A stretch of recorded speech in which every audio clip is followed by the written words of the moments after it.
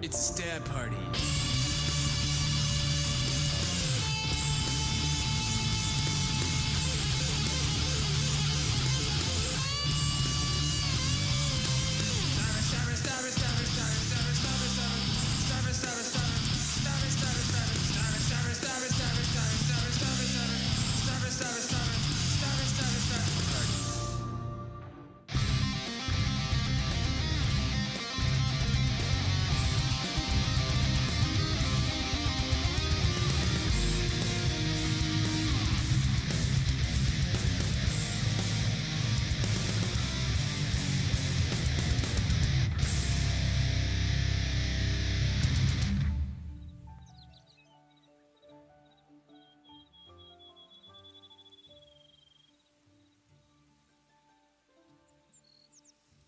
Yo, happy Friday. Good morning, good afternoon, good evening. We're back.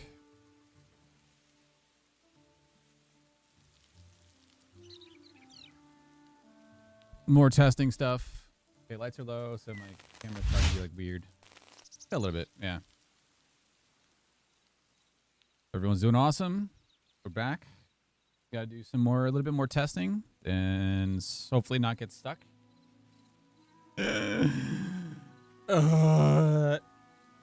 What's up, Chris? Man.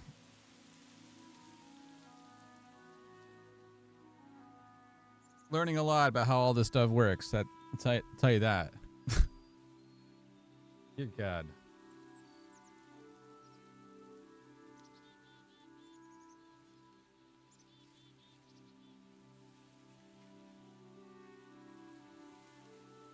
just threw on a new jar. I think I did. Did I? Let me look. When did I throw it on? Let me refresh this page.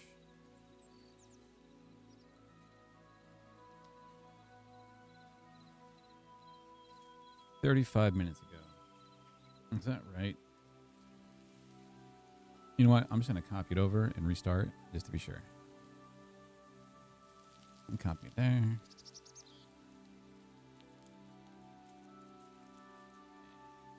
Sorry. Okay, just to be fresh. Lots of weird, just quirks and just how everything's supposed to work. Because it got really ever since we went to like instance-based arenas, it got so hung up on that and the logic behind like spawning mobs and players and stuff. And that whole system, that completely threw everything through a loop. And it seemed like it wasn't differentiating between the lobby, which is the default world, versus the instance, which is a completely separate world that gets created. It wasn't placing all the information that it needed into the instance, into the different worlds. And it got like so hung up on that. And then it finally guided it correct to be like, no, it's like where the lobby's being created and you store like players' inventory and location stuff, that's completely separate from the instance. The instance is a completely separate, whole different field. It's where you need to like load everything else afterwards. Has nothing to do with that. And once you started guiding it through that way, then now everything is working much better. I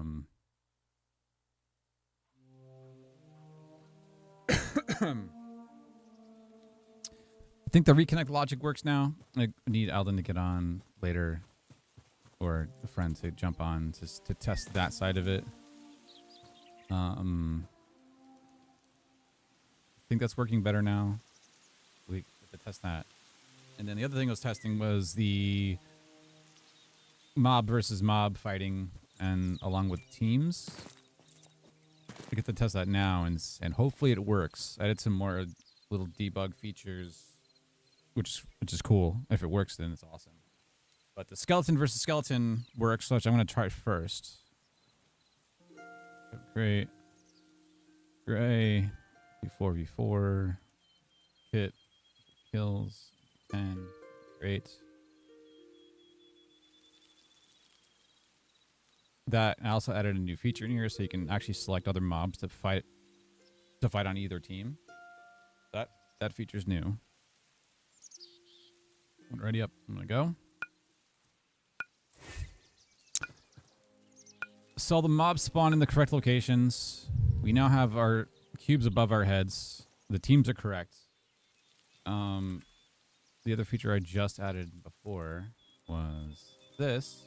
Now you got a debug panel on the right side of the screen, and it'll actually tell you who's targeting who at any given time. So we know that the mobs are targeting who they're supposed to, or who they are actually targeting. See, everyone now is targeted on me because the player's like the most aggro, but they will actually start fighting other people. Ow.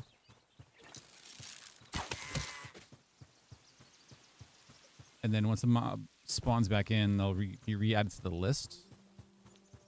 And then if they're looking, they can't find a mob, it'll say looking in the list. But it actually, that part of it works, which is really cool. So that's awesome. Also, if I go in creative, then they'll just all fight each other. So the targeting for the debug is working correctly, which is awesome. The problem is when we change the mob type, we change the mob type, if for some reason it's only working one way for specifically, so the skeletons work without having another player on the opposite team. But when we change it, the mob type to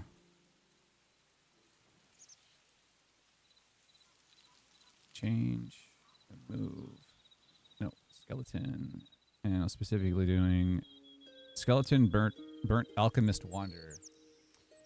So the ones that actually throw projectiles, for some reason, Team 2 will fight Team 1, but Team 1 will not fight Team 2. And specifically because of their ranged attack. What I don't understand is, like, why is Team 2...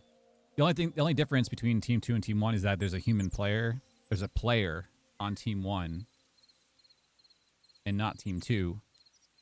But there's no difference between that if it's just Skeleton Knight, if we change the mob type. So why is there a disconnect from the mob type between the two teams, between those two different mobs? And, like, Team 2 will attack Team 1 mobs perfectly fine, but Team 1 just sits there like idiots and, like, they're like, I'm getting attacked, man. So now this fix, what we just did just now, supposedly is supposed to fix this.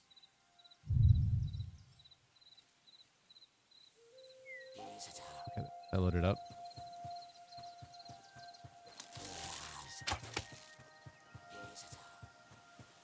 Okay.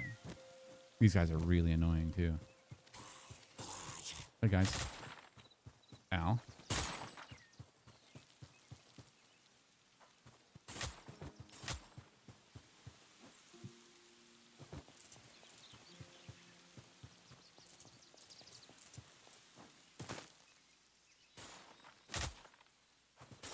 Ow. Okay, I need to go on creative.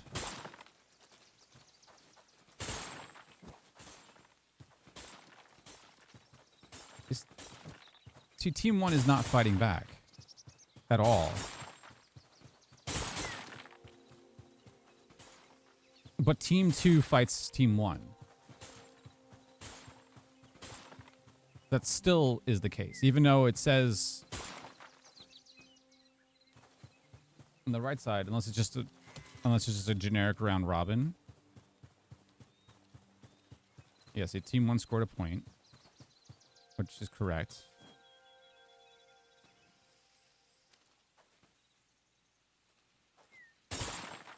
Yeah, see, Team 1, they're getting hurt, which is good, because it wasn't happening before.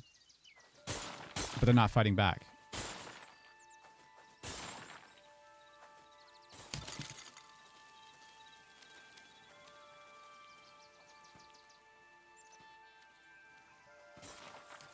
Yeah. So something with the logic is weird.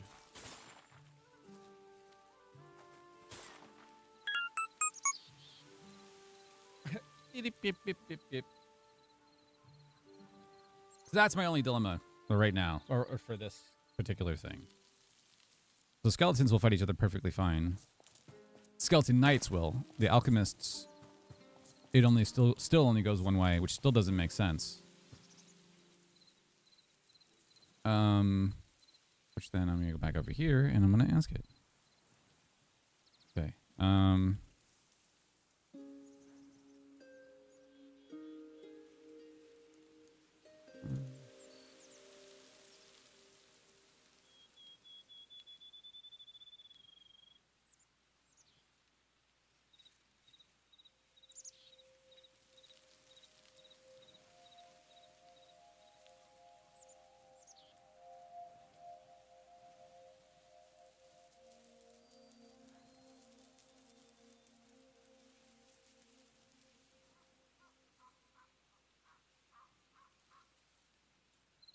They'll never attack Team 2.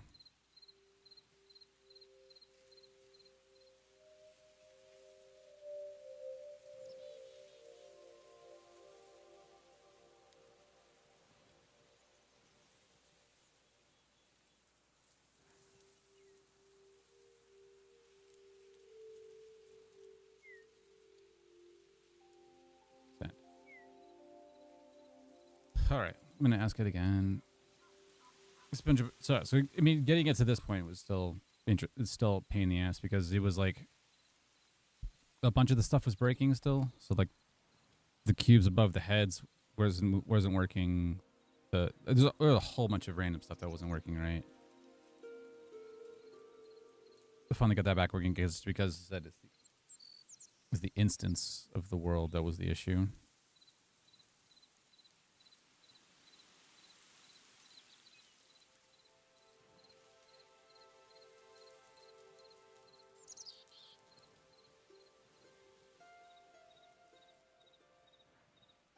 I want to see what this comes up with now.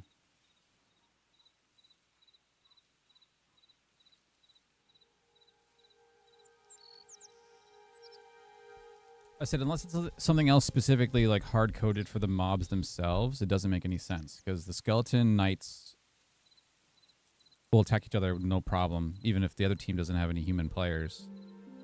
But then the skeleton burnt alchemist wanderer, that causes a problem. Like, it doesn't...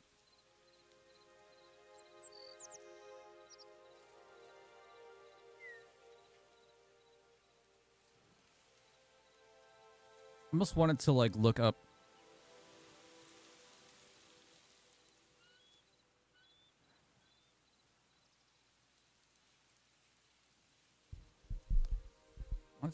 hold on. So if this works for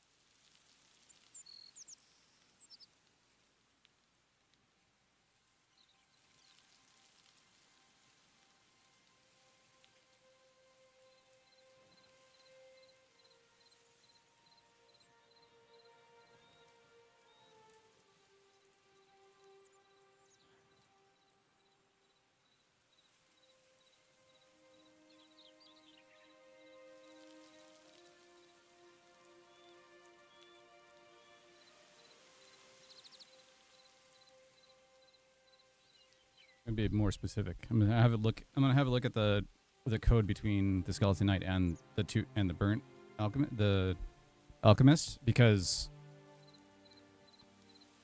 there has to be some other flag of why that's not happening.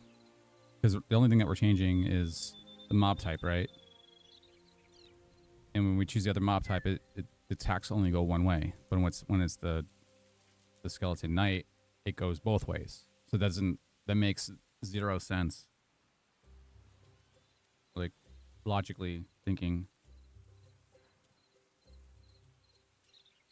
It does. Yeah. Literally makes no sense.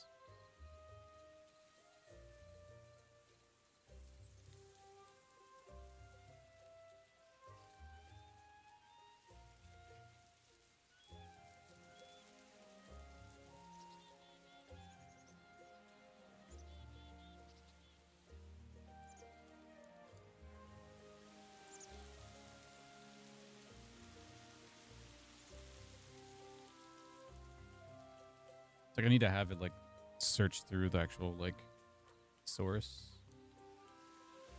to see why that happens.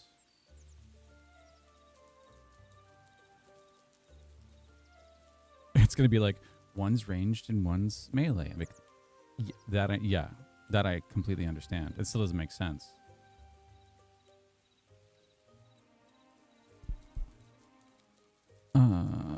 Wow, that is a lot.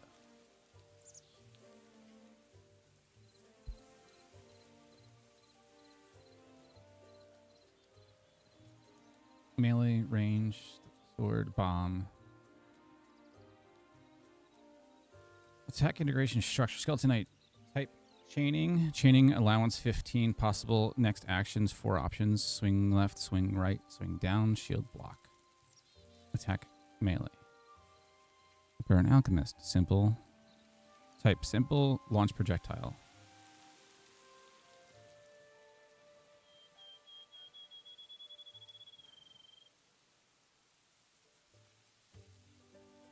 Okay. Yeah, there's a hell of a lot of information. Combat message, target group, skeleton, alert other skeletons.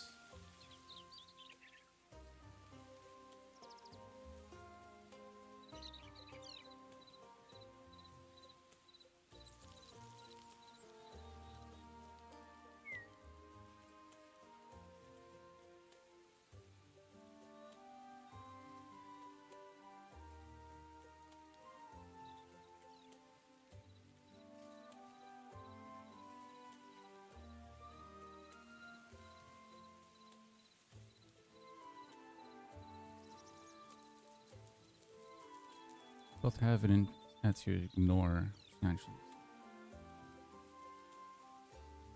But one-way attack behavior is almost certainly caused by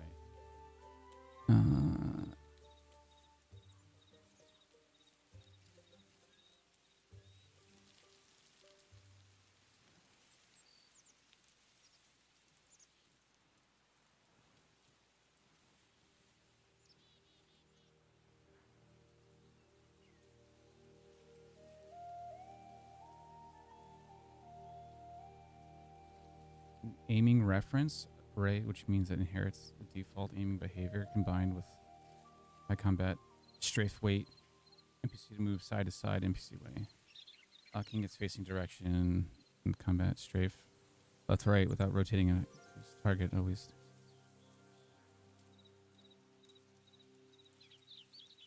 Behavior tree and animation. This animation system issue, not a faction damage. Add to system.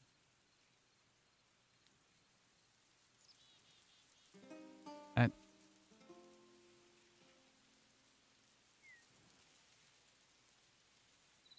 still doesn't make sense.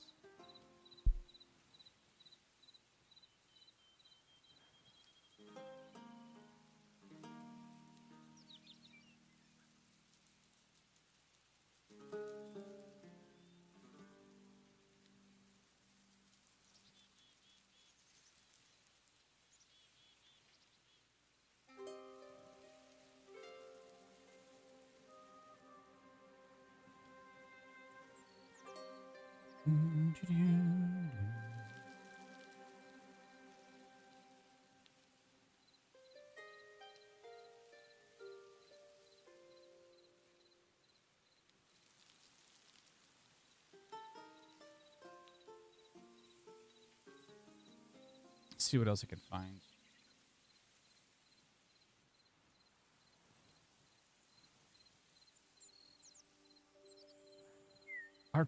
It has to be something with our code.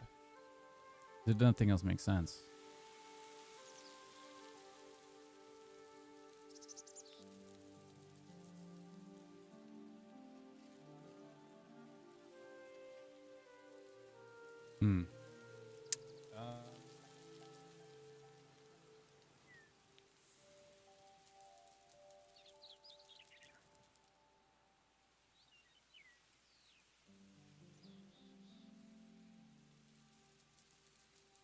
Open another terminal. Let me see. Okay. There.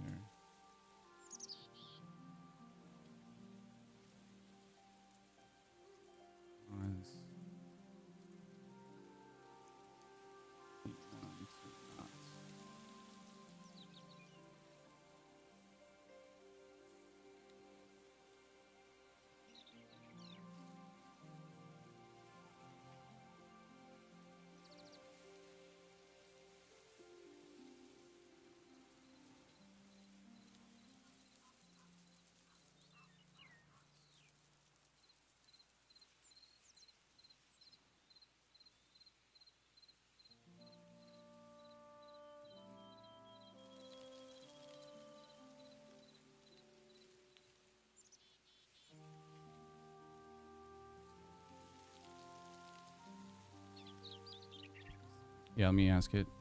Let me ask another agent of different question. Maybe we can get sometimes asking different types of questions works. It's smart enough that it'll be like, which 2 mob types are you trying to do? I'll be like, this. I want to see if we can find it like generically, just through searching through the code, if there's anything that would cause that to happen between 2 different mob types.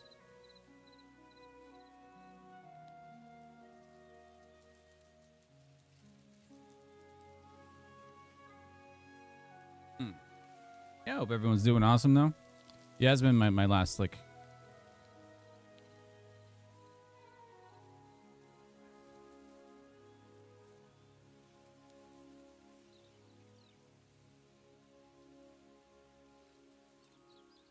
sensor layer filters entity types before attitude evaluation. Skeleton Knight and sensors only detect players, not NPCs. Means no skeleton mob can ever autonomously sensor never sees them, so the Skeleton Knight appears to work.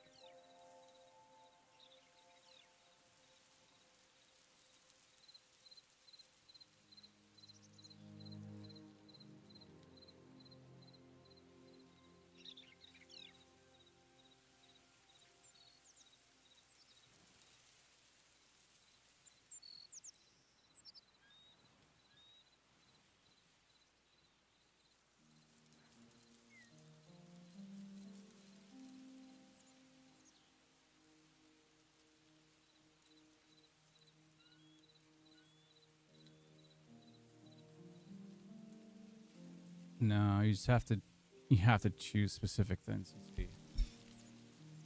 Plugin code is mob type agnostic. A difference is engine side. All 3 combat systems, mob target system.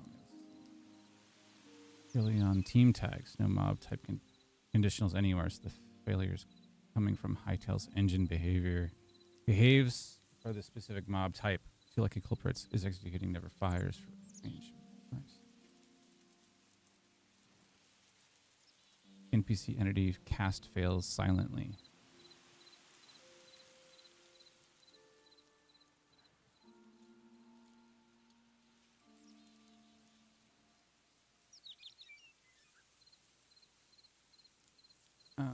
Okay. Yeah, I'm gonna have it add these debug logs.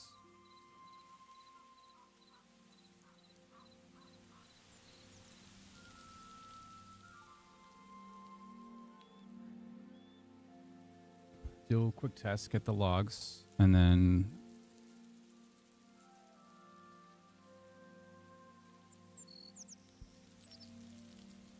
get the type. Okay. Build a jar.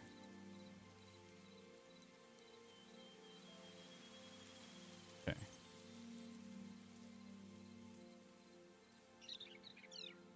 And then I'm gonna ask. I love asking it stupid questions. Oh, error.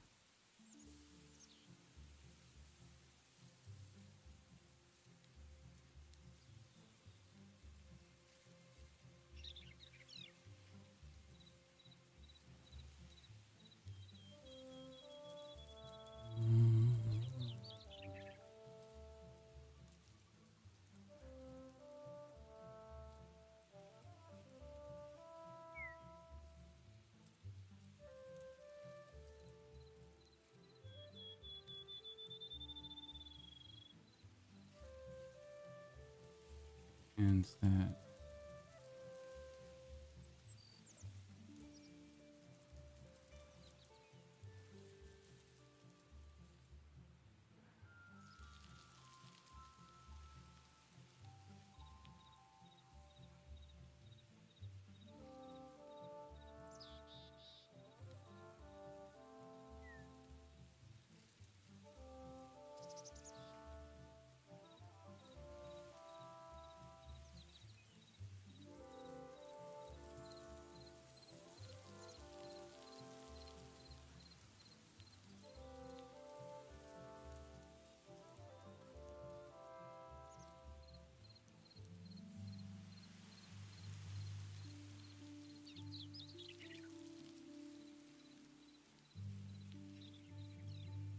Blocks are still we're checking. We're allowed. Let me see.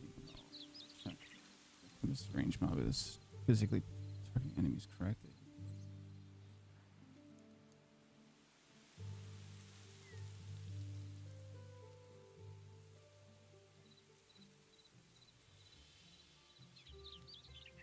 Damage path.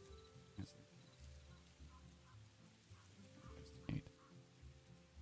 No.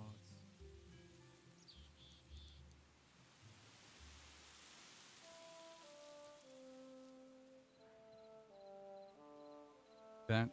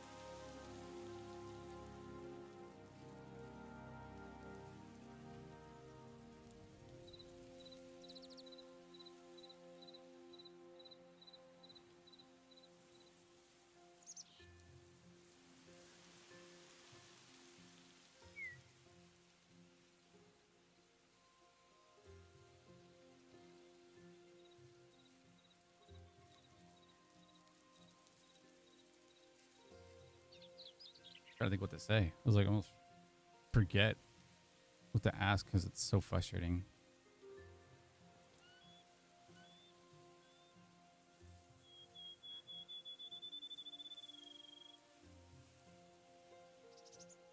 How to detect this mob's range option. There's, yeah, we can check that.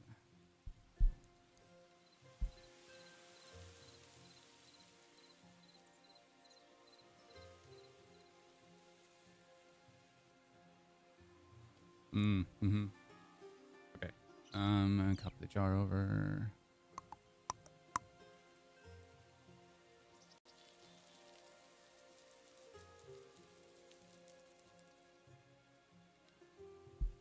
God, Hytale system is so weird. Restart.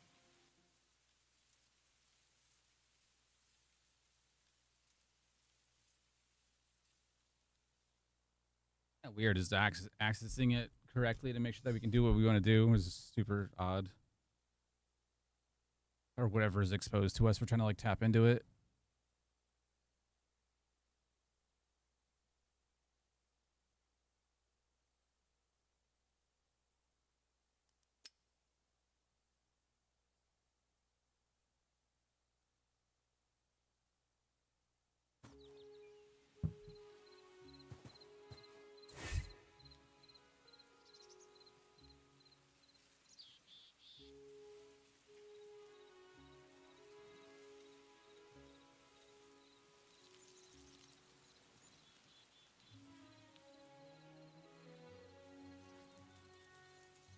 Oh, press is on. Nice.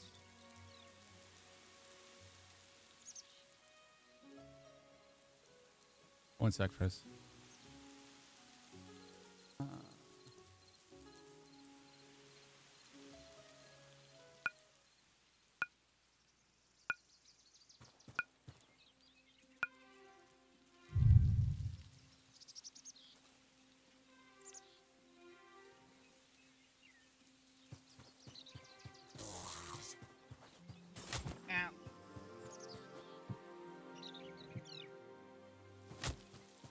Ow.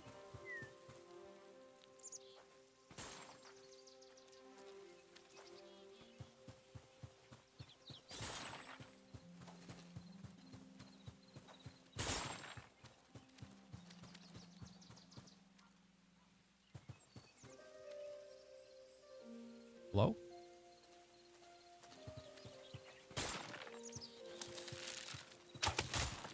Okay. Yeah, okay, there you go. Alright, oh god, I'm gonna freaking die.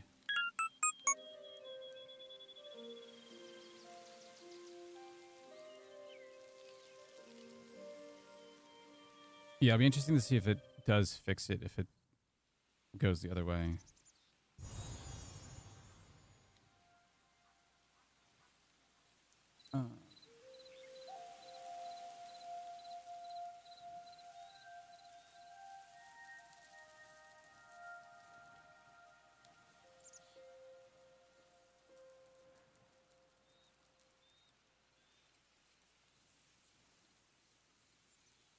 Jesus, the logs for this is stupid.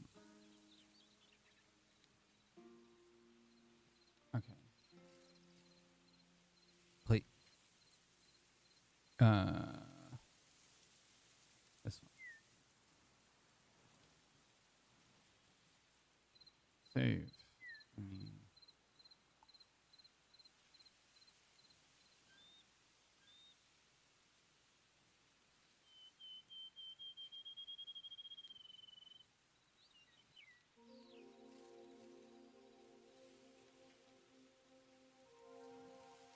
Okay, log file updated. I'm gonna have it look at the log file now.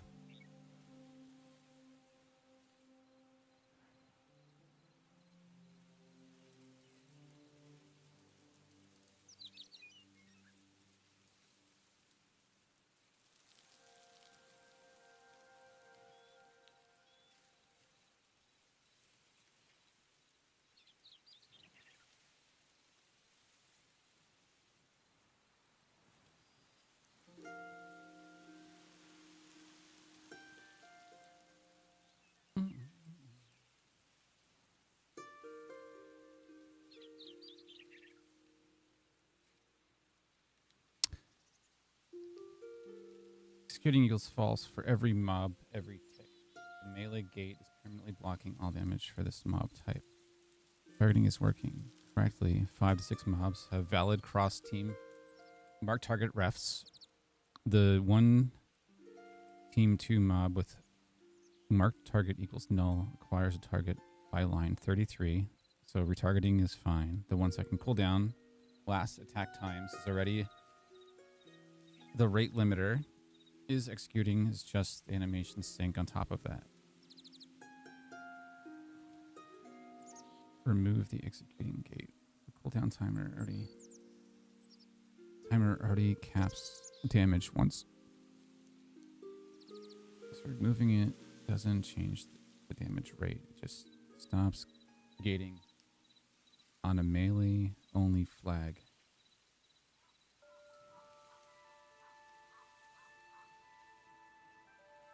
Oh, cool.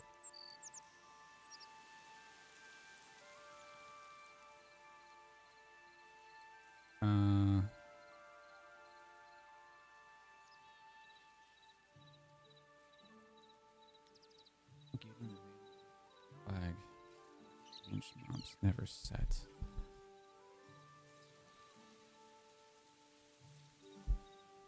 So, since team are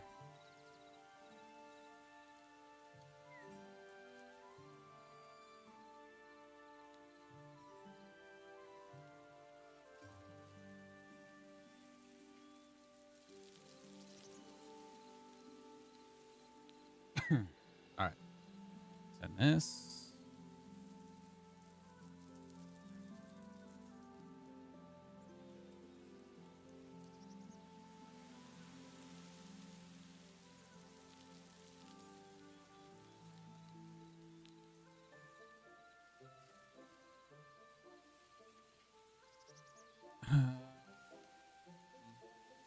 Would moving with that.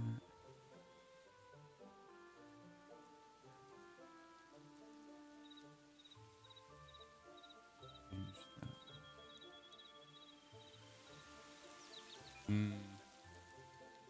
that. I don't like this. It would need to be removed. If it's specific mob types that are the problem, then it would need to be removed. But we need a flagged in order to do that, if that's what it is. It's there to sync damage with a swing animation. Damage only fired on swing without the state. Both melee and range deal.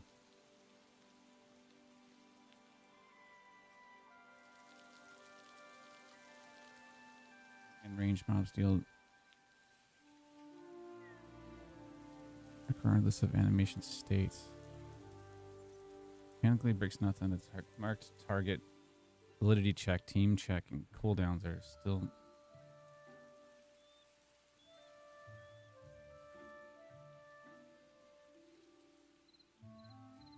Damage fires on the timer instead of mid swing. No, because I wanted. It should be mid. It should be mid animation, or depending if it's blocked or not. Need to store in is ranged flag spawn time.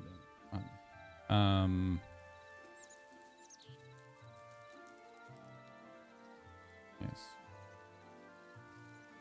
We need to track what mob.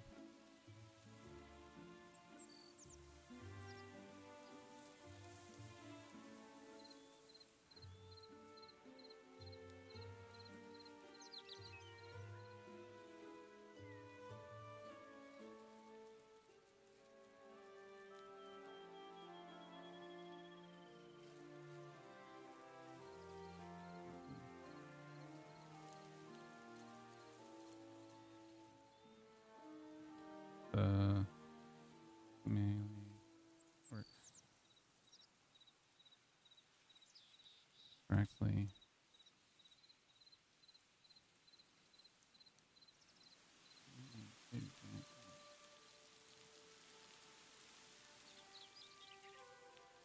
Yeah.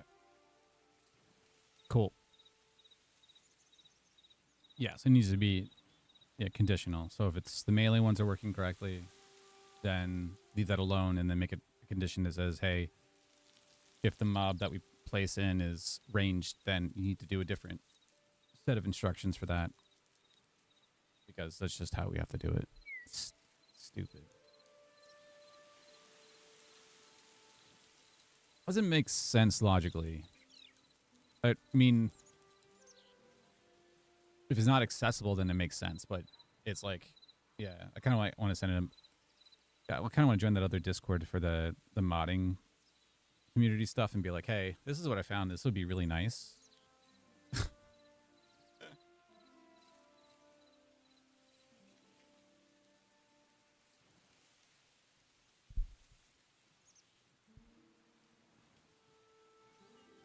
Figure out the buckets of mods and how they function builds. And that's what's trying to figure out, like, what's actually exposed in the source that we can tap into, or what's actually available to do. Because some of the stuff isn't, and it makes more logical sense to be like, hey, give me access to this so that we can do what we want with it. That way we can customize it.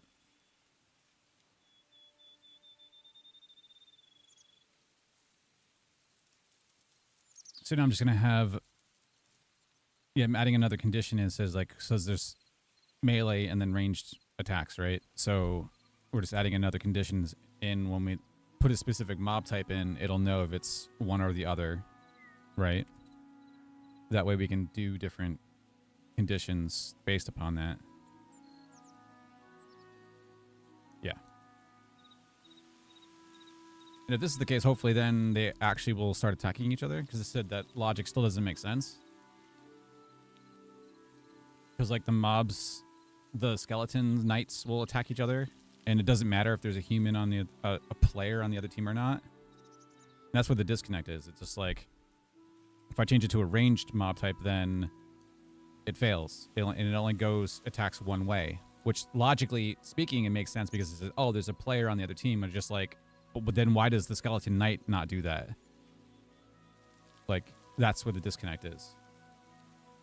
So it said there has to be some other like field in the skeleton knight versus the skeleton alchemist. Or it could be a bug too. We could be literally finding bugs in the game. Like, that could be entirely possible.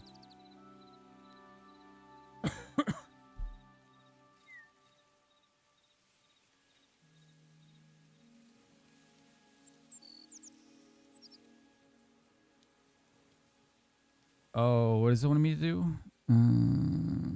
Range Change typing. That's for the tag.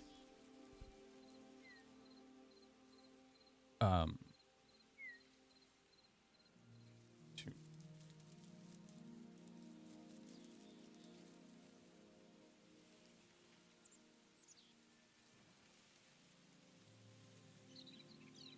I need to.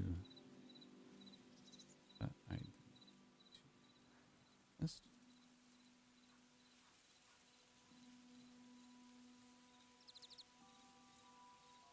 I didn't really see exactly.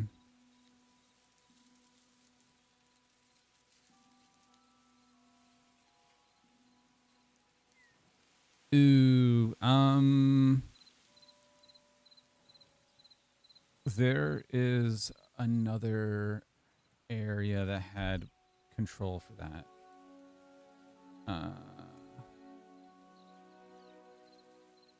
Here? Yeah.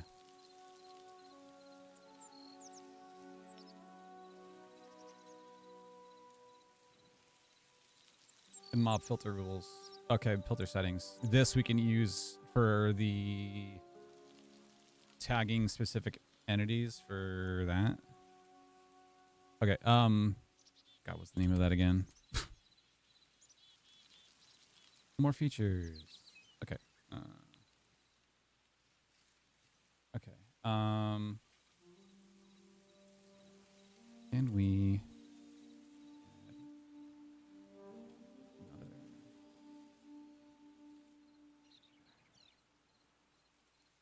button.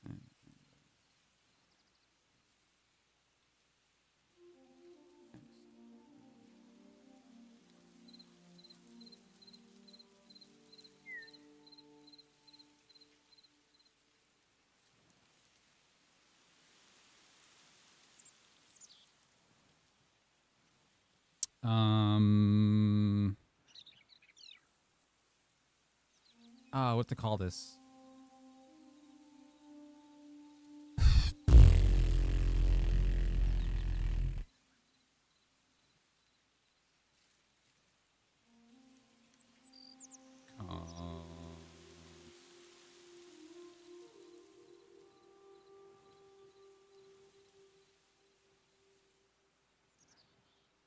Mob types.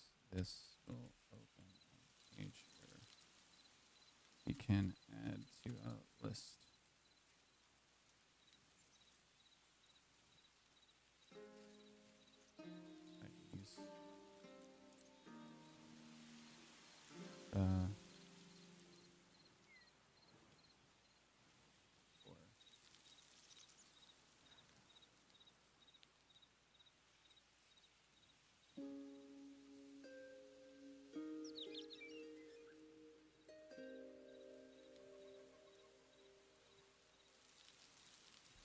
Plan mode. All right. Another mini system.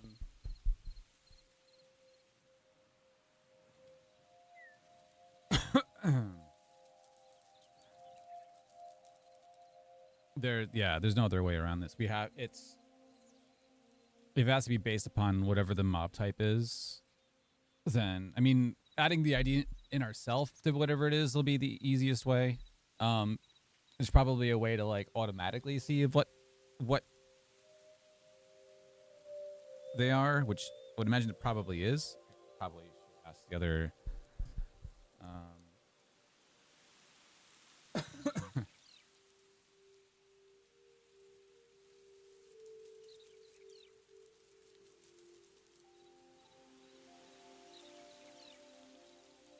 do this. Code researcher.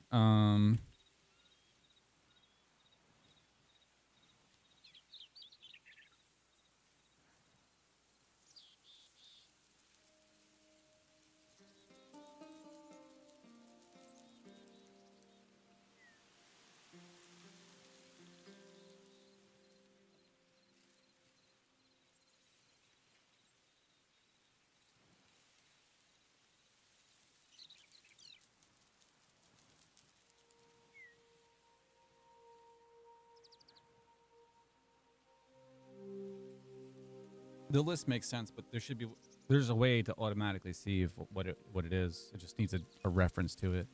I'm gonna have another agent look to see what it is. Because we probably don't have to do the list like that, our filter list or something like that. We can just have it look automatically. We just need to tag it. But it should be able to do that.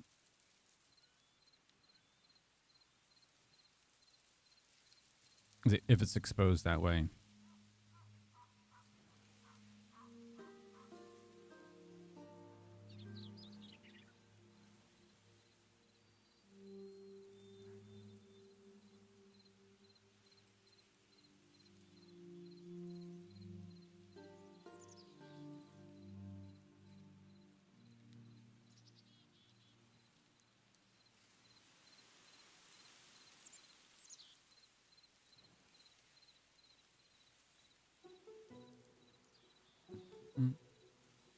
Oh.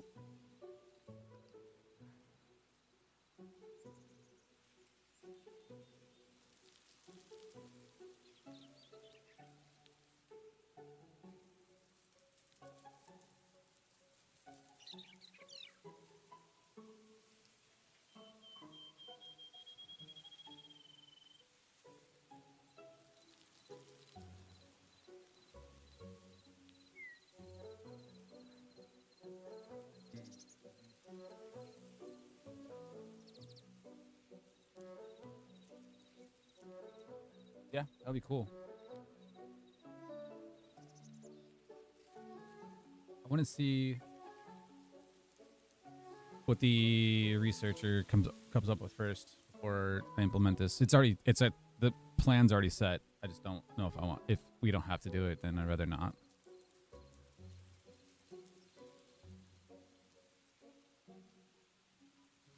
It's one extra step.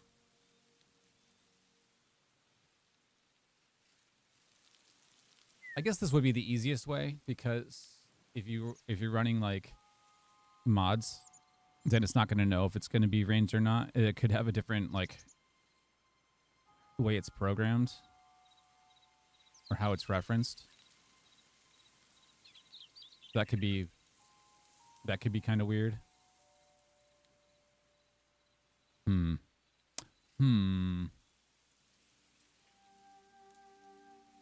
Well,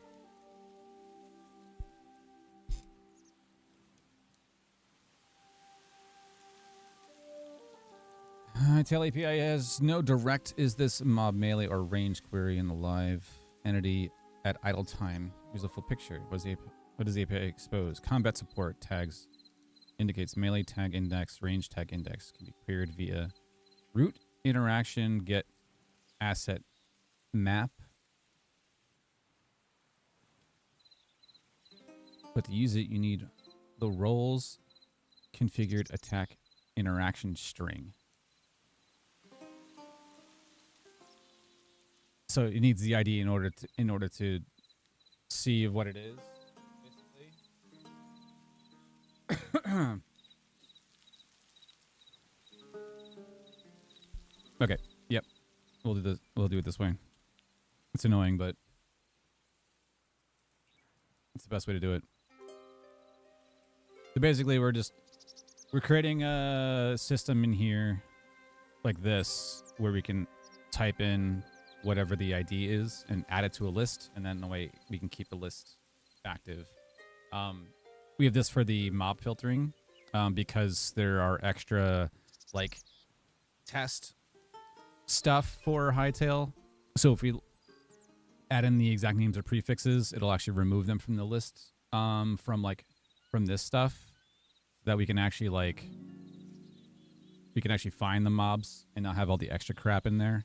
So we're just applying that same functionality, and we'll apply it to what the ranged mobs are.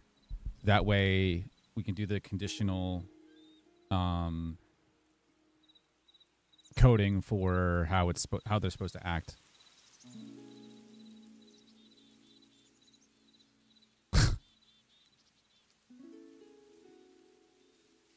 More hoops and more hoops. But as long as it works, then cool. That's all we want.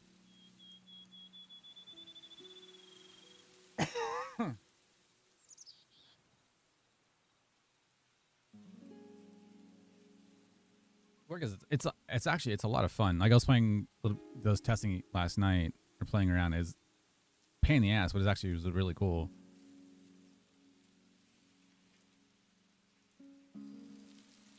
And getting that debug one working just before, really cool. Like live targeting of like what mobs it like wanting whoever they want to attack. It's really neat. I just have to make sure that if we're in a different mode when opening that page, it doesn't crash. There's all these like weird quirks that need to make sure that they're correct.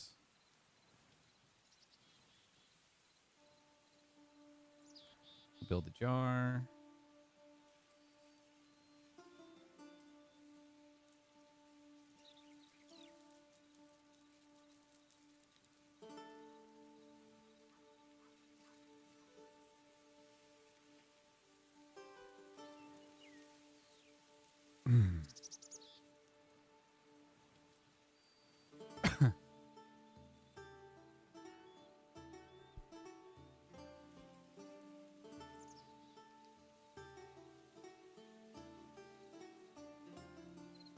Okay.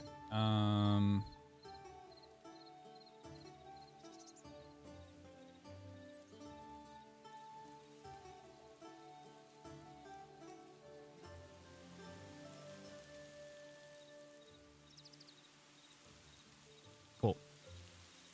And go here. And let's refresh down. If it doesn't get some like custom UI error, which it usually does whenever this happens.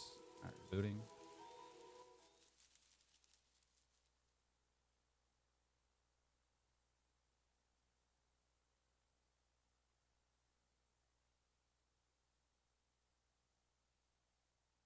Yeah, you got it. I'll give you a heads up just because I don't want you to be in the middle of something and you try to like play something and then all of a sudden you just get disconnected, you know. All right, please don't.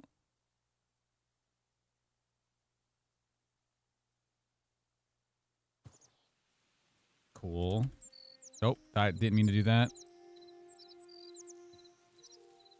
Play, manage, player, mob types. Cool.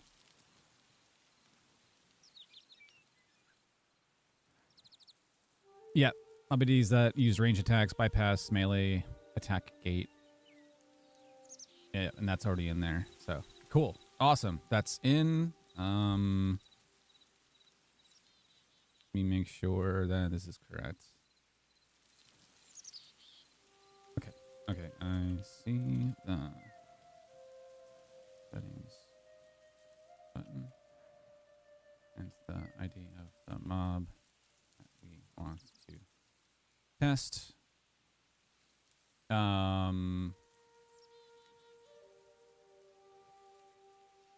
Is the other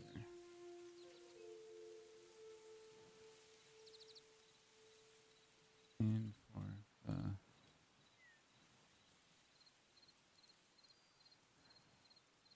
mobs watch when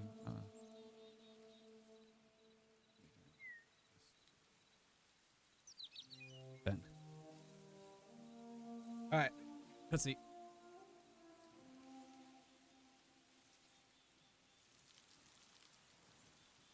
Want to make sure I didn't like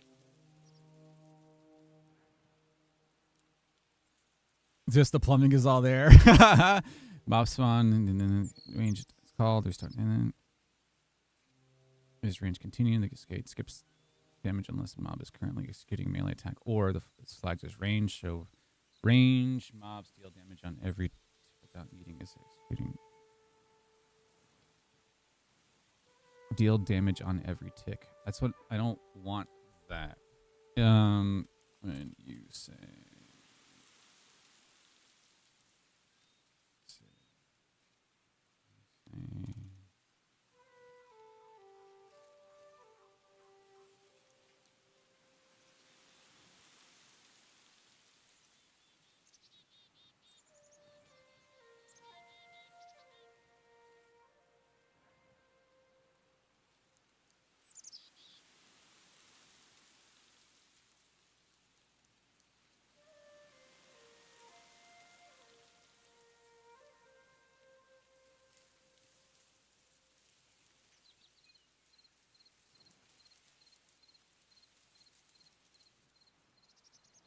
Send.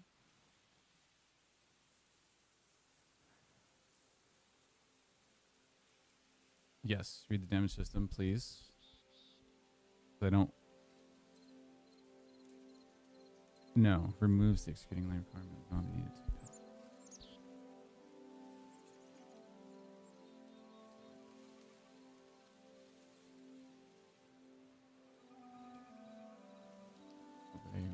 They will do their.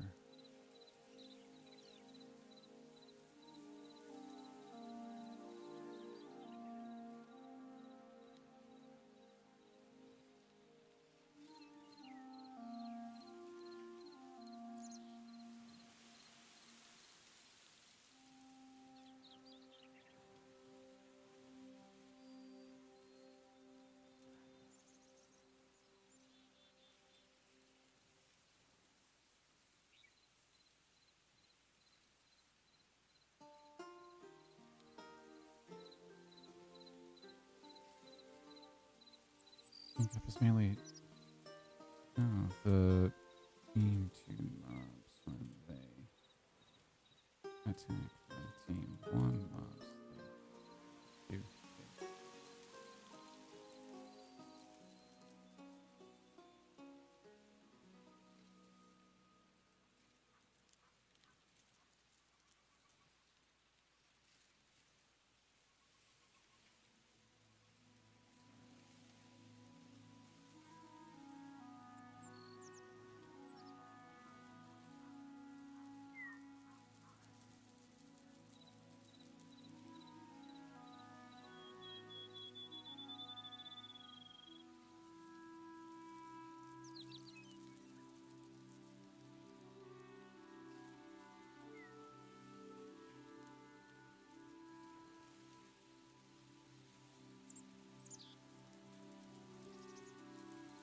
Okay.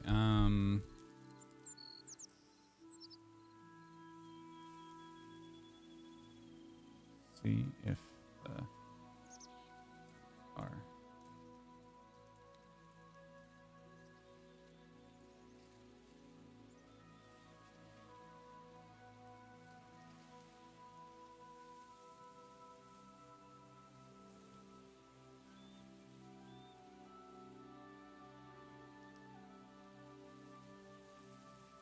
Team 1 range mobs are working correctly. You see team equal team 1 executing false.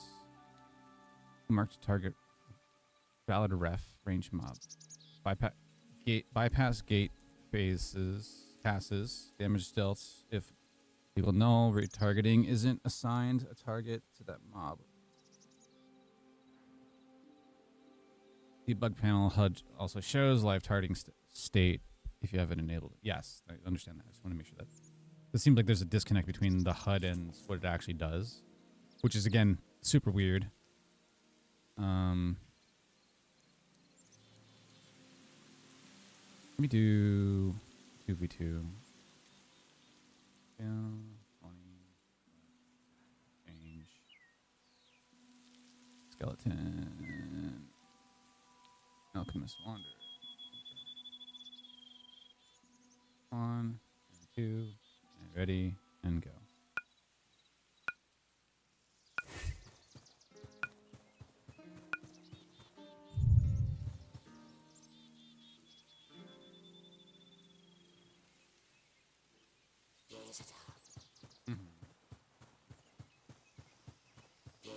Hi. No. Ow. Where's my team? Where's my dude? Hello? Oh, right there. Buddy.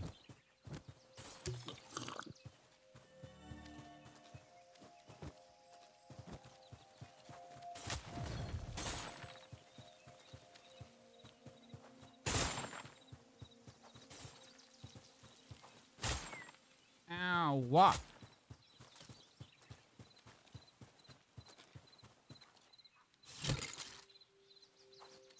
Hello?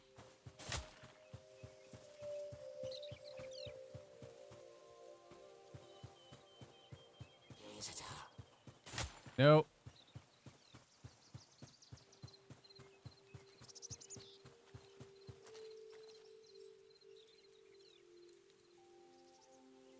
Why are you're just taking...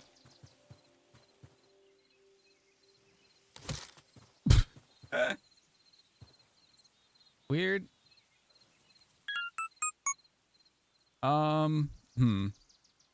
Yeah, it's a little broken.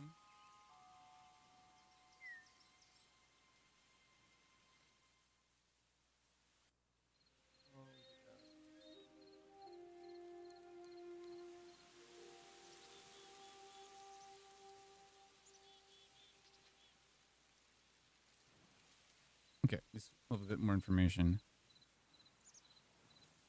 And that's exactly what I don't want to happen.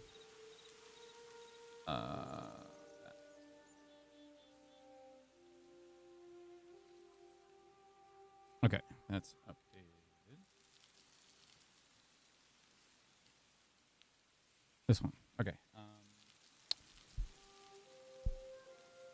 Updated the file.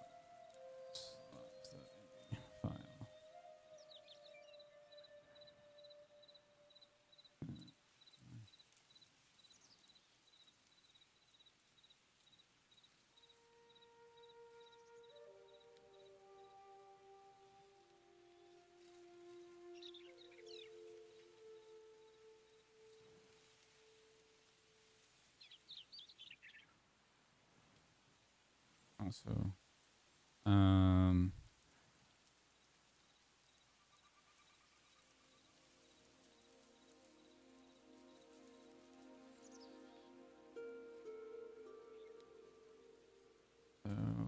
then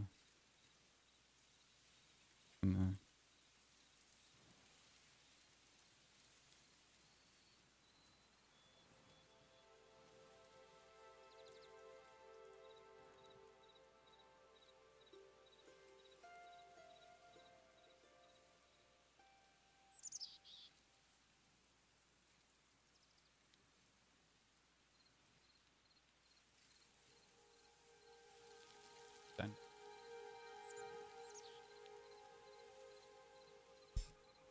All right, file. Okay, the log was updated.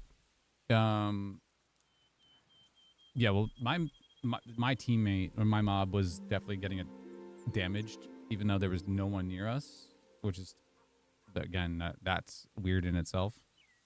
I just don't get how it's like one direction.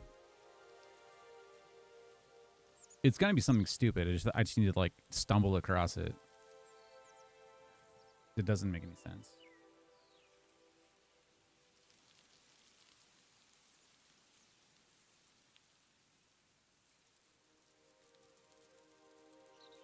I'm pretty sure I chose the correct mob.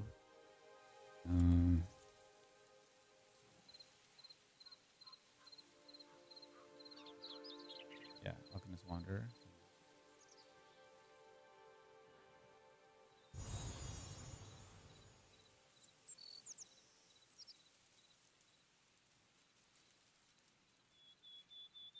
It's gonna be like, this one line was incorrect.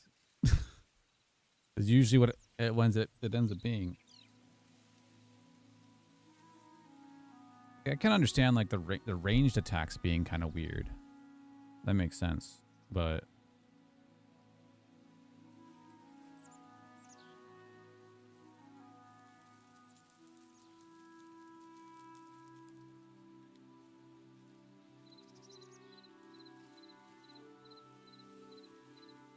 I think after this, if we don't get this working, I'm just gonna be like, hey, just don't choose. Well, you can't choose outlanders because they will not attack each other at all. It does not matter. It's just they'll only attack players, so you can't use them.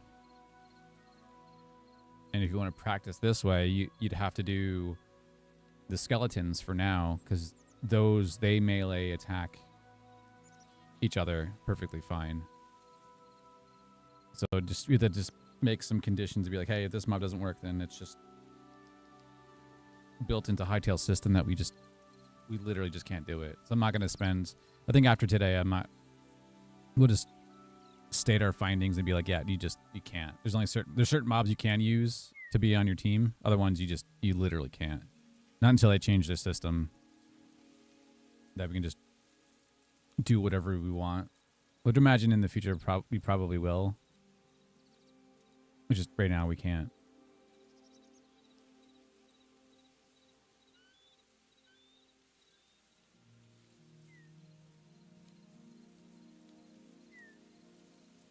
See what the final mob type actually is. I hate it when it says it's hard coded.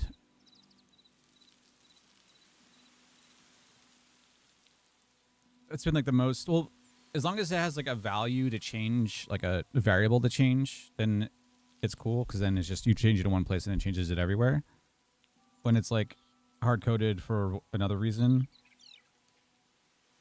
super annoying. Because a lot of times when that happens, you need to dynamically change it. And then if it's hard coded, obviously it's going to be an issue.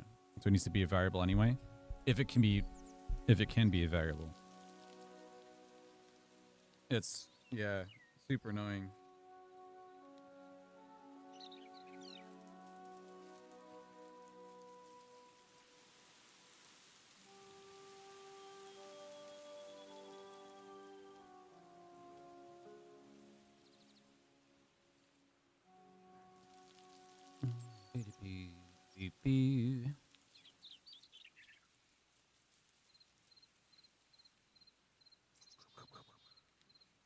Woo!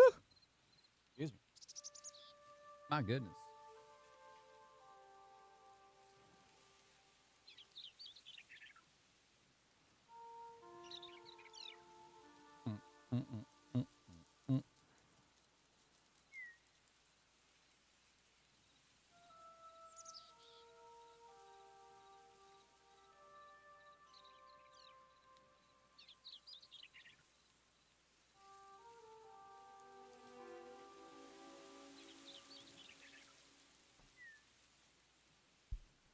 But no, it's just like, even getting the skeletons to attack each other was a pain in the ass. Because it all, ever since we went to the instance-based arenas, it got all of the logic incorrect every step of the way until finally figured out. Until I finally was like, no, stop doing stuff in the session or in the lobby and wait till we get to the teleport into the session and then do that. That was by far like the biggest problem. And I'll say anything for like the player respawning mechanics or the grace period. That too. Huge pain in the ass.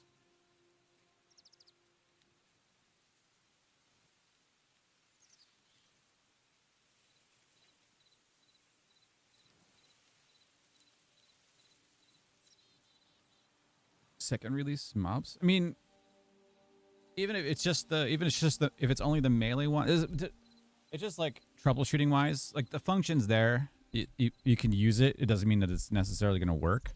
We know that specifically skeleton knights, those work.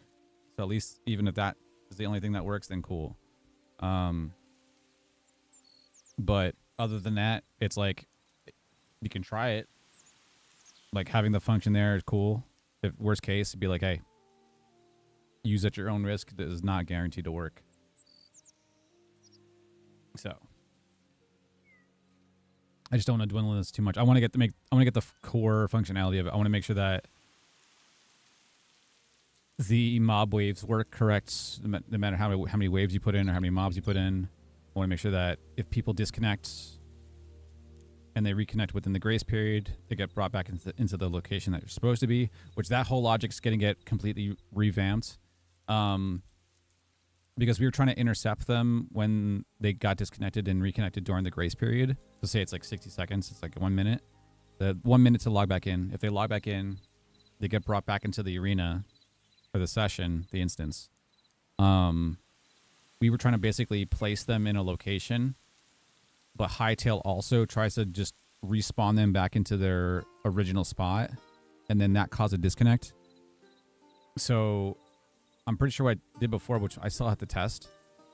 I was like, hey, if they reconnect within the grace period, just let Hytale do its thing, because they should respawn exactly in their location where they disconnected. That's a flat out Hytale thing. We don't touch that at all. If the grace period expires, you kick them from the session, remove them, and then when they respawn back in, they'll get put back to the their saved location in the overworld. That's what we need to test. And that should technically work right now, but we need to test that. But that whole part got completely revamped because we were trying to like manipulate players' positions when Hytale was doing stuff, and it was causing a huge desync.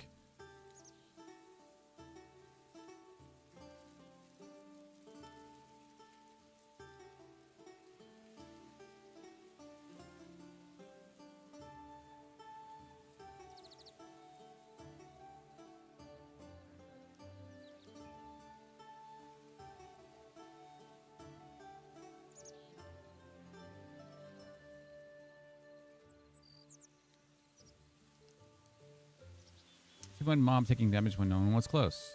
The is range equals true flag of the mob. The mob melee damage system bypasses executing gate entirely. There's no distance check, so range synthetic damage to any assigned target regardless of range. Mob targeted. Yeah, that exactly. Team 1 mob wasn't attacking. Perceived Team 1 mob was killing Team 1 was killing Team 2 mob. Confirmed it by log that. Visible because fires. No, it's not. It's not a distance gate. We need them to attack. Again, this is the stupidest shit. I mean,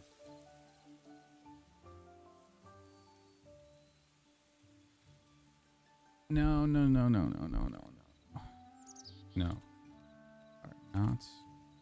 doing the.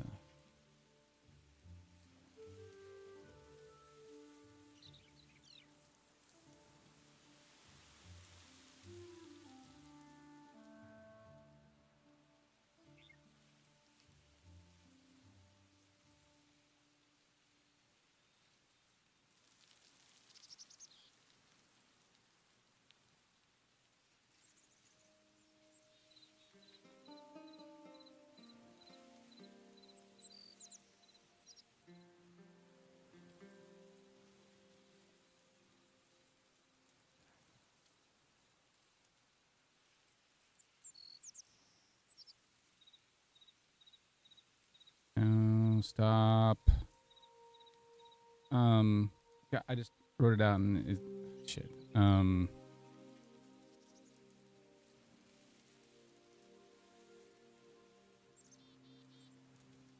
For that.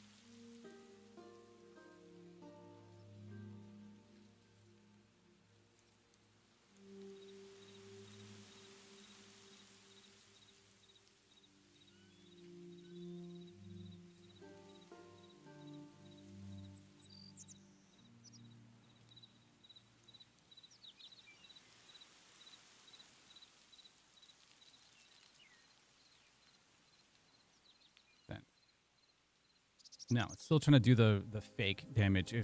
If within X amount of blocks, then do damage. I'm like, no. Again, fuck's sake, do not want that. Stated that before. We're not implementing that because it's stupid as hell.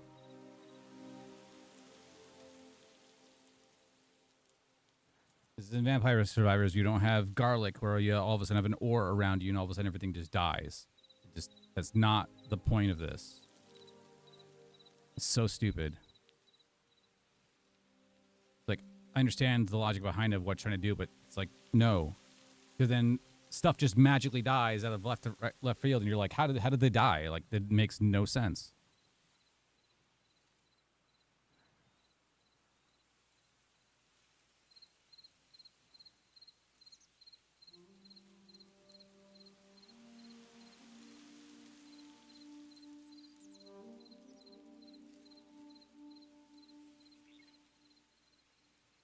It's stupid.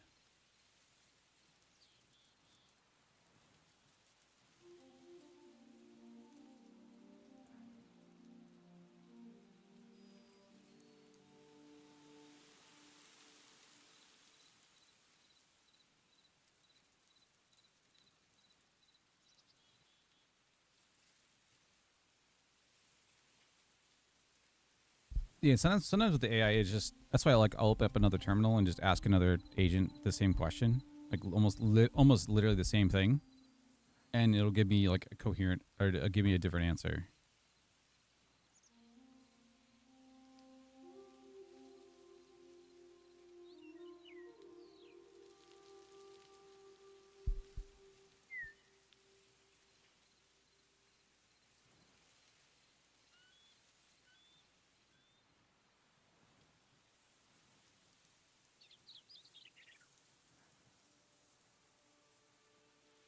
Let me check if combat system exposes a trigger method.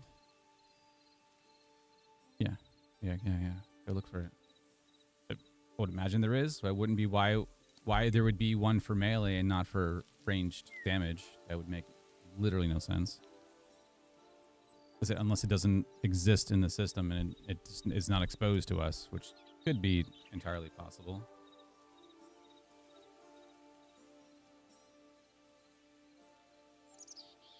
Worst case, we'll just pick and choose different mobs, and if they work, cool. If not, oh well.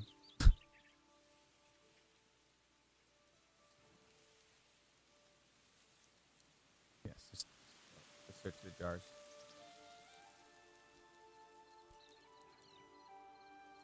Let's say, because if we can force the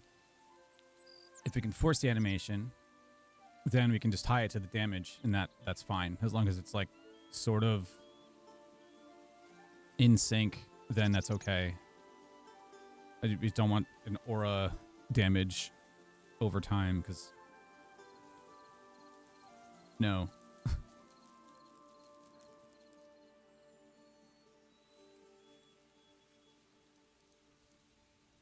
Please.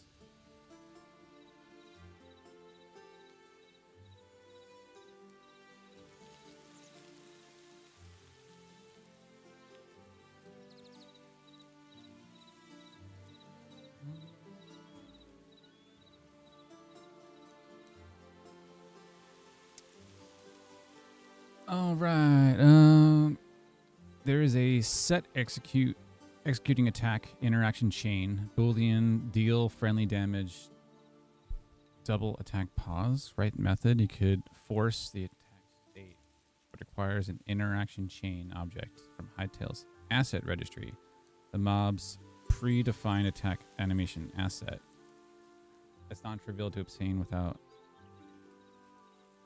knowing the exact path of each mob type. The animation won't produce real damage regardless. Well, that's fine. So force animation, real damage isn't on the table. What? Yes, you can. What you can do is force the attack state via set executing attack when the mob is in range of its target and apply synthetic damage at the moment, once per attack. Not per tick. This gives the animation synced damage. Yeah, that's oh, that's better than what it was before.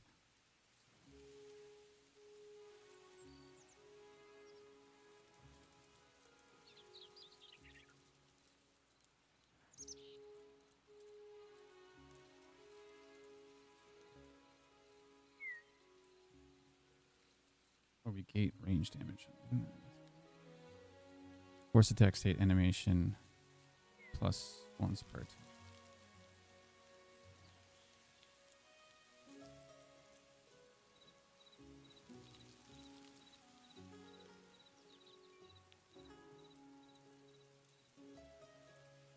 Distance gated one shot damage, no animation, forcing.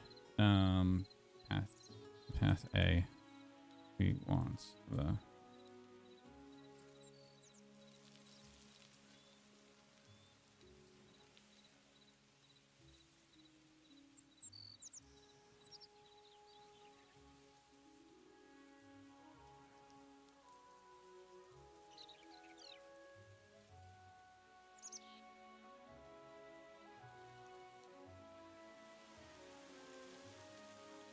path A. No, it's like we need animation or nothing. It's either there's no compromise in that. Is that we're just not having mobs just be like and then just keel over out of nowhere. It makes no sense. Stupid.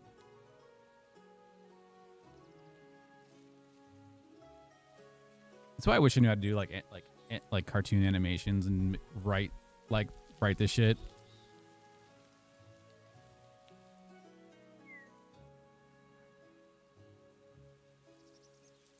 It'd be hilarious.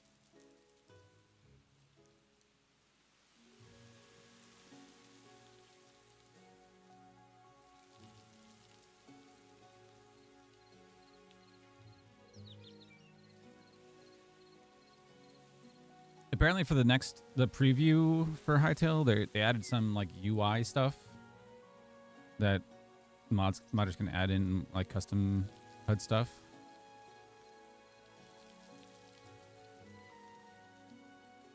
I was like, oh. I'm sure they're going to be adding more stuff over time, but yeah. That's cool. Please. More, please.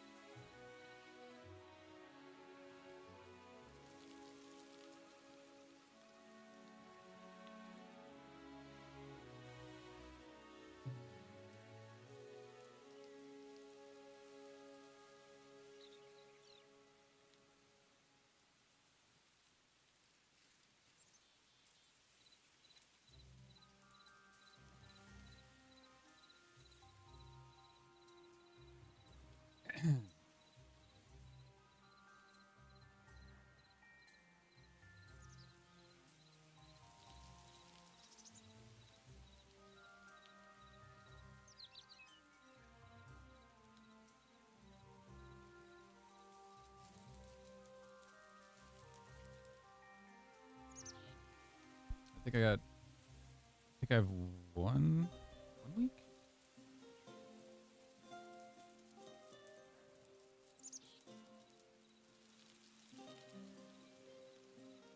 I have 1 week left of this plan.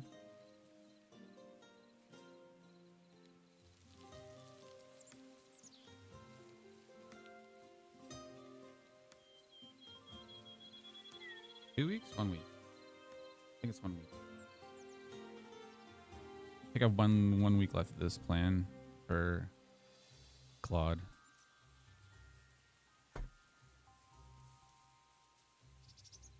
Before I go back, then we'll be modding much anymore after that.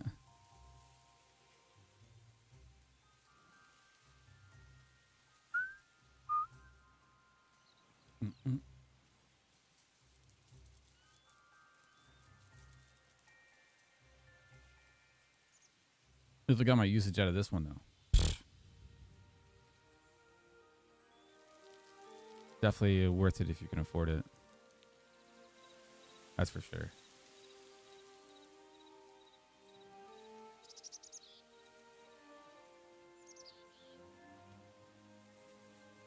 It's still searching.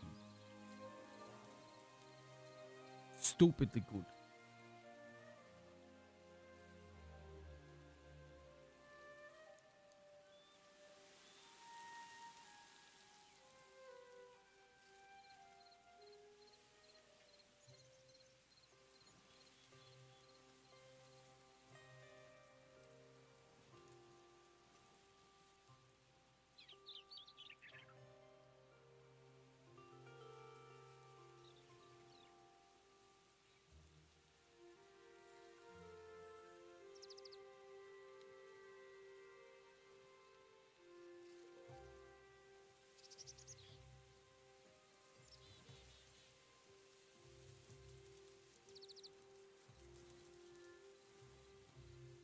Oh, it's cold.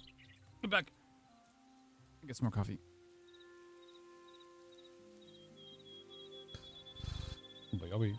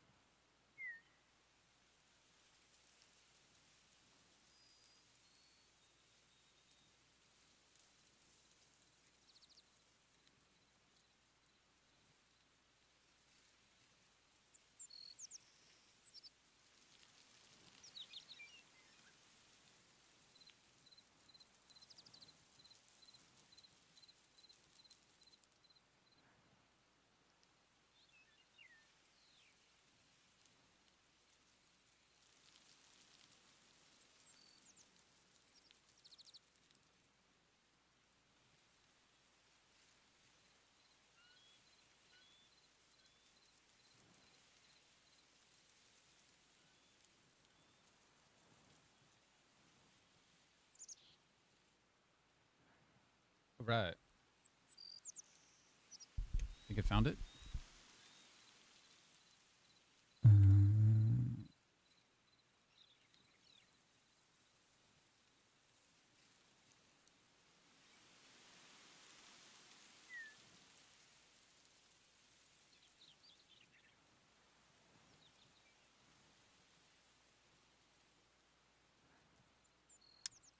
Oh, so is that other system not even needed anymore?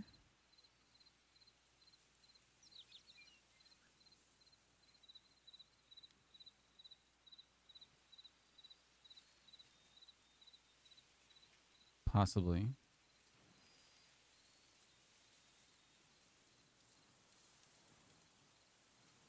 Hold. Resume. Mm-hmm.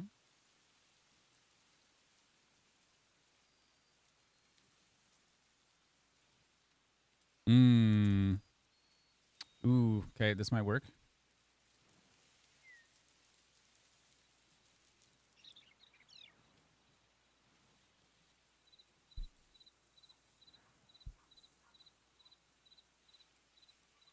See what it says after this. Almost there.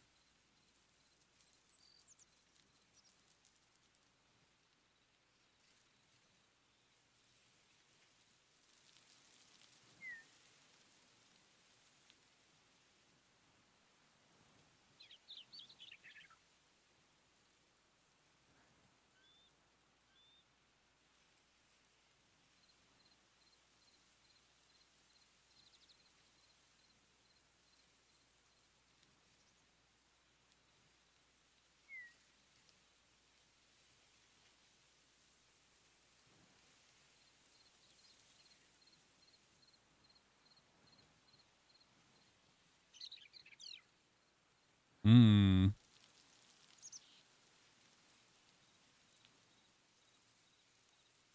Let's see.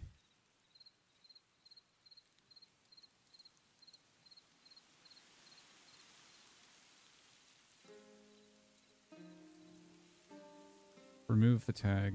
Bypasses all mobs melee in range.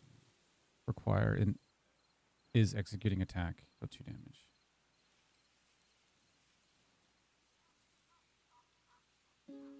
Which is tied to the animation. 2 unknowns to watch for this first test run. Mob range attack. No primary interaction. ID means skeleton burnt. Alchemist Wonder uses a different interaction type, e.g. ability. You could swap primary to whatever shows up. Ranged. Mob range attack. No interaction manager means the component isn't on this mob type. It would require a different approach.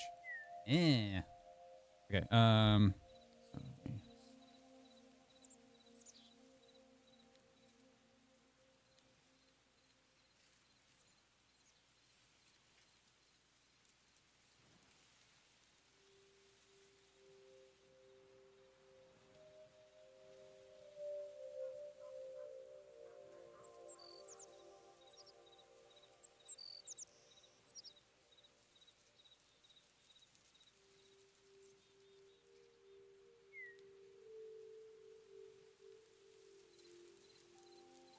Auto results. Okay. Okay. Okay. Okay. New jar.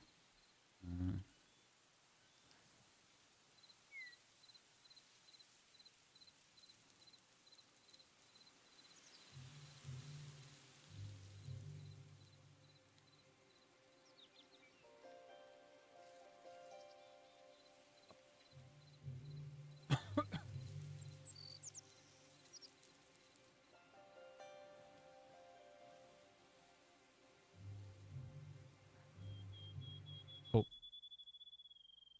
All right. Good. So yeah, supposedly this is gonna CTX get root interaction ID interaction type primary auto resolves whatever the mob is equipped. There's a weapon with a primary attack defined in its asset config. You can get the ID for free whenever. I never need to hard code it. Yeah. In the log, it's going to show the information that we need to see. Cool. Well, hopefully. As we're gonna pray. Oh. Great. Pray. Maybe 2.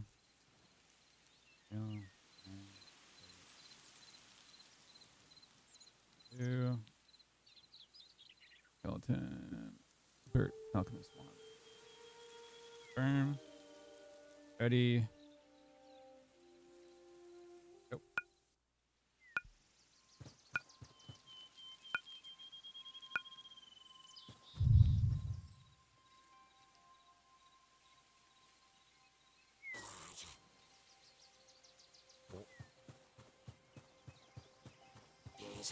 Hi. Ow. Sir. Hi. I need you to attack the enemy.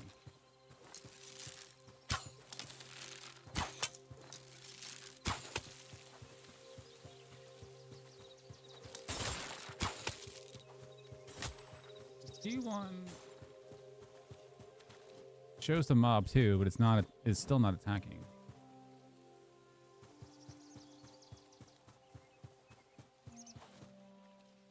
Hello? Oh, you are. You're making it.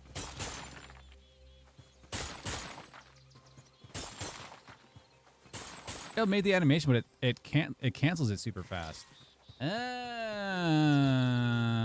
Interesting. Okay.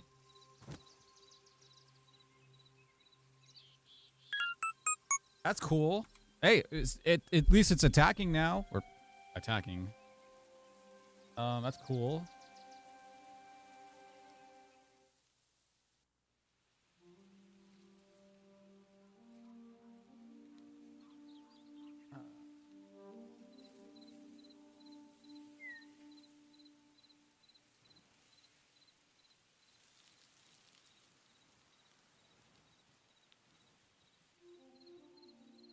Alright, cool. That's awesome. I need to copy this here. Save. Good stuff. File.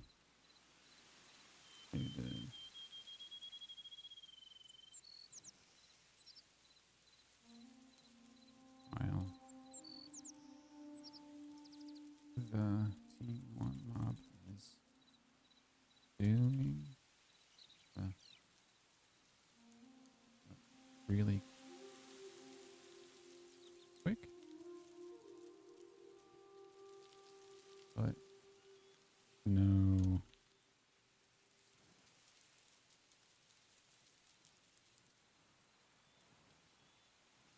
Send. Cool. All right. I have the log with all that information now. So it was doing the animation. You saw it go like you saw his hand go like down really quick. So it did the animation, but it just didn't throw. It actually didn't throw anything. So if we can see what its interaction is to do that, then we can probably just intercept it and force it to actually do the animation. That's further than we've ever gotten before. Before it just they would just walk around and be like, oh, look at the sky is blue. Oh.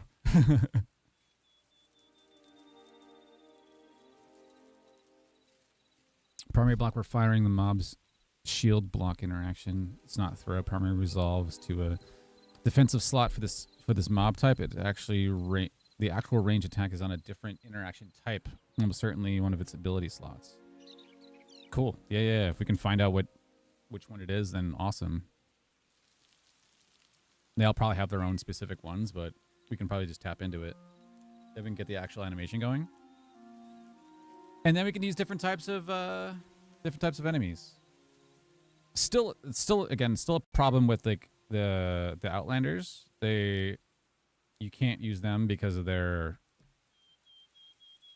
factions different or hard coded differently. You just can't use them. Like they just you can have them on your team and they'll fight other players, but they won't fight other of the same type of mobs. So there's like weird caveats with that.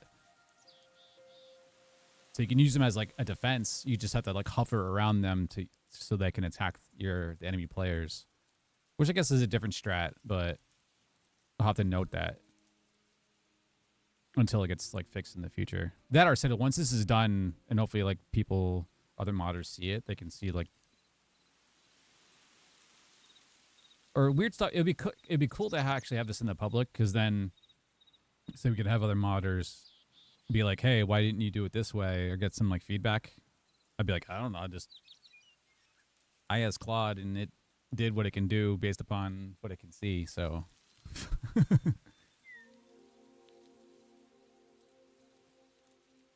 I'm sure there's some like drilled down information that we can probably tap into that we can use for a bunch of this, and yeah. Still really cool though. I said even to get to this point, freaking awesome.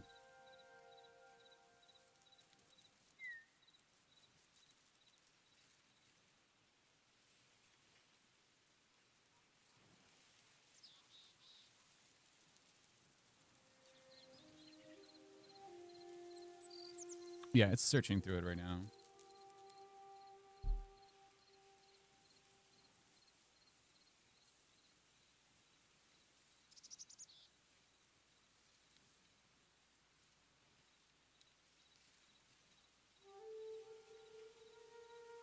Done.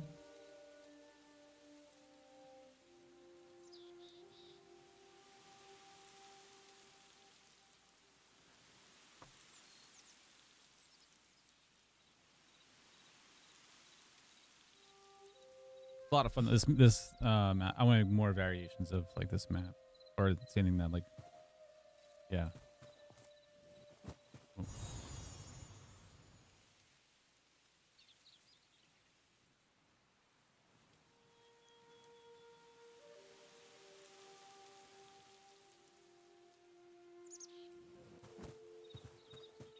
Oh, it looks cool.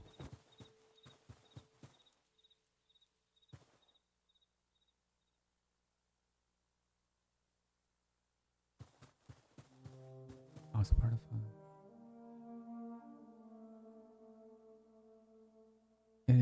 It's a mod. Yeah, that looks freaking awesome.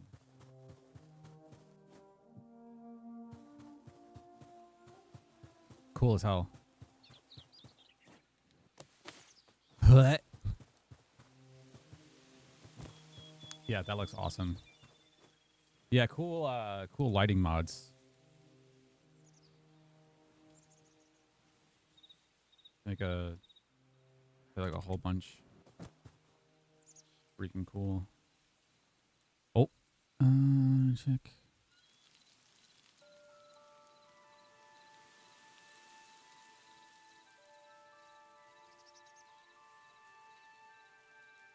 Cool. All these systems that we're making just to bypass whatever Hytale is in place. It's hilarious. But you know what? It works. Oh, hopefully it works. Yes, spill the jar. Awesome. Yeah, because these alchemists are a pain in the ass. It'll be hilarious to fight against other people with and to have them on teams because they're so annoying. They do so much damage. And the range, so like when you're standing up top, you get completely screwed because they just lob and they just arc it over the edges. It's great.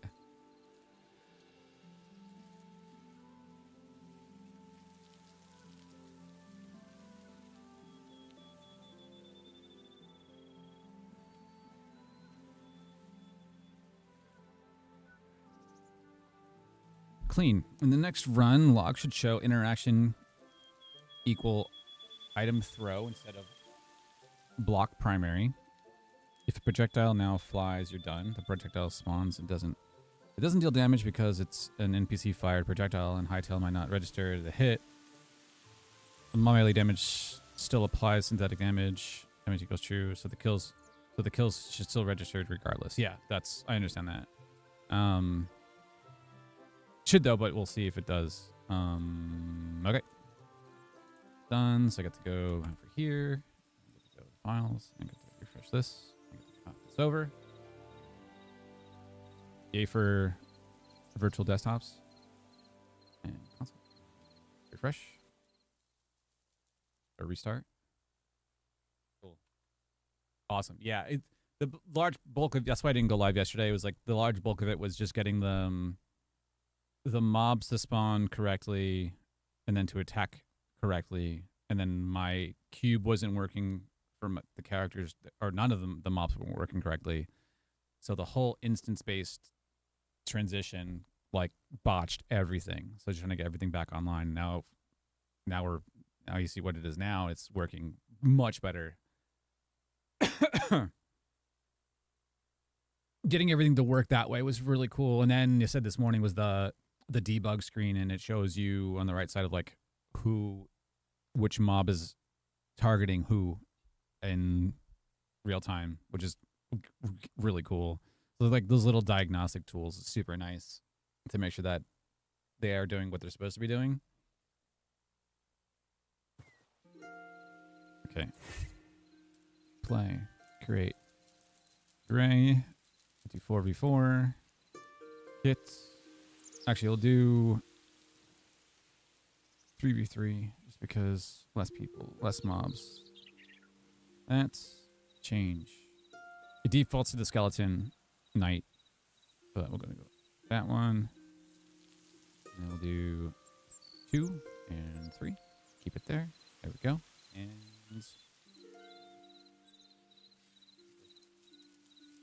there. And go.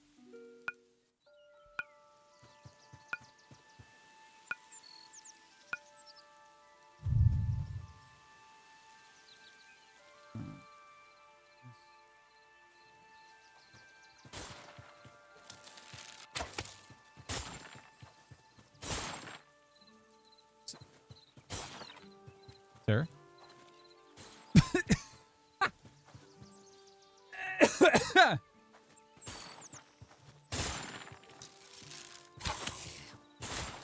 Ow. Okay, you're mob too. It's good to know.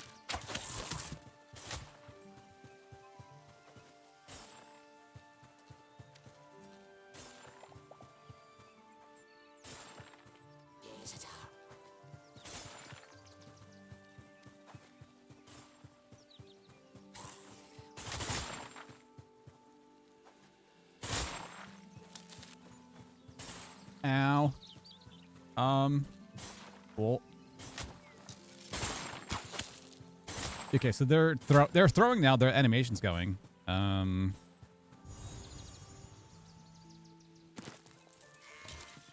Hey.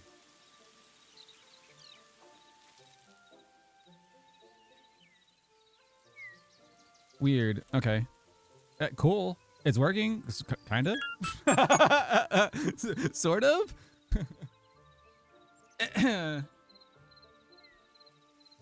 Kind of throwing it off to left field, but it's really cool. All right. Here.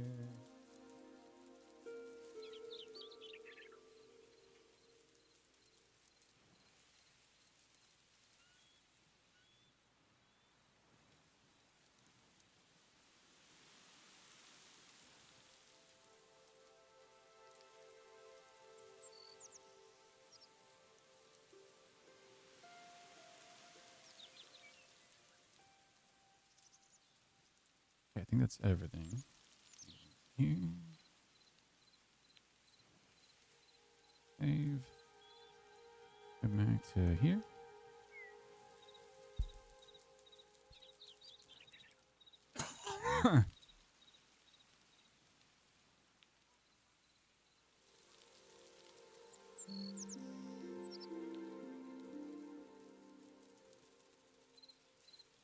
Now, but the location where it's to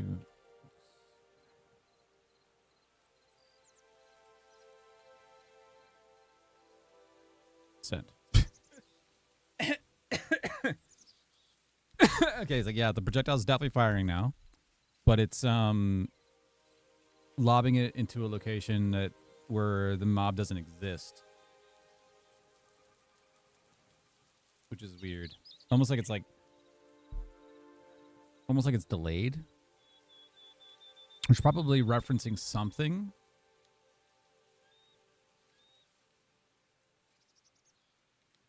Like where a mob location was? I don't know. It's weird. It's definitely it's doing the animation now, which is awesome. It didn't do that before.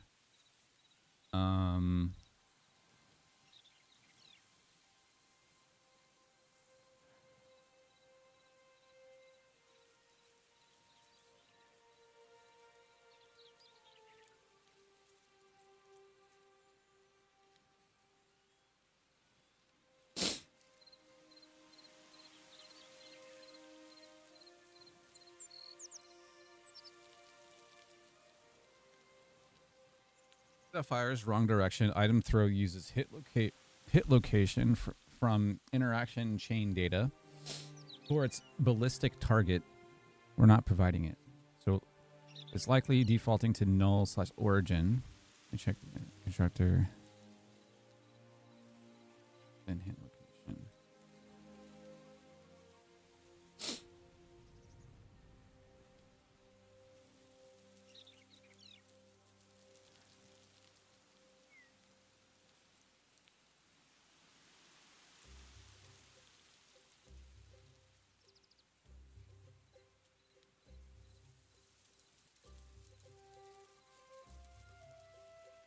That or like needs to keep the same range as whatever its attack is in order to keep in line with it.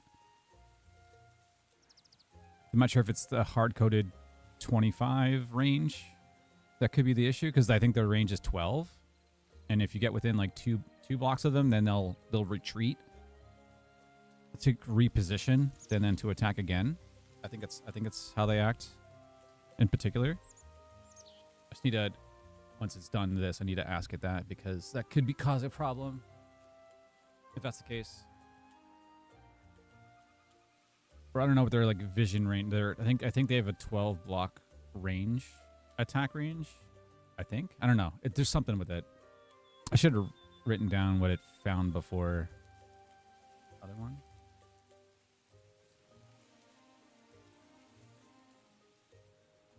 No, I don't know. No, not that one. Okay, it'll look it up. Still a step better in a better direction. The direction comes from the mob's rotation.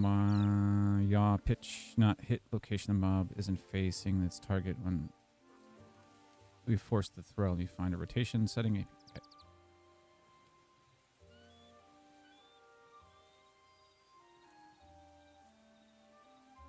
Okay, this works. Cool.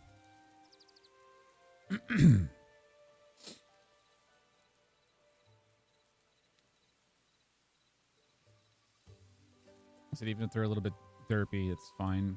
As long as they throw their projectile in the correct location, then cool. Like I'm fine with that.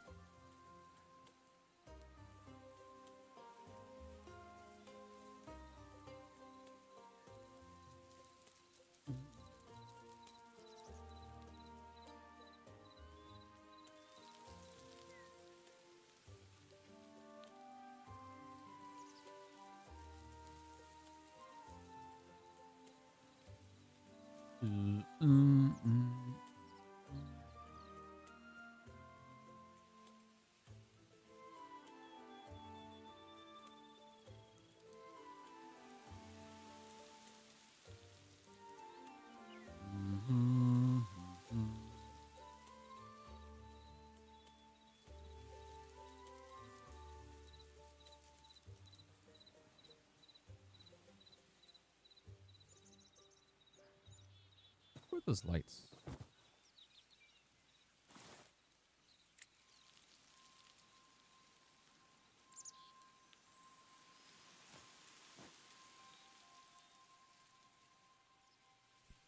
These were cool.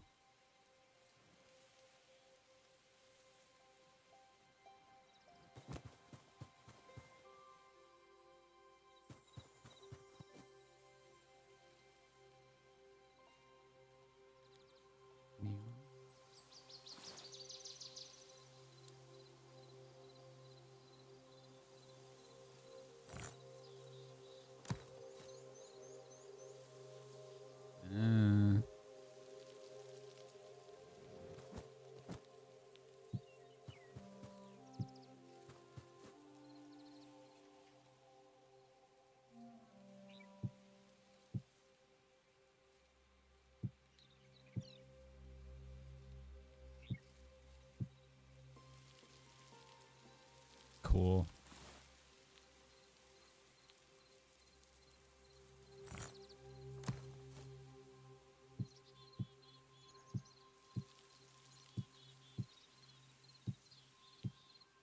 That's neat.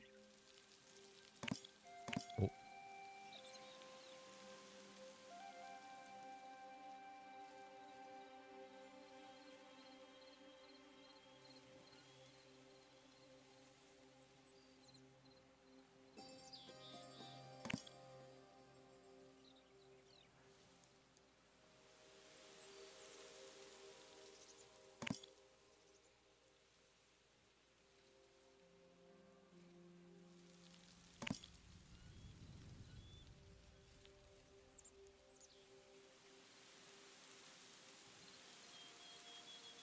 Cool.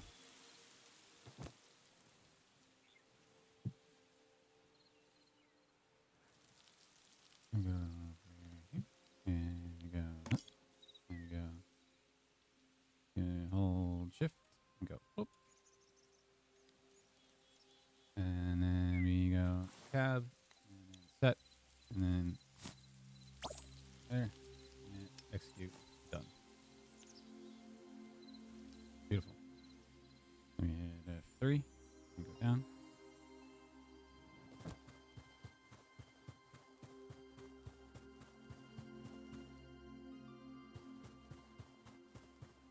That looks awesome.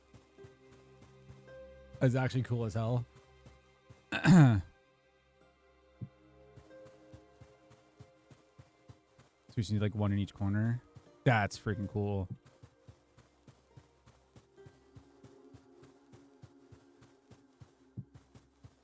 Like almost like laser tag.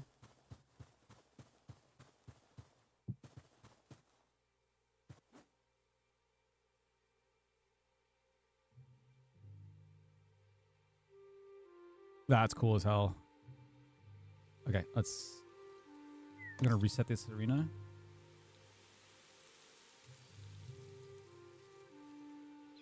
And then we go play, go to manage, go to arenas, we go to gray, we do set from selection, recreate prefab. Done. Now it's updated.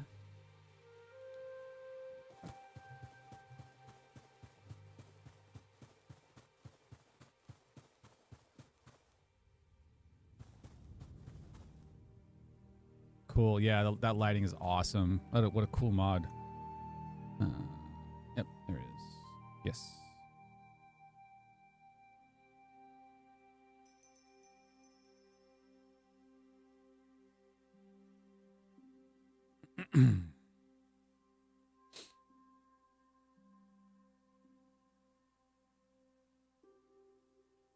Yeah, I can make some cool maps with this.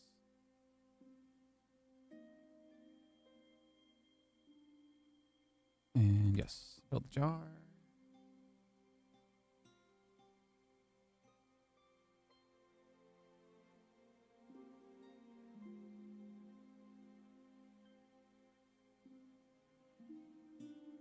The fixed fire before firing item throw, you compute the yaw.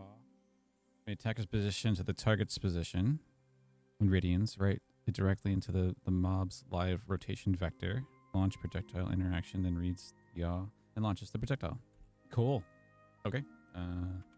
Let's copy the jar over. See, it's nice when you can actually be able to do stuff and not be stuck on a bug for days. Features. Start. Cool. Yeah, because I want to get to building more arenas like that. And using that mod is really cool. The neon lights are friggin' awesome. That makes it super fun. And it's just like balance of kits and stuff. The only thing I want to really tweak after that, right? Make sure that it's like fair fights, depending on what people choose. Okay, it's up and running.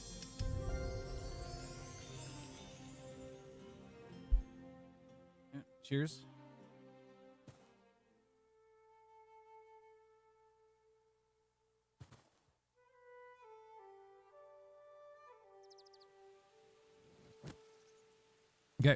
Let's try it. Great. Gray. 4v4. Range. Kill. 20. Great. Change. Skeleton. Alchemist. Go. Keep it like that. Ready up. And everything's set. Let's go. What?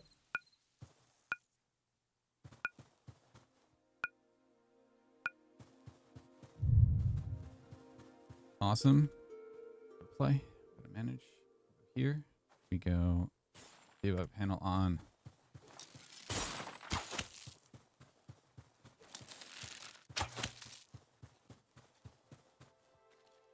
Hello? Uh-oh. Why are you guys...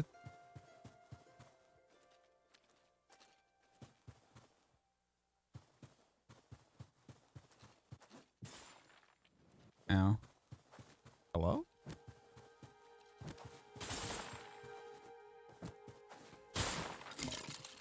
Yo, Walt.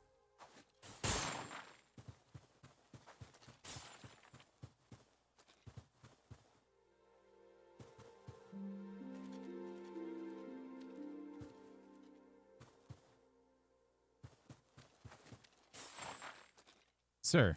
Okay, well, that's not working. Cool.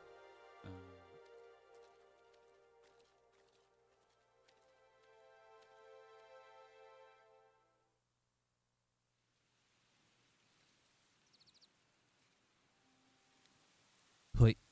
Okay. Go back over here. Save. Okay. Not to that one. Close that. Terminal. Back here. Okay. Had it auto-filled. Yeah, updated the log. Projectile's not hitting the... Now... Both teams are not...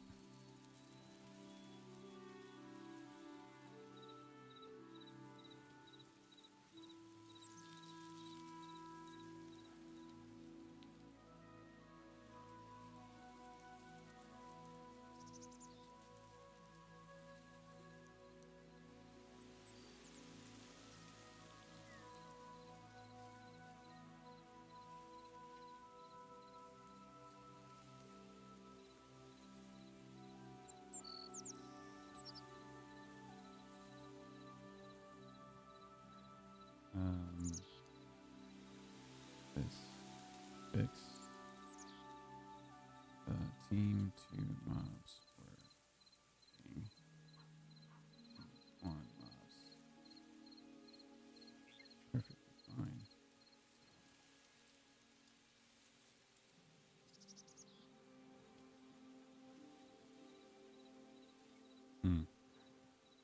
Send. Okay. See what's up.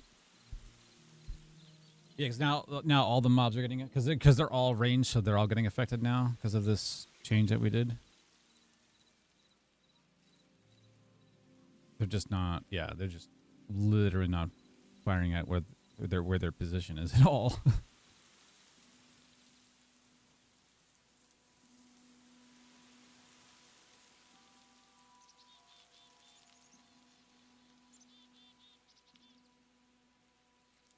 Like, yeah, it's like they could be looking in they're looking in the right direction of where they're throwing, but they're just not they're throwing at like imaginary whatever.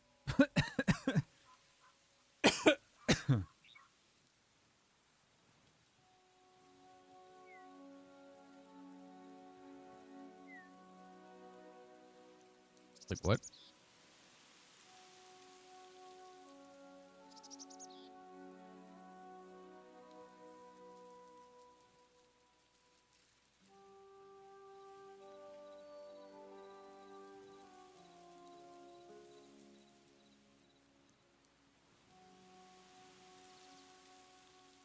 Bit closer.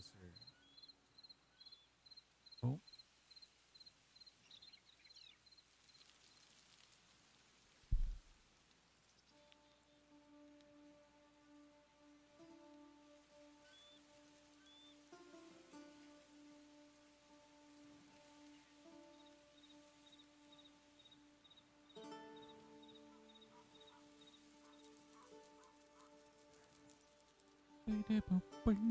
Oh, build a jar. Cool.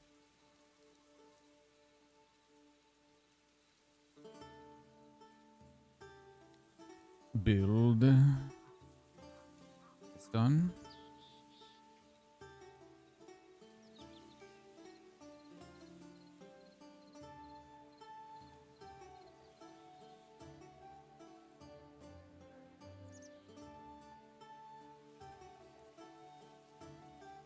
Which direction the behavior tree isn't rotating the mobs towards the piece targets. This for team 2, which is why team 2 was fine. That's a separate question for our system. Before investigating further, test. So they confirm our test. The team 2 is back to working, and we can look at why the behavior tree isn't rotating team 1 mobs. Yes. Back this way.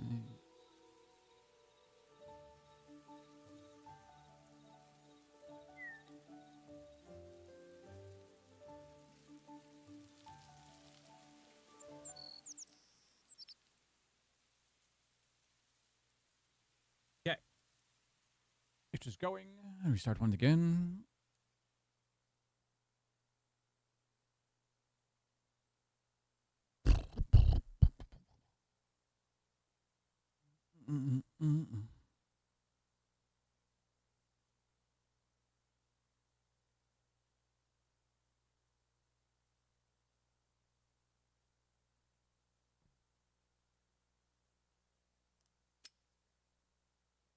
Reconnect.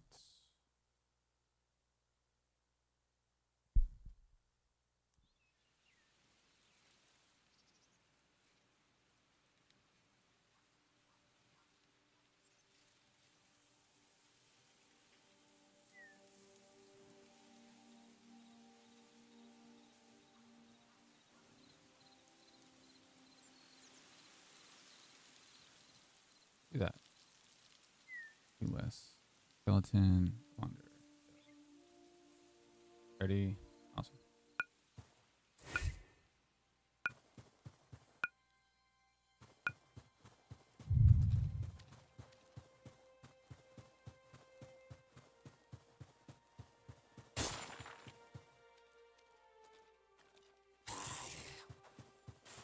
Sure.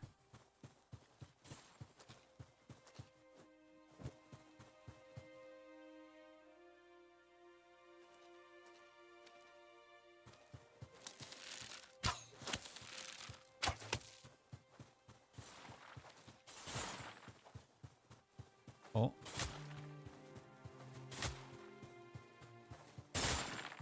Now. Sure. Whoa, why did you... Okay.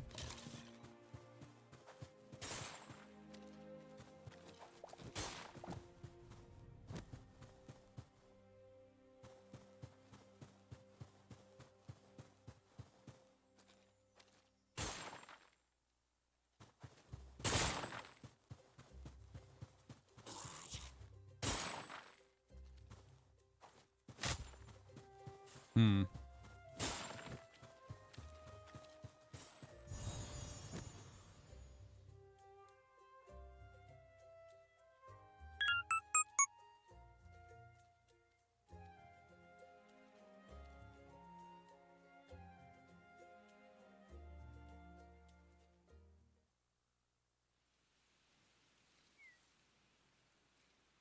Hmm.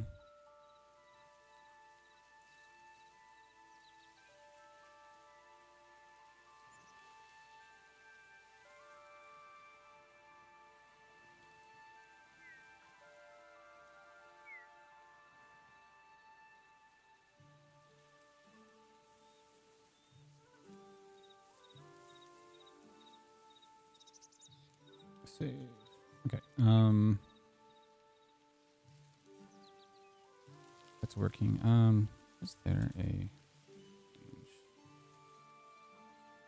Have set for the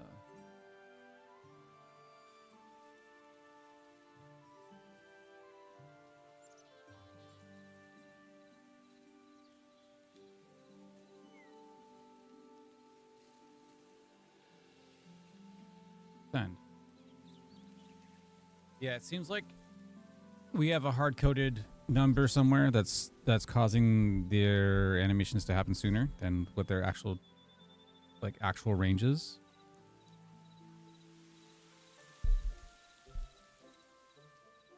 Pressing the mouse and 16. No.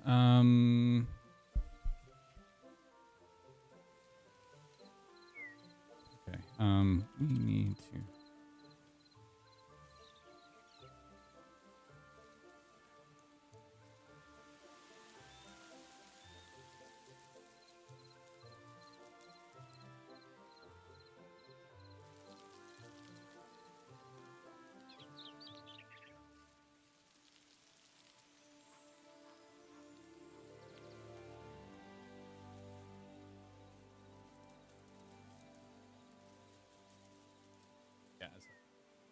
Yeah, it's hard coded, so it's going to be an issue. It needs to be dynamic, especially depending on if the attack, if it changes, if we change the mob type, it can't be hard coded because people are going to try to because they are trying to attack me and they're way further away from me. That is not going to work. I mean, it's super convenient because they throw and they don't hit me. So they should be able to throw their full range.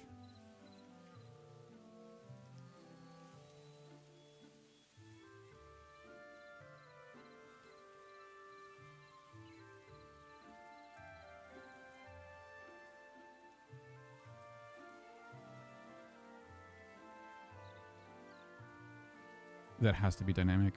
Again, this hard-coded numbers, it works at first in theory, but then once in practice, it's like, no, it's horrible.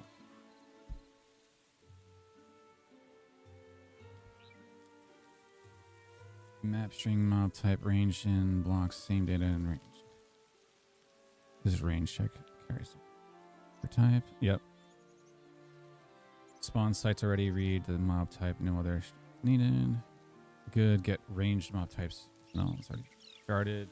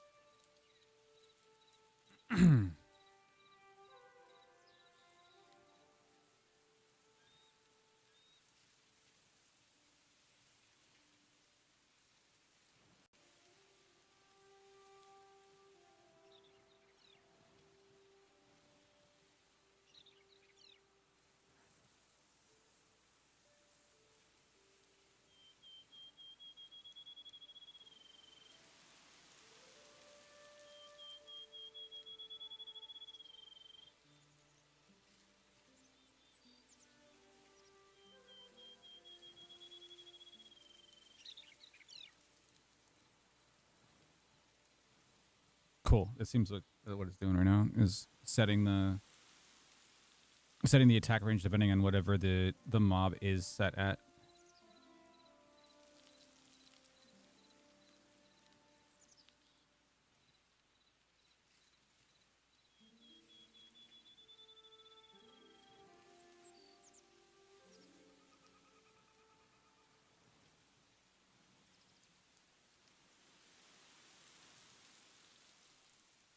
Build the jar.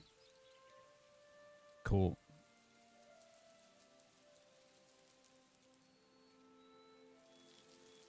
Cool. Error. Awesome.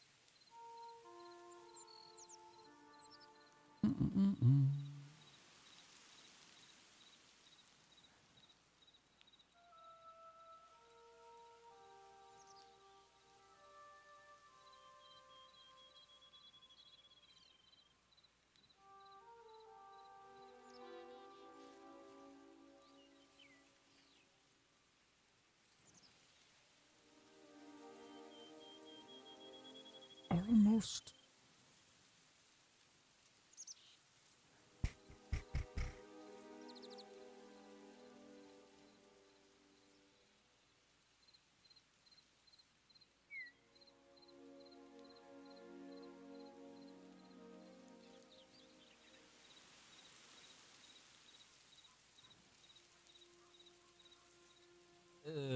We hit this. We hit this. Have to set.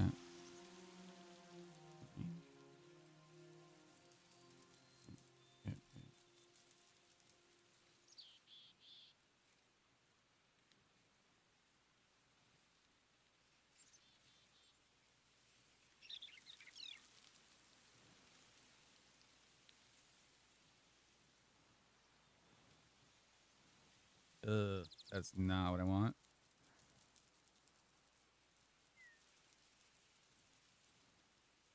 I mean, a little bit better because then we can change it on the. We can change it.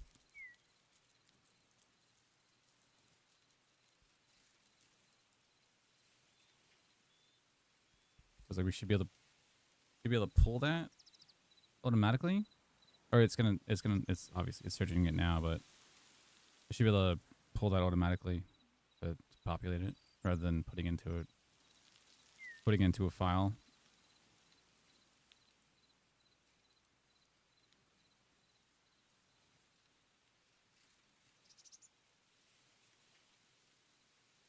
It was able to find the JSON of that particular enemy, so we know all of its stats. So should be able to pull it automatically.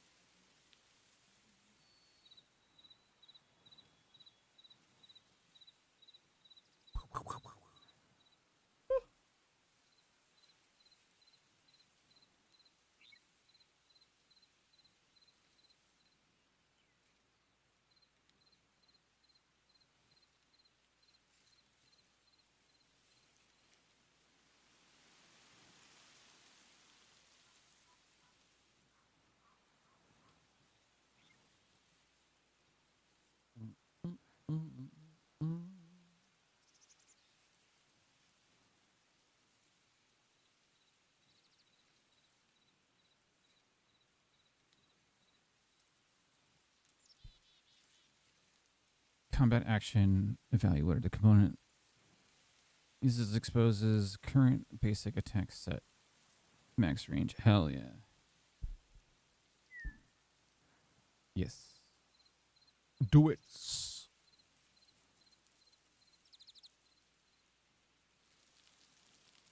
Yeah, do a fallback in case it is not able to read it. That's perfectly fine.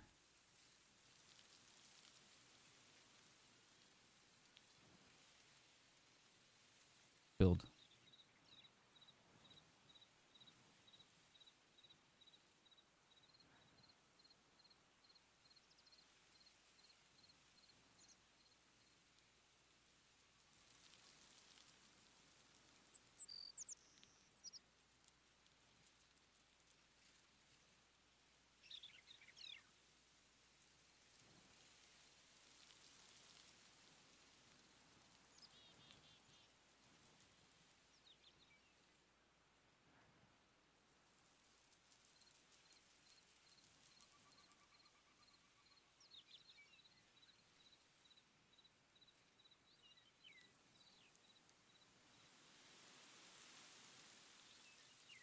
Was? Cool. Range now automatic. Nice. Yep. Tags, fallbacks, whatever is in the evaluator isn't present on the mob. Yep, that's fine. Okay. Put in practice API value will take over if the mob. Yep, cool. All right, it's done. Here. Refresh. Put it in.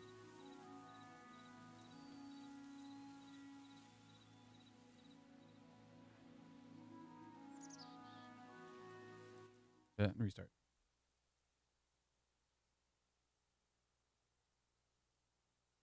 Well, there goes. I'll be back in a moment.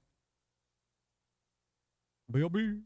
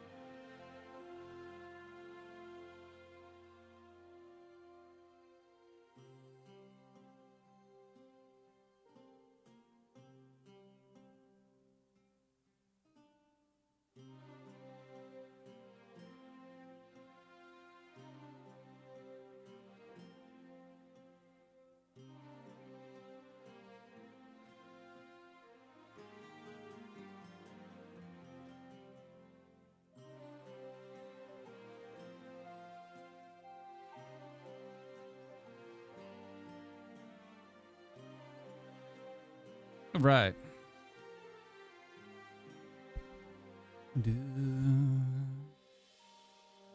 Yeah.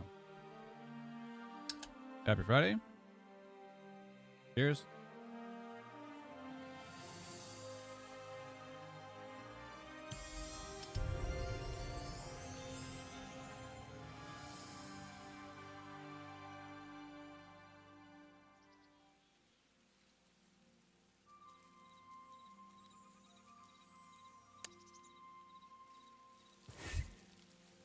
See what happens. Great. Gray. 4 no, 20.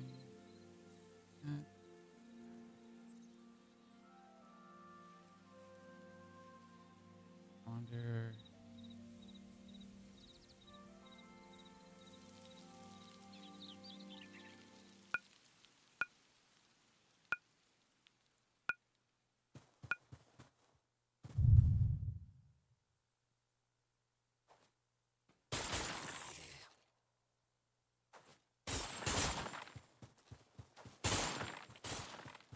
Hey, sir. Where are you throwing?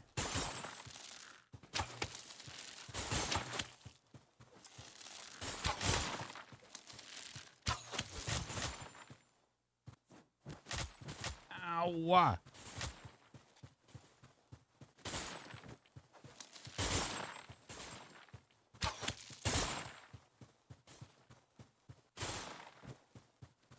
Hmm.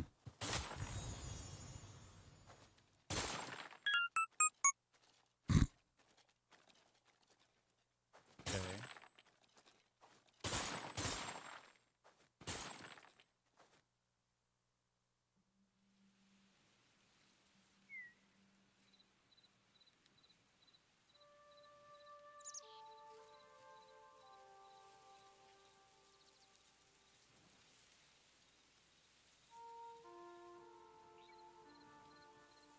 Okay.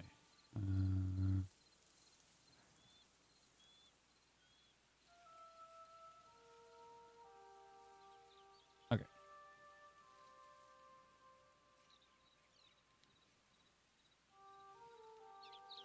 Okay, let's...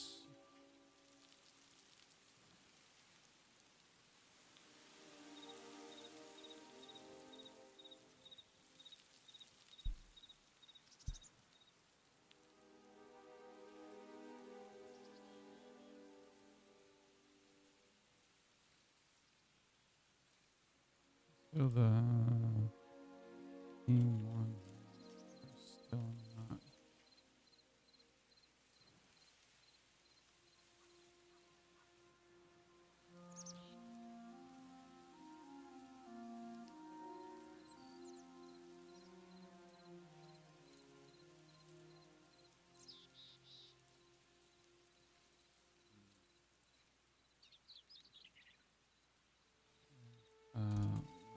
Two. Log.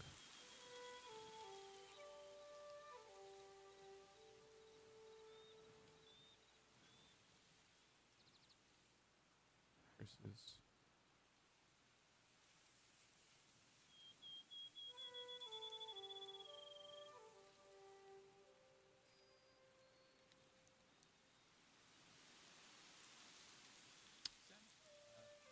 Yeah, this might not work. We keep getting like a little bit closer, but the range is definitely not. They seem to be firing way too early.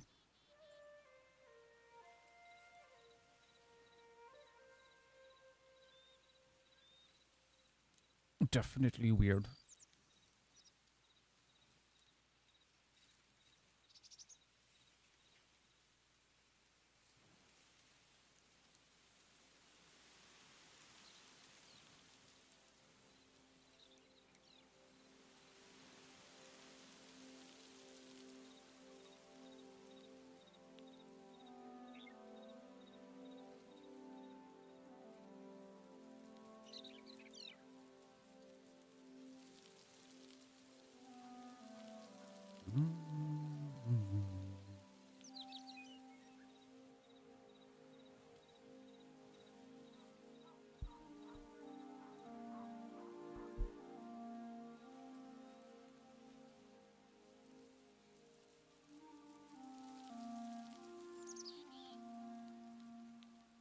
See, range from what kind of, actual distance from the trigger.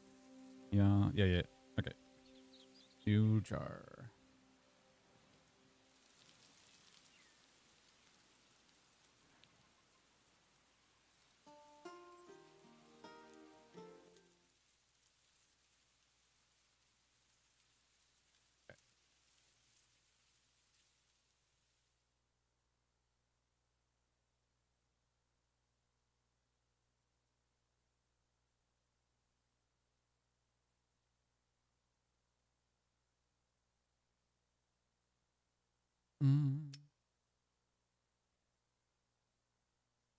Reconnect.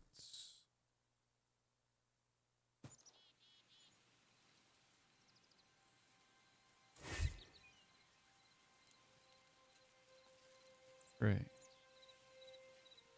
2v2.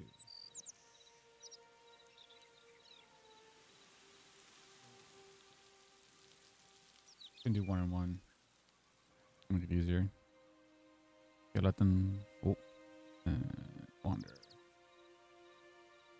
Ready?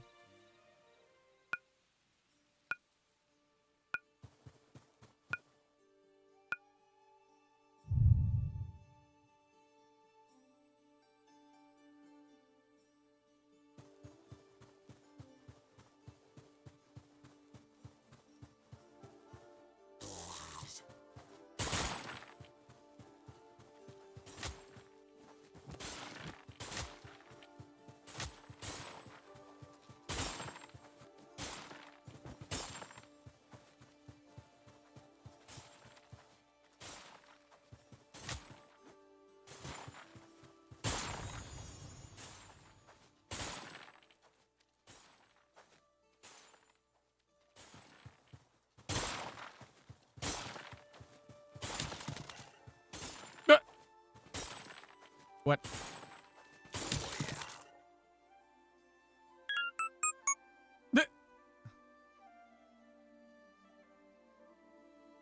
Environment killed. What? Okay, that's new.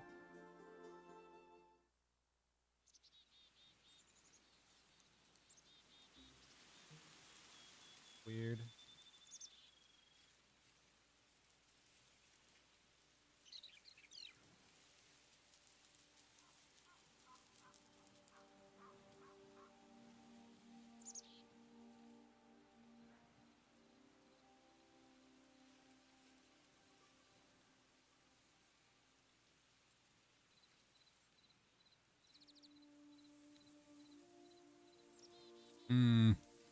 Yeah, I think its range is still too high. It looks incorrect.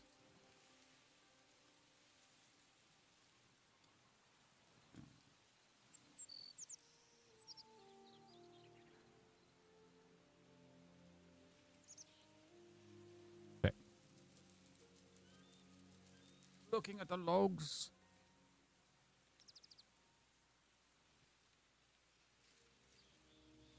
Yeah, team one's like position or where it's throwing is completely wrong compared to where the actual mob is on team two. And the distance is incorrect too. It's falling back to 16, which I think said. I think their range is 12, from what I remember seeing. And it's in the logs. It showed 16, which is completely incorrect.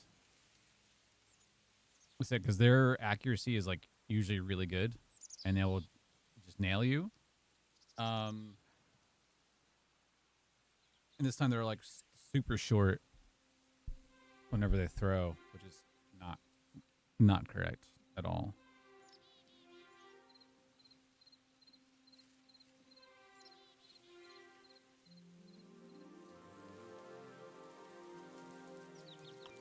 Weird.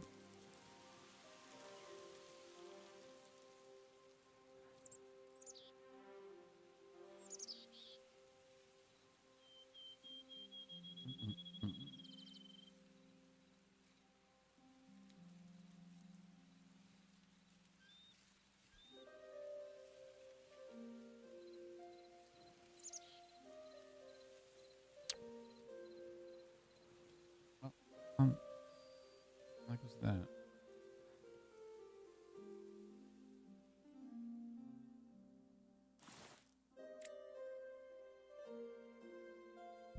What are the colors we got in here?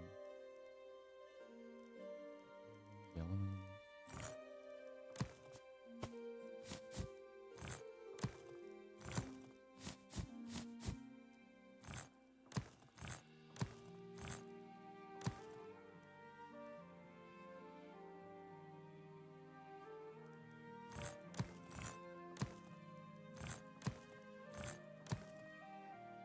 Got all of them.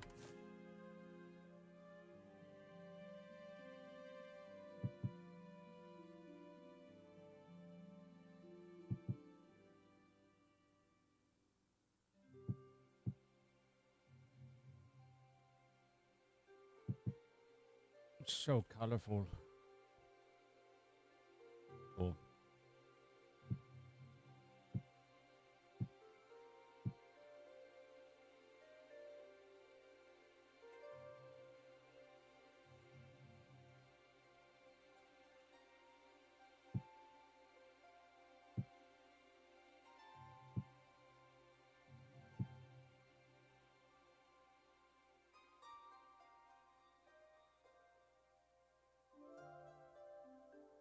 That almost makes it feel like I said. It makes it feel like a laser tag arena.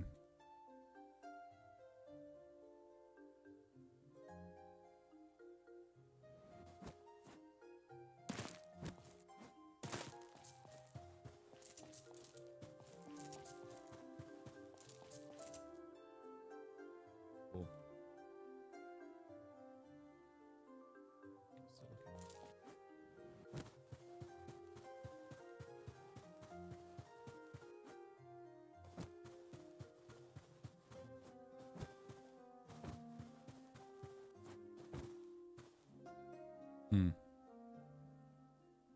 You can probably hide.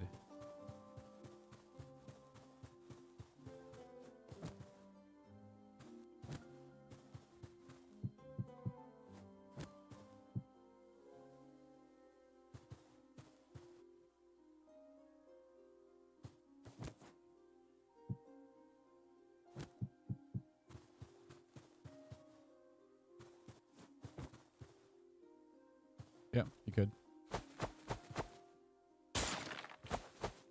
Yeah, you could hide lighting in certain spots.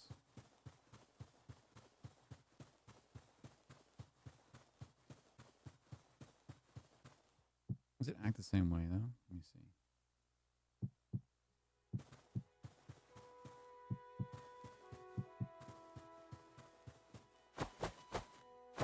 Yeah, peeks through the corners. I mean, yeah. Mm-hmm.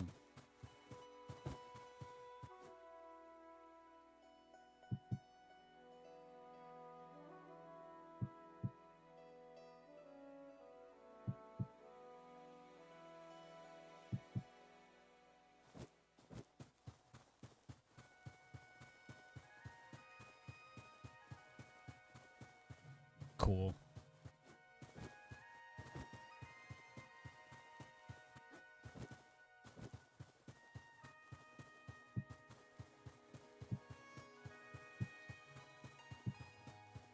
There you go.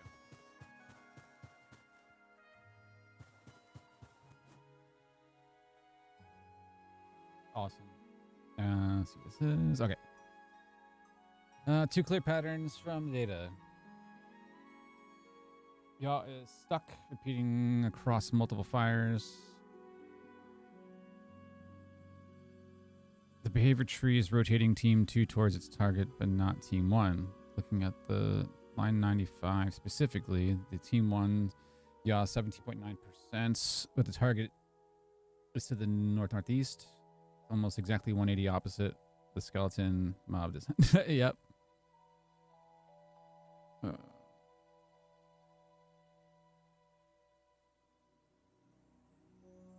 Pattern range isn't working.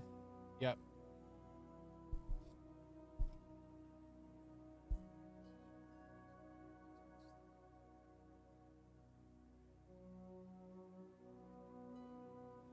Broke team 2, but recent.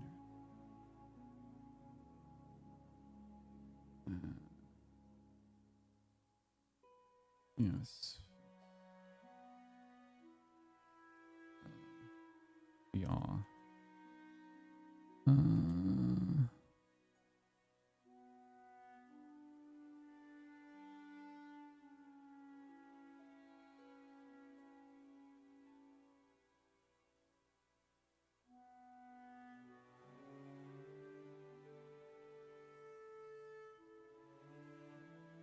yes. We are not pulling the correct range. The mobs. Go. Oh, 5% context lag. No! What's up, Alden? Happy Friday. Progress. Sort of.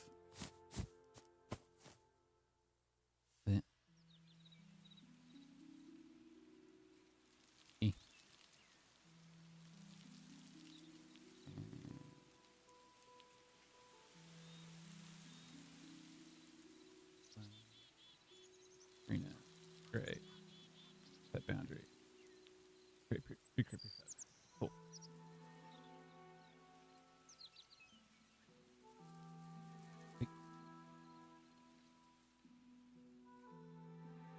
Dude, these neon lights are awesome. That's a cool. That's a cool mod.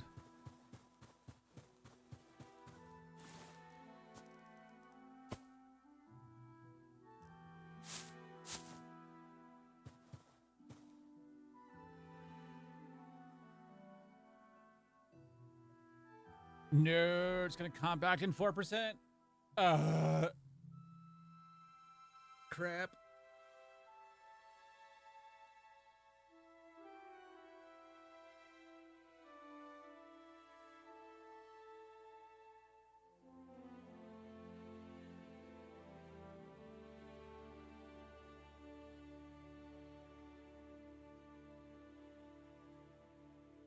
Oh, done. Did find it. Please do it so they can just push it and then done. Problem? When isn't there problems? Yeah, it's the ranged mobs are not attacking each other on different teams. It's only working in one direction. So trying to resolve that, which I think we're almost getting there.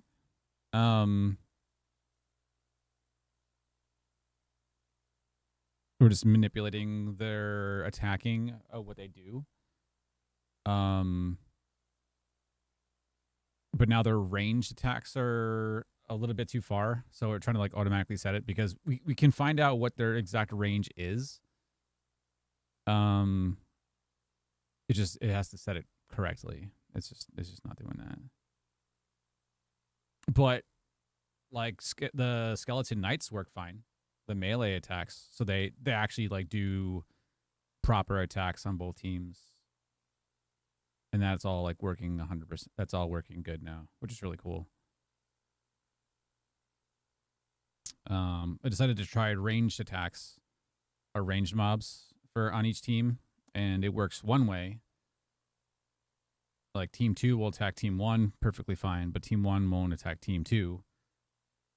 So redesign that system. And now it looks like they're attacking each other, but their pathing is a little bit incorrect. So just trying to resolve that. I said, we're getting like steps closer, but if it doesn't work after this, I think I'm just going to be like, okay, we'll just, the ranged mobs will just stop unless it's probably, if there's a player on both teams, on opposite teams, it probably works fine. But because they're one missing from one versus another one is probably what's causing the problem. So we'll just have to make that notation. I don't want to dwell on this too much.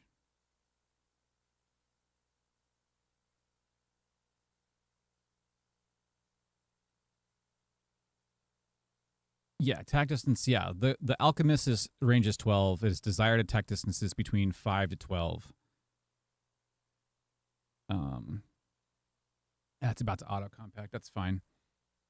Yeah, these little tweaks it's cool, but I don't want to dwell on this too much because it's like the core of it's there. If the melee damage people are fine, then that's okay. There's still like weird Outlanders, whatever for like the Marauders or the Outlanders.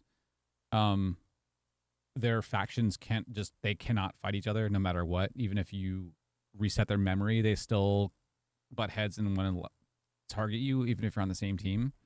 So there's certain mobs that you just can't because of factions. So we'll just have to state that somewhere in like on the page and be like, hey, there's certain mobs you just can't use because of Hytale's system. So until it gets tweaked, then it's pick and choose your mob, and if it works, cool. If it doesn't, then because we know 100% that the Skeleton Knight works. It works beautifully. Other mobs, not so much. But now we can choose mobs on the fly within the session lobby. You can choose what mob to spawn as your allies are on either team, which is really cool. So we added that in.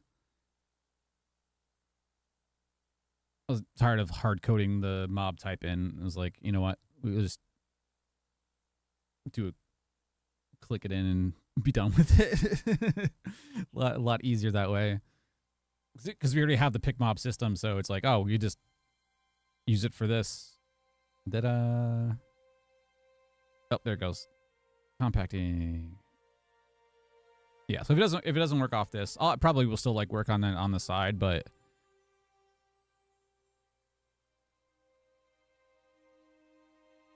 the biggest pain from what I was working on yesterday, all yesterday, was the mobs weren't attacking each other at all because of the instance-based system that we have now. So that's finally all working correctly. The cubes weren't happening correct for the players for the PvP side of things. That works now. And for the session-based or the instance-based system, we now have a debug feature.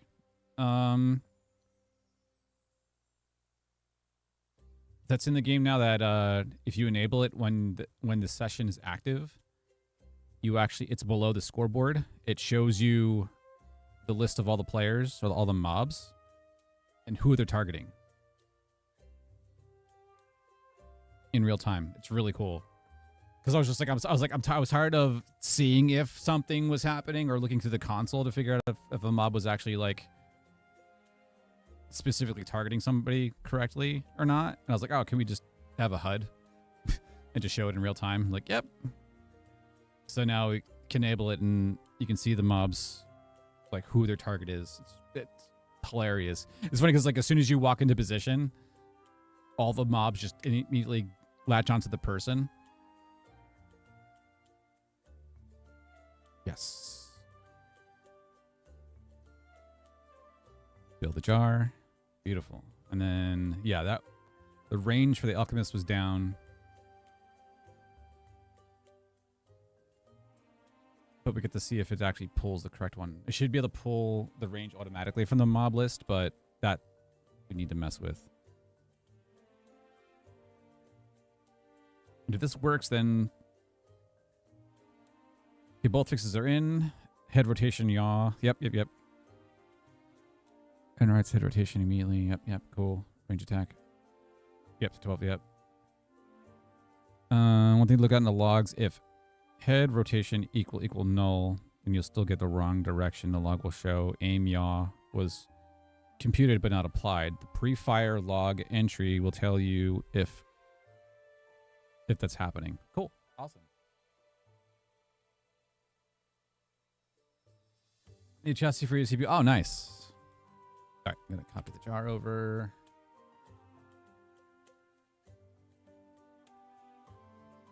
Files. Refresh.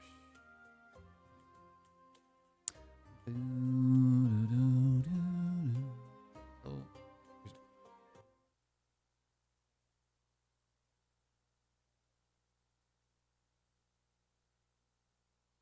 Cool.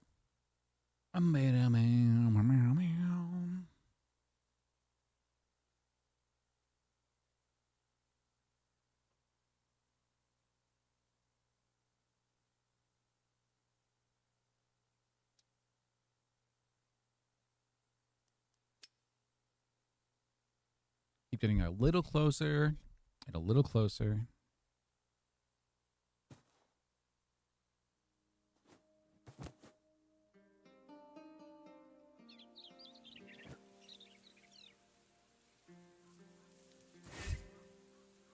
Oh, that I meant. Great. Spray. 3v3. Range. Kill. 20. Wait. Change. Alright. Skeleton. Alchemist. Go. 2. 3. Ready. Go.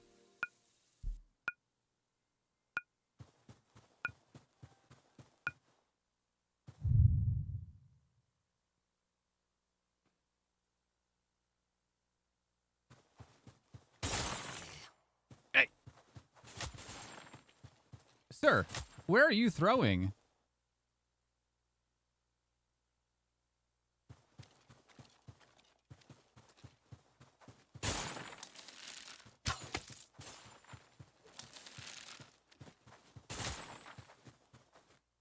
I mean, almost.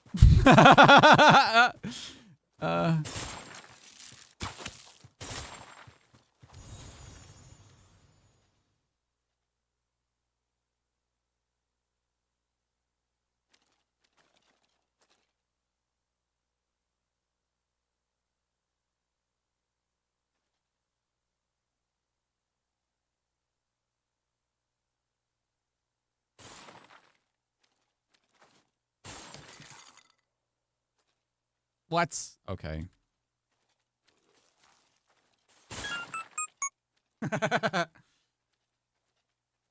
And mobs sometimes magically die.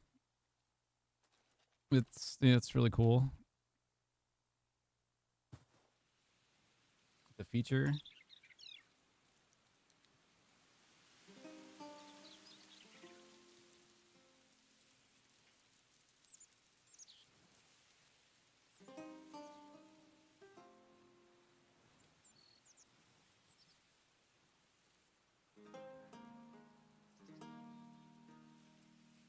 Okay.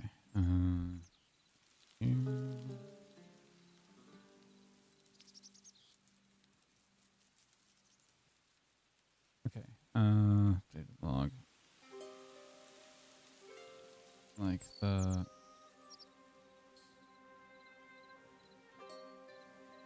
still.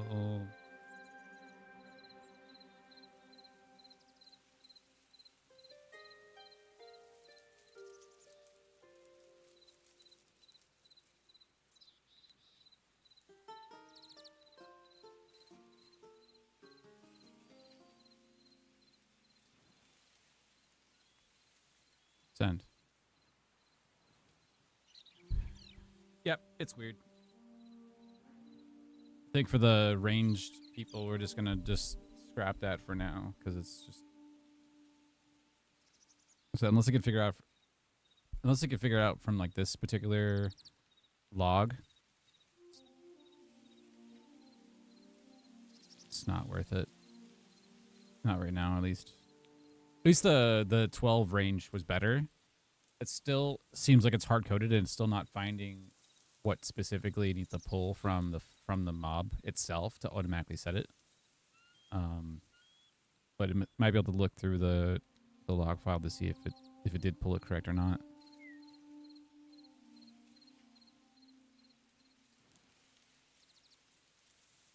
It definitely wasn't right.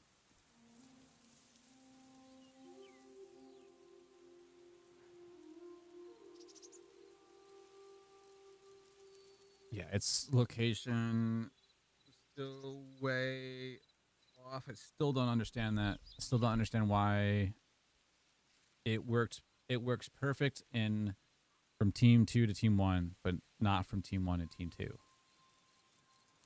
Other than the player not being there and the mob ID is different. Don't get it. It seems like it's a bug in Hytale more than anything else. Because it doesn't make sense.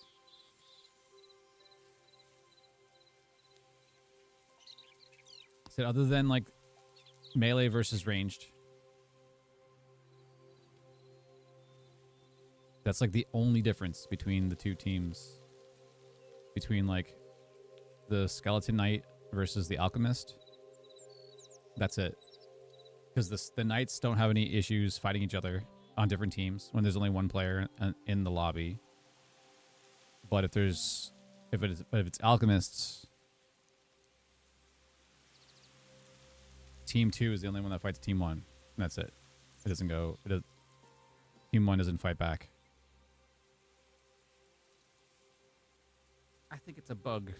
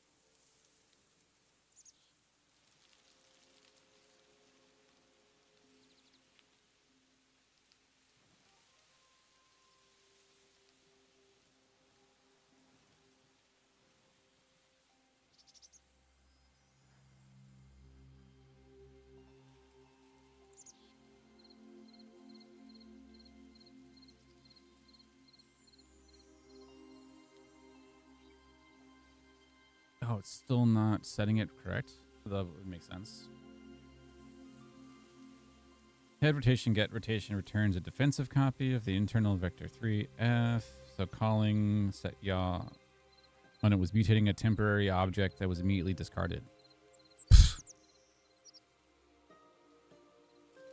If team 1 still fires wrong after this, the next thing to check in the logs is whether if head rotation component null warnings appear. That would mean head rotation isn't attached. You wander NPC. It means a different approach. All right. New jar.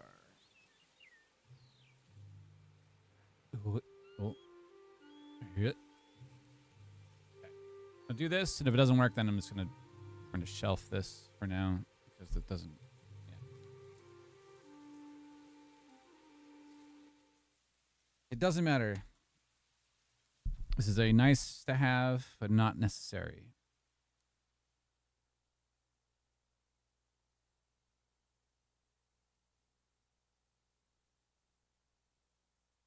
I hope it works. It still would be cool because these mobs are particularly annoying, like really annoying.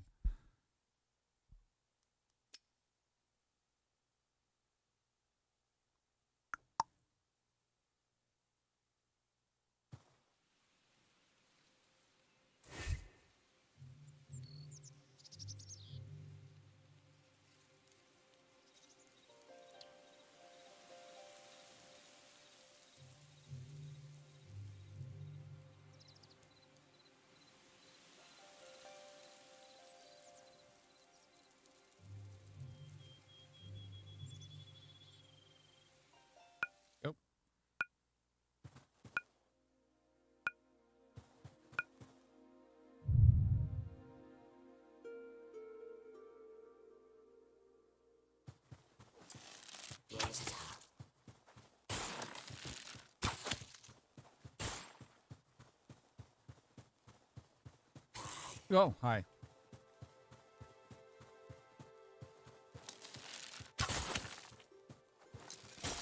You. I'm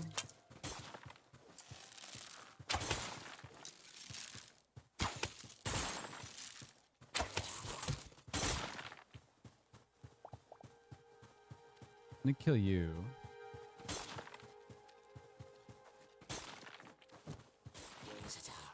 Oh. Oh, are you?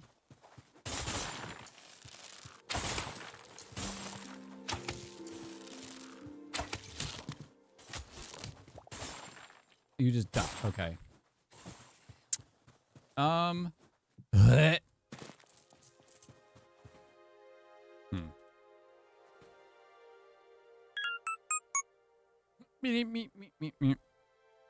Oh, the Alden, if you want to test it, I did the notification system. It might work. We need to test it. You're supposed to get like a pop-up overlay or a HUD thing pop up and get a sound effect. So now we need to test. That I added. But we need to check that. Okay, hold on. I'm gonna copy this log file over.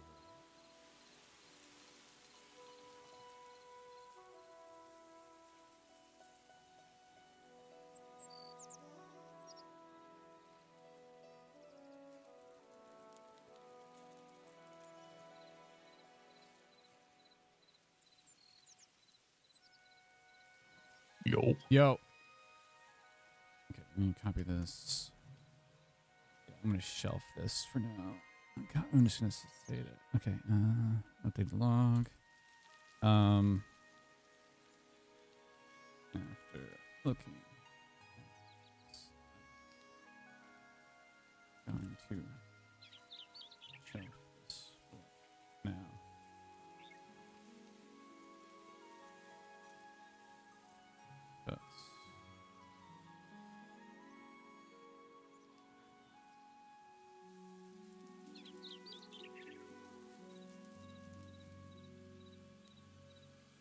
Send. All right, yeah, I'm gonna have a look at the log for that, and just we'll shelve it for now, because it's not necessary. Okay, you're on. Let me try creating a session and see if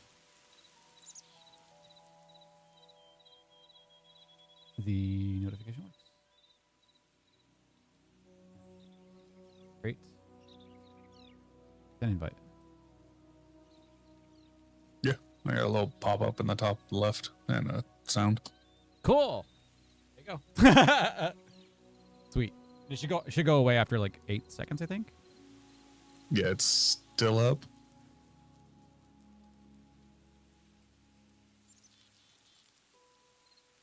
Still up. Oh, okay, okay. We'll see if it goes away. Well, yeah. It's a feature. Still up. Still up. Okay, so it's not going away. All right, I'll have to have look at that.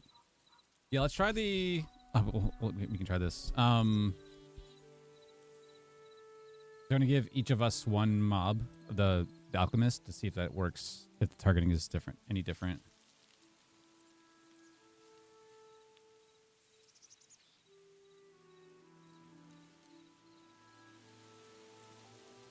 All right.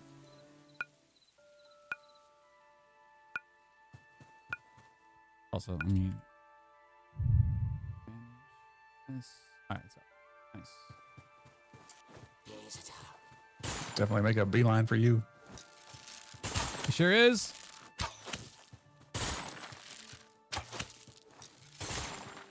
Ow.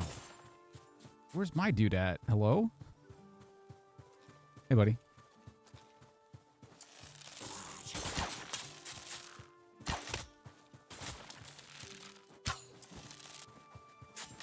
Oh, yeah. They're real. Yeah, against players, they're stupidly good.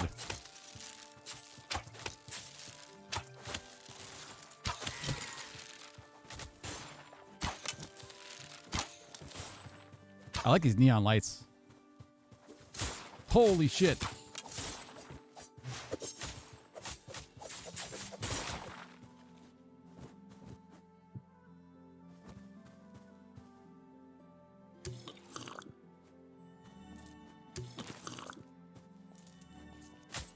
Ow! Ow.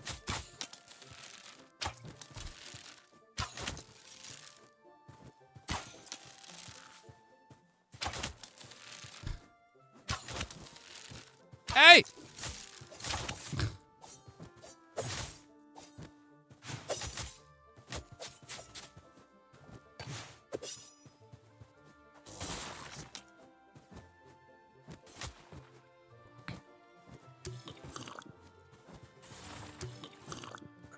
Are they not respawning?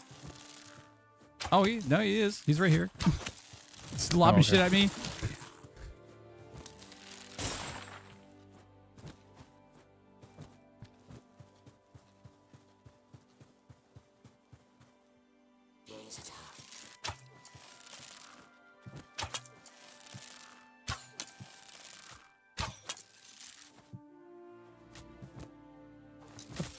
Stop fucking hitting me, bitch.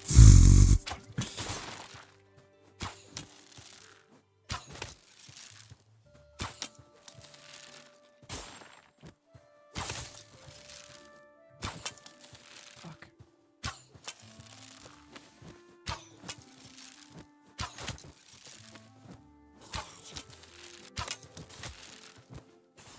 Ow.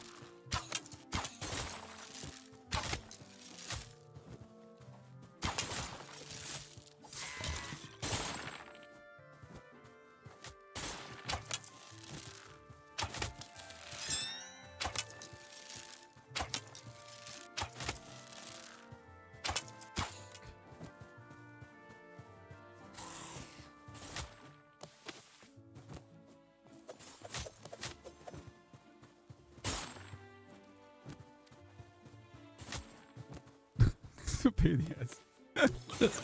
It's actually really good. Dude, fucking. Ow.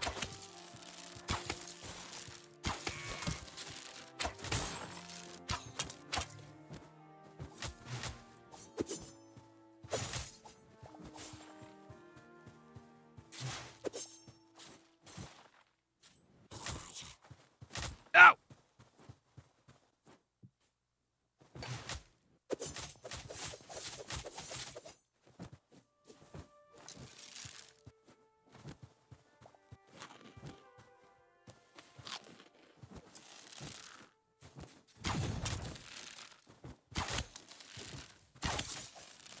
How did that not hit you?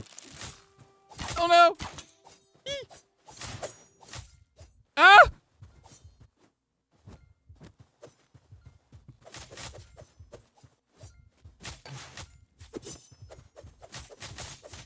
I'm so fucking dead. I'm dead.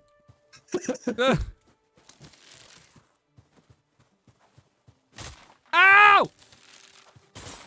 You're dead. How are you lobbing shit at me? Okay, that's a bug. That's a feature.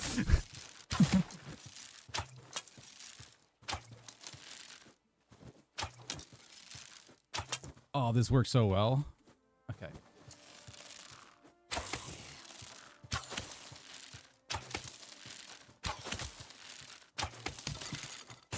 Yes. Nope.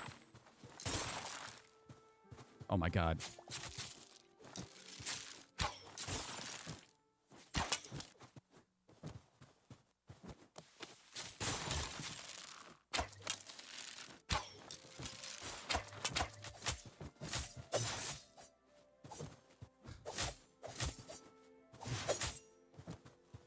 Whew. No.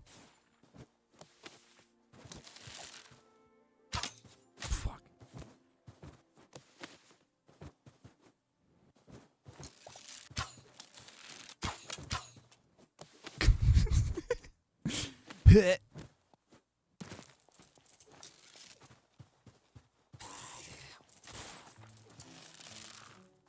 Oh, hi, buddy. Ow!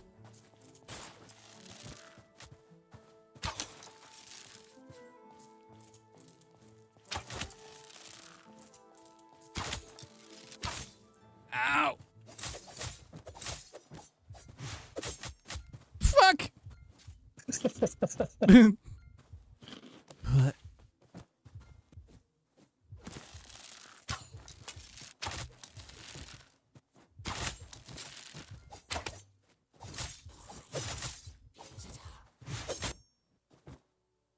Who died? Last die? Think we died at the same time? It's the 20, so... Oh, it's 2! No. Buddy, hi. Yes.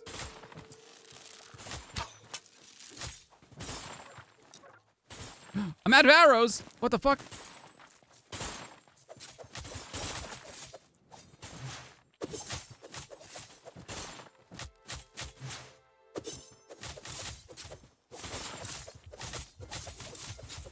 Fuck! Fucking kunai. No. Yeah, you don't run out of Q9. Good to know!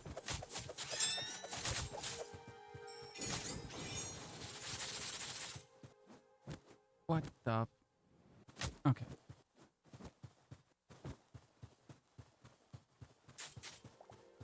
Hey, buddy. Yes, help me. Ow.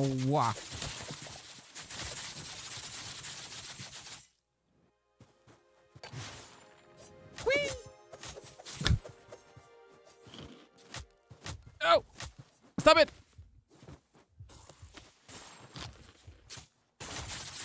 Ow, you fucking... No! You fucking lob that. Dude, they suck. They're the best and worst mob ever. Ow!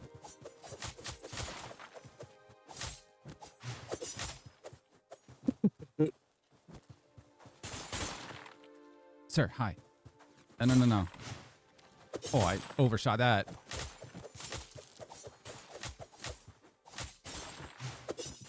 Whee!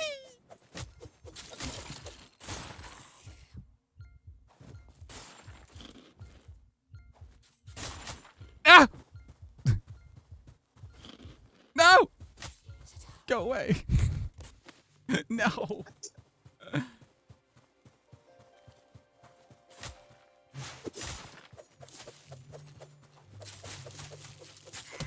Nope. Go. No, stop it. You're dead.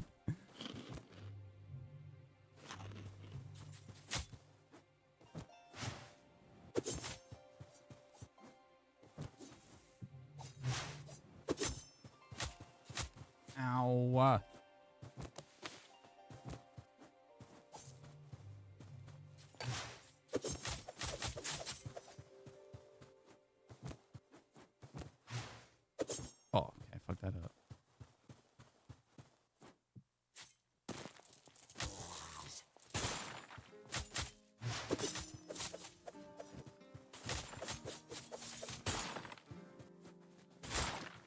Oh, hi.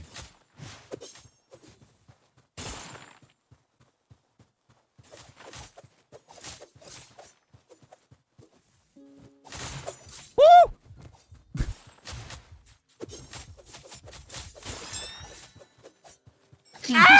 Same That's not good! What the fuck?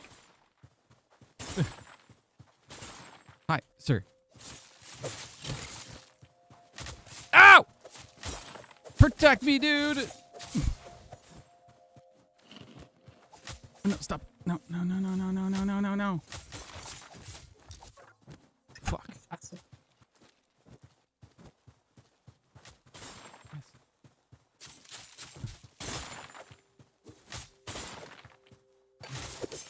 Ow, bitch.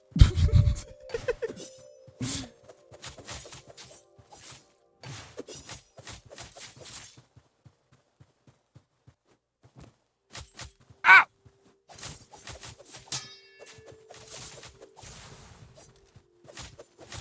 Ow.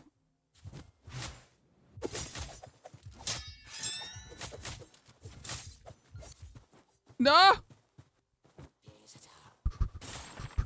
Fuck you.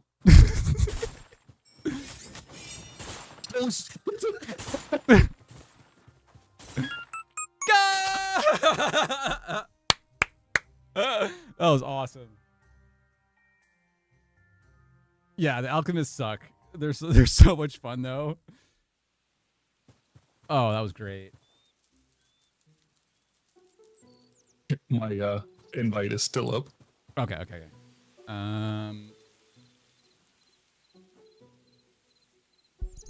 Before shelving the pre-fire log fires every. Yes, yes, yes. Yeah. Yeah, let's clean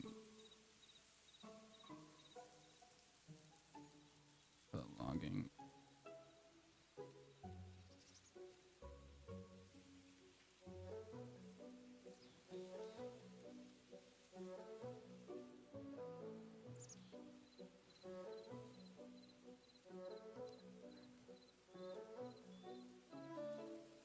Sent. All right, hold on.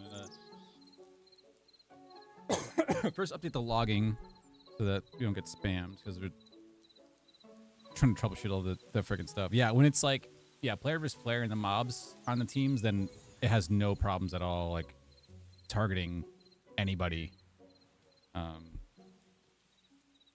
which is really cool. But yeah, after it is that. Froze drew a penis. Did he? Oh, oh. The outside? I didn't even notice that. I went around to the inside. I was like, it looks really cool. I like that. That's why I found that those neon lights are really cool. Yeah.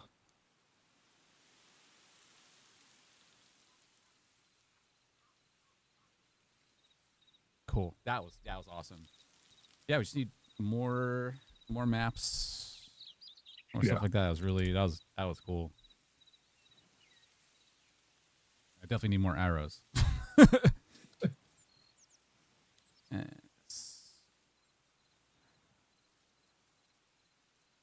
Yes. Fill the jar.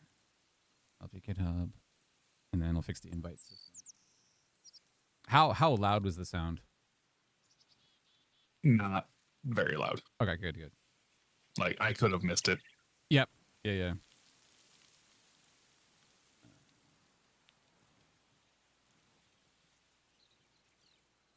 Yes.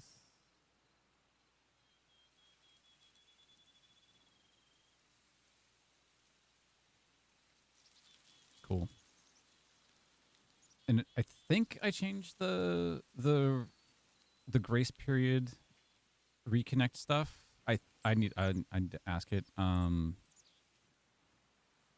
think I told it to remove it to just let Hytale do its thing and then reconnect it. Or if after the grace period's over, then just to drop the player and then when they relog back in, they should get teleported back to their normal spot. I just need to check that. Update GitHub. Once this is done, then I'll fix the invite error.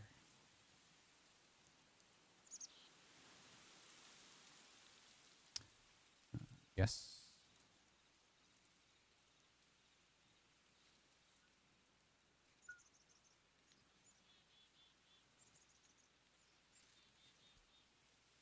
Yes. Perfect. And push. Beautiful. Okay, committed, and then I'm gonna go to plan mode. Okay. We need to fix right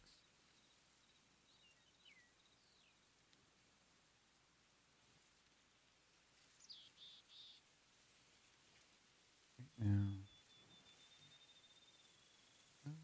Does send the invite and the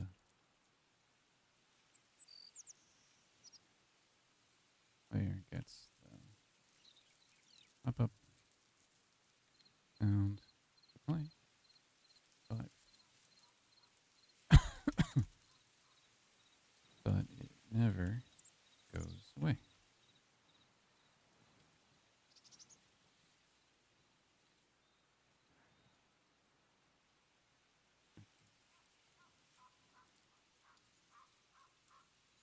Send. All right. Send. See what it says. Probably some stupid logic I forgot. No, you forever reminded that you got invited.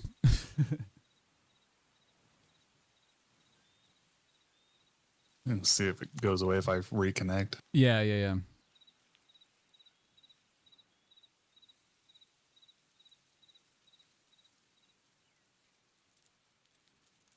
Yeah, it goes away if you reconnect. Okay.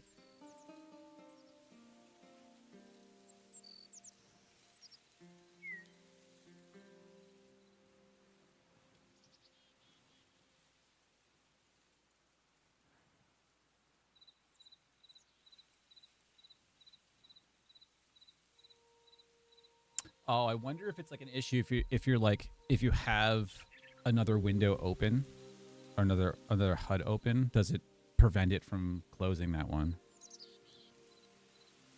Just because of like Hytale system. And it's like a multiple HUD thing. Maybe. That will be interesting. So worst case is like once you get either kicked out of the lobby or you go into a session, then to clear the HUD after that would be like the only other way around it. So it depends on how Hytale like prioritizes that.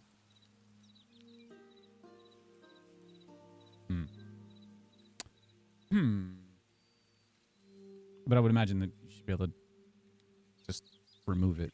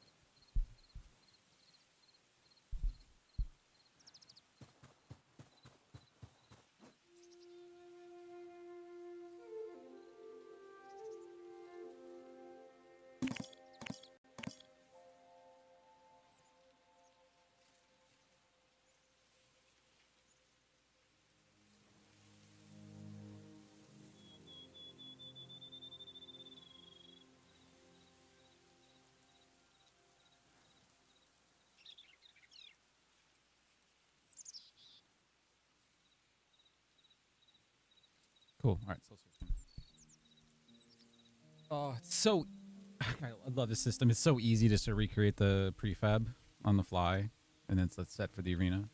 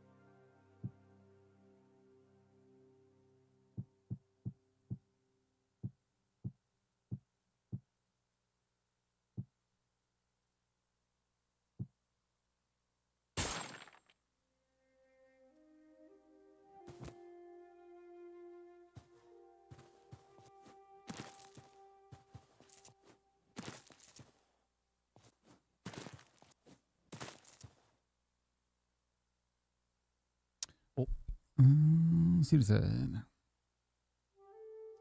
Sent invited player receives a HUD pop-up and sound. The HUD never disappears, stays and stays indefinitely because this is the same class of off-thread ref. Access bug documented in memory threading. Restore schedule fires on a background thread. The first thing it does is call captured ref dot is valid. Okay.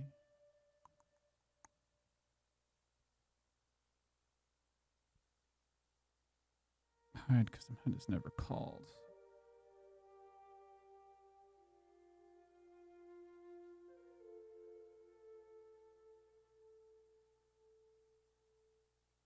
Yes. Build it. Do it.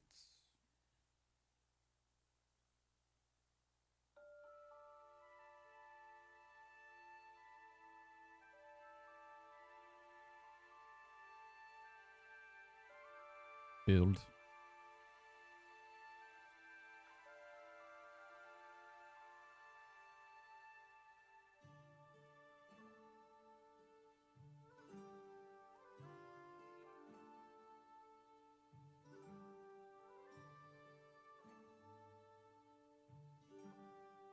Okay. Successful. Copy the jar over. Is it?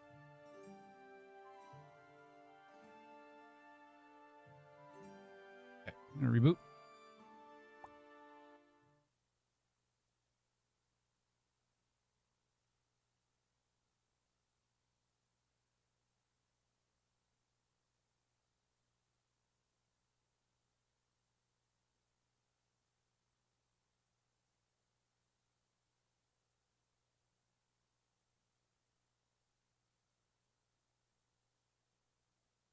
Okay. And connect.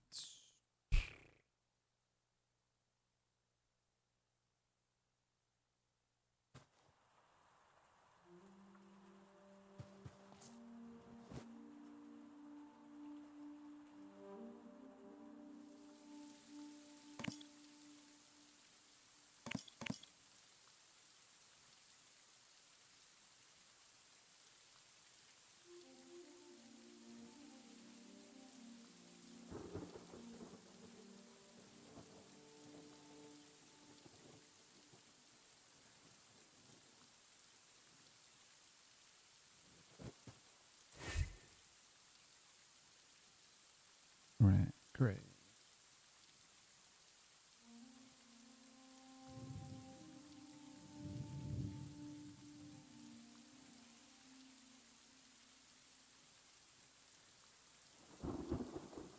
Okay.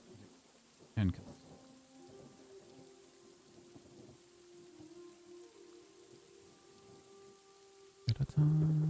alchemist. Okay. Then we get to test it.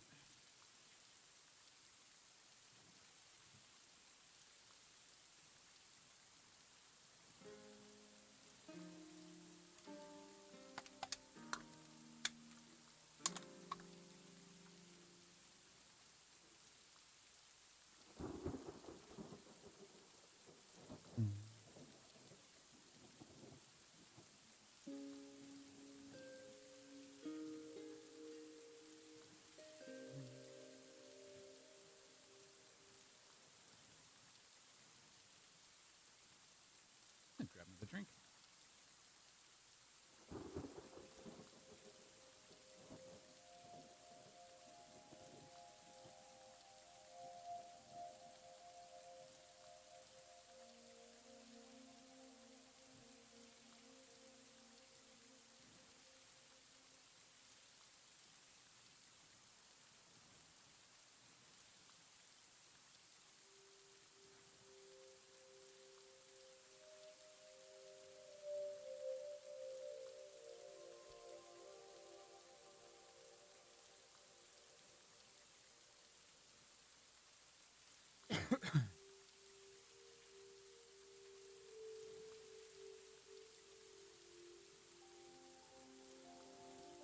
All right, ready? Yep. Okay, and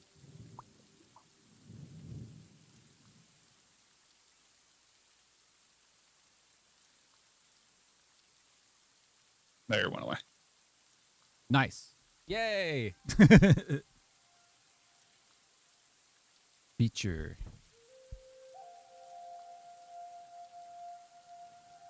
All right, this is gonna be 4v4, so 3 on each. only to 10 this time, so be a little bit better.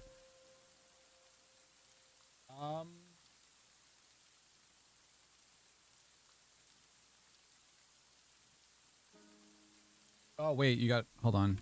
There's an error.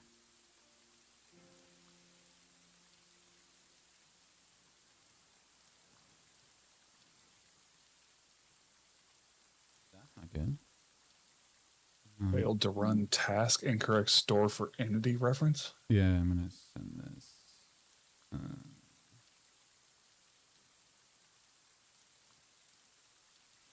Paste that. Is that when you tried to start it, or? No, that was right after you did the join command. Yeah. I don't know if it was the join or if it was removing the alert. It might have, it might have been that.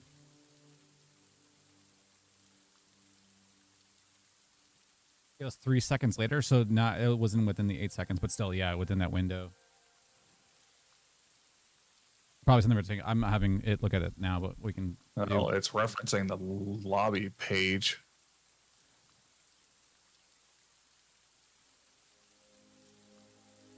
Yeah. If I leave and you re-invite me, see if we can get it to do it again.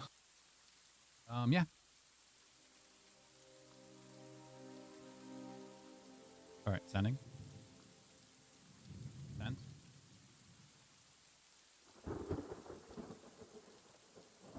Didn't do it that time. Oh, yeah, it did. Yep. Okay, so something after that. Yes, it's definitely on the lobby page. Yep.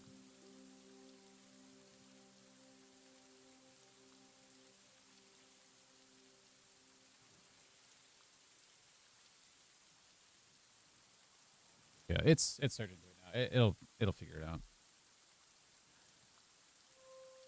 Wonder if it doesn't like no, because it's still the same mob type. Yep. The only thing we fixed was like the removal of the overlay. Yeah. But it happens way too soon. So I'll see what the AI says. Do you want to run a profiler to see if this works good? Yeah, I can.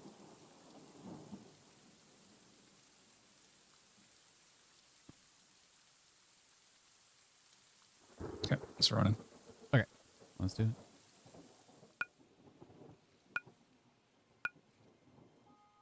Oh.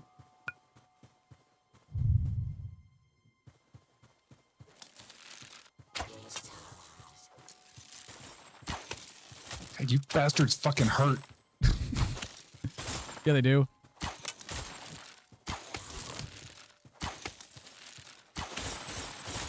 Ow.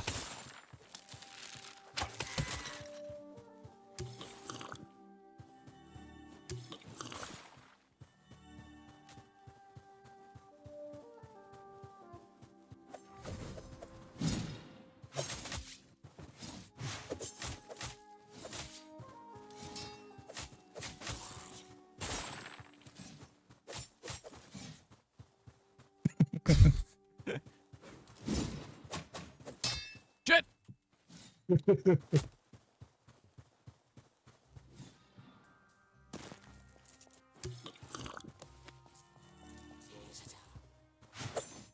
Oh.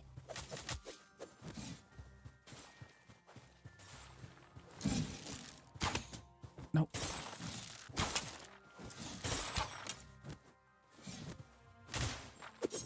Ow. Ow. Fucking hit from like downtown. Shit. What the fuck? Okay, that hurt.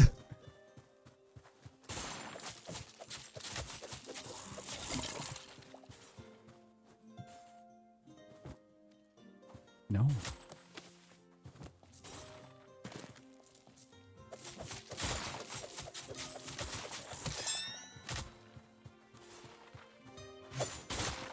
Shit.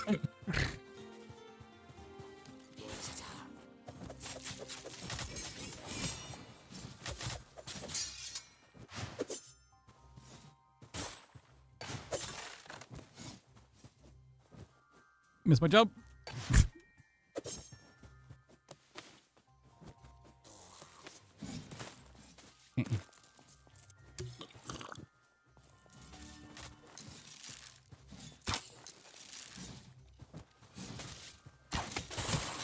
Fuck, I shot my own guy.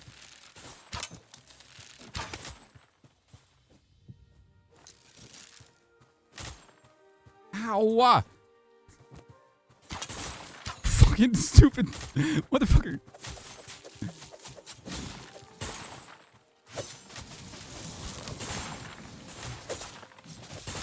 Jesus.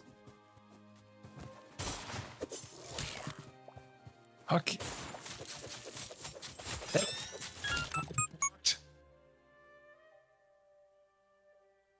So their fucking potion bombs go through blocks.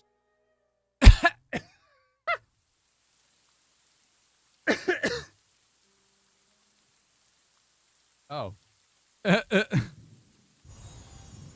Yeah, they're a little bit magical.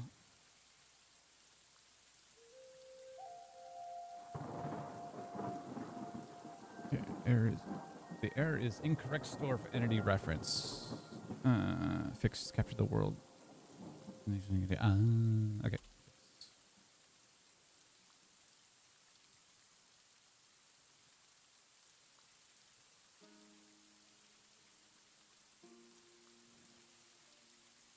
Still jar. Beautiful.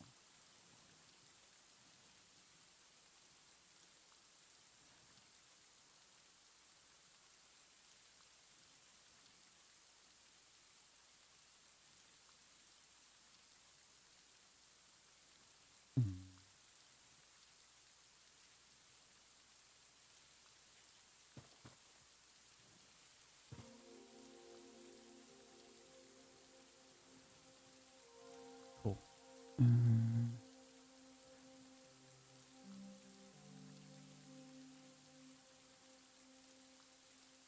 Okay, I have the new jar. I don't want to do anything because you run the profile, right?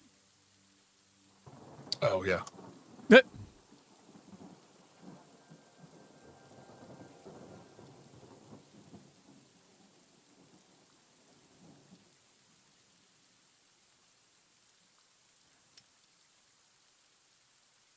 Still just the initial drop.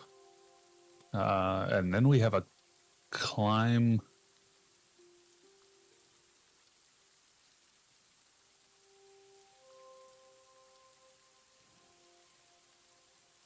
Yeah, the time per tick went up like drastically.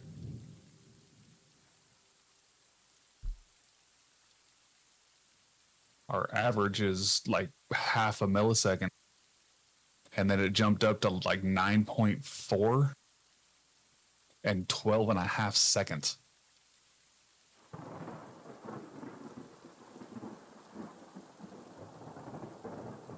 Or is that 12 and a half milliseconds?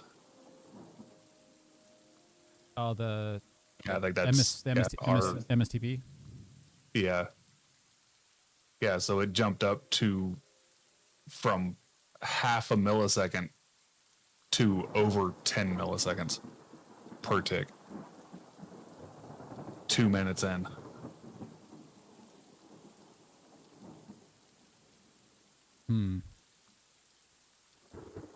We've never seen that before. No.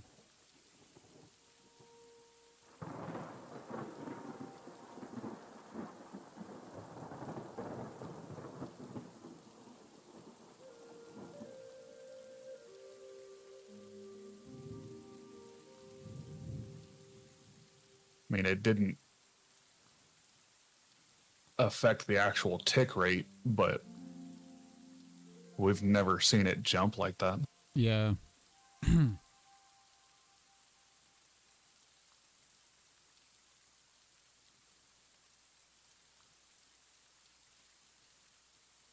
CPU usage didn't change during the whole thing. No, entities. And it spawns in the entities, yeah. The entities spikes. But it was only said after. You said 2 minutes, right? Yeah. So the total thing was 4 minutes long. Yeah. Okay. So yeah, it was 2 minutes into the match. So when it's respawning them, Yeah, let me see.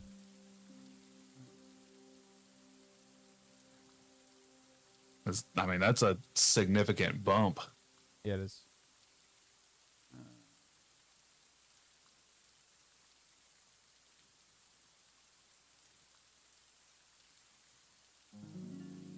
It's not enough to affect anything in itself, but if you got more players playing, or if you have more bots, Yeah, that's definitely going to start bringing down the tick rate. Yeah, for sure.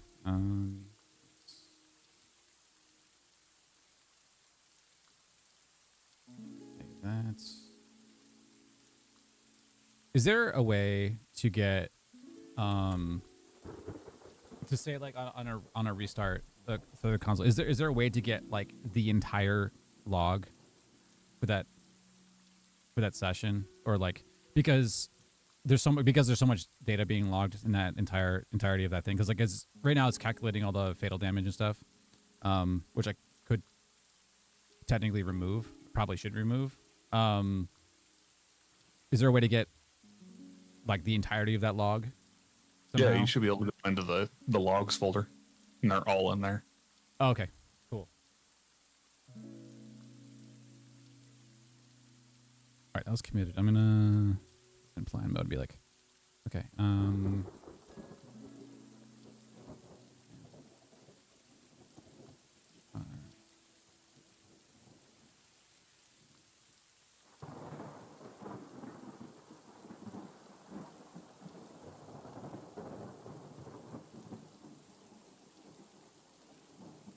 about.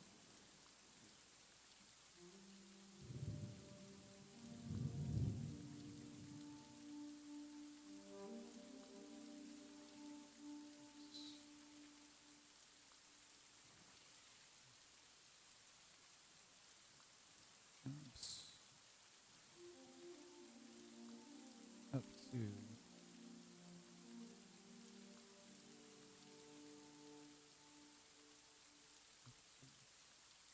Nine, and then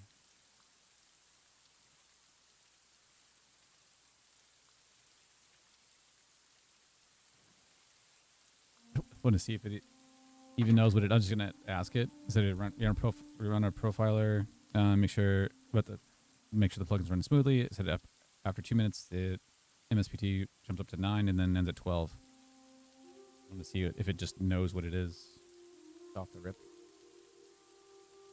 I mean, I wouldn't be surprised if it does, but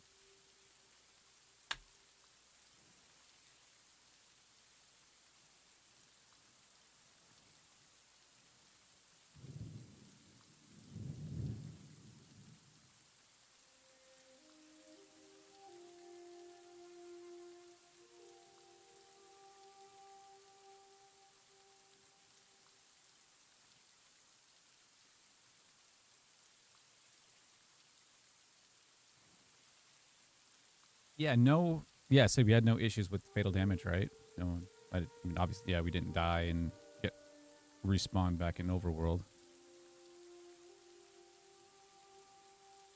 So I could probably remove a bunch of that logging too, which then clean up. I'll clean that up a lot.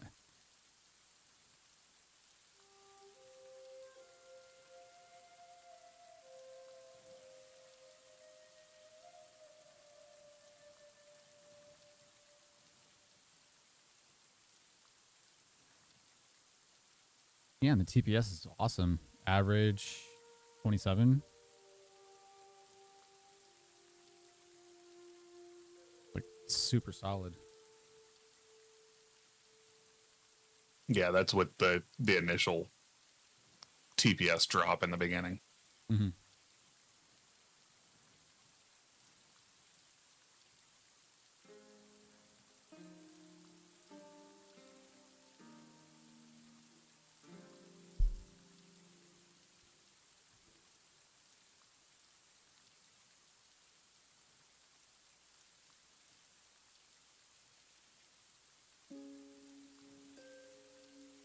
Mm.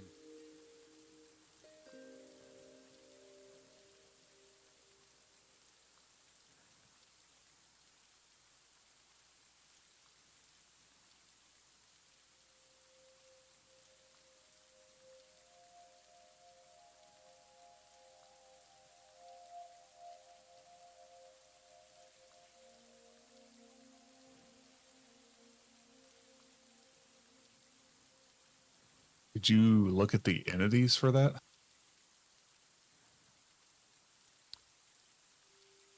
We went from 9 entities to 360. Yeah.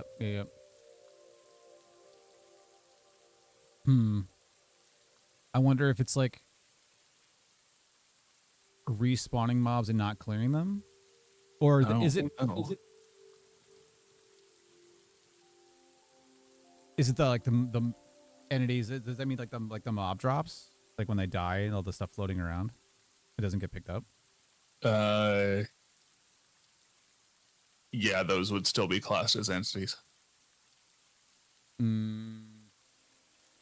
would lean more towards that. Would probably need to clean up. That's probably that. That would make the most sense. Instead, unless it's like not clearing the is not clearing the history of the mobs afterwards after they die. Which then that would still not equivalent up to 360 though. But there's like bone scrap, essence, like cloth.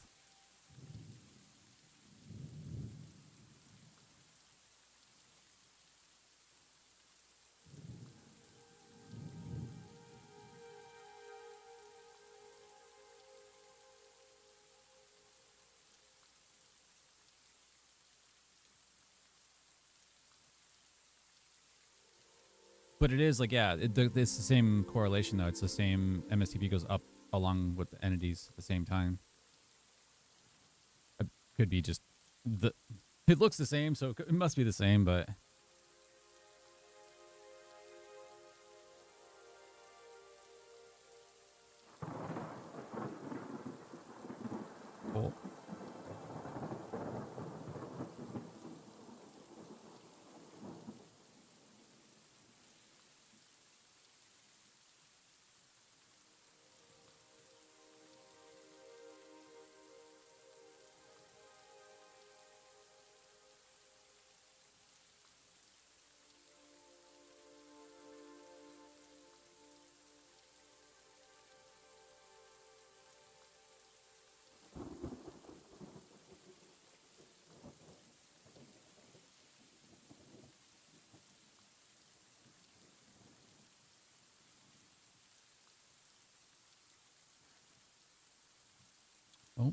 Writing a plan. Hold on. Oh, here it goes.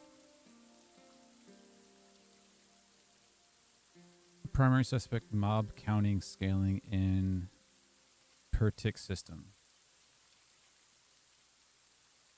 At 2 minutes, you're likely hitting wave 2, 3, which live mob counts is at its peak. Each system uses for each chunk entity, arena entity tag component type processes more entities each tick as mob accumulate.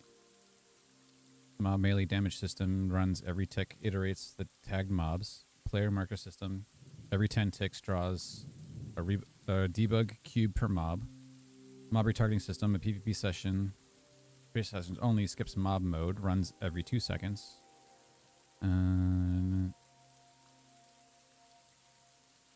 If the dead mob linger in archetype chunk before the engine despawns them, they iterate. 2, making the count larger than just live mobs. Secondary mob ref to role name has 0 cleanup. Mobwave engine Java. And then the static concurrent hash map string is populated on every mob spawn and never cleared. Not on death, not on end of session. The other static maps in Mobwave engine are cleans via mob death tracking system. But this one isn't. Stale refs accumulate and holds dead entities refs in memory, increasing GC pressure that would manifest in irregular MSP bumps rather than the steady climb you're seeing. Was worth fixing regardless. Yeah, so the garbage collection for Java is not keeping up. Yep. Okay. Fix the ref to role name leak. Yeah, I'd say that. Right?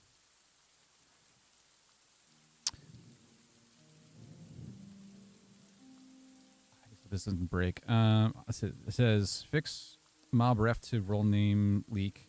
Add a cleanup in the mob death tracking system and session end to remove entries from the unclear static map. 2, it says optimize mob retargeting system. Reduce the OM squared attitude loop. Skip mobs already correctly targeted or batch the updates. Diagnose only. Understand what no. I'd say fix the leak for sure. Yeah, you can try. I'm wondering how it's going to interact with garbage collection. Yeah. Typically, you want to let Java handle its own garbage collection. When you start messing with it is when you'll create more leaks because it thinks it should be cleaning something up that's not there. Yeah.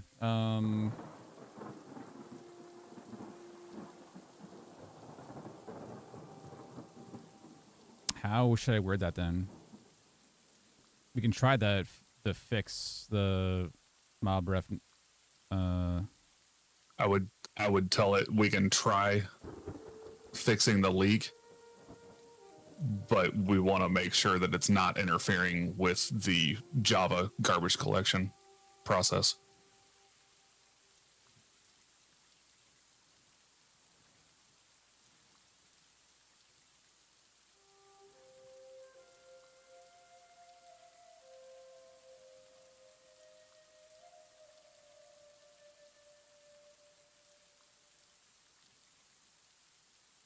Okay. See what it says.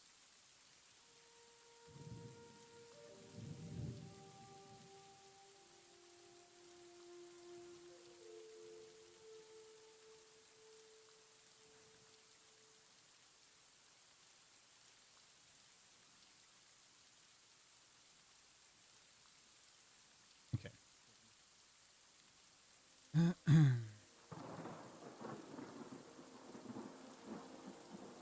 Yeah, it's like the random shit that you wouldn't think about if you didn't have the tools to actually like look into it.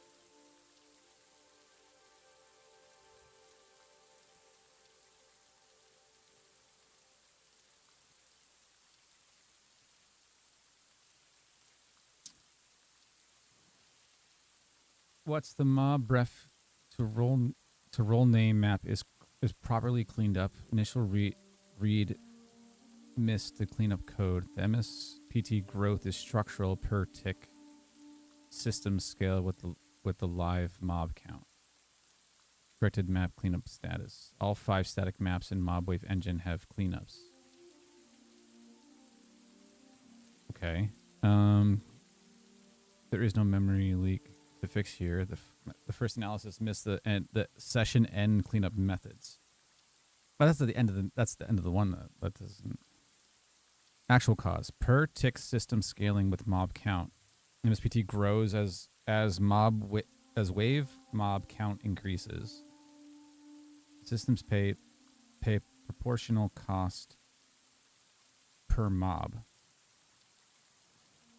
Mob melee damage system every tick for each chunk. Retarget mobs. Mob retargeting system every 2 seconds. PvP mode only. Skips mob mode.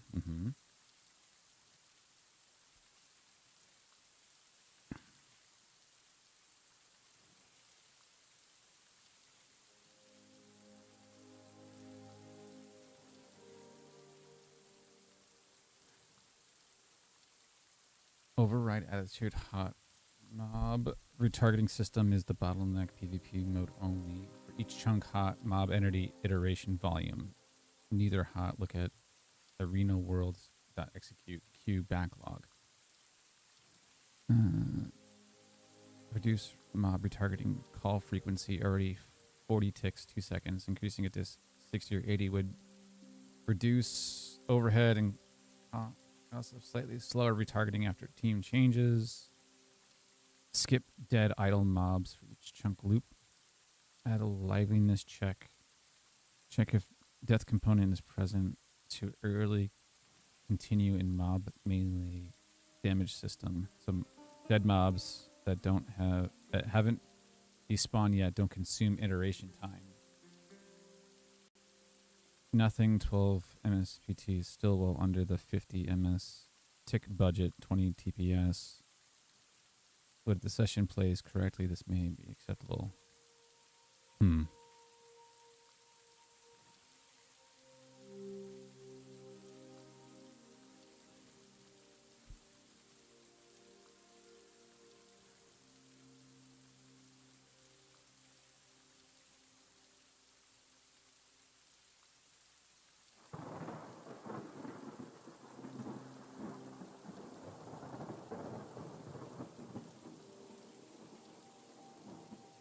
I'll be right back.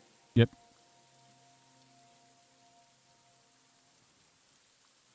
Yeah, the rain is very nice.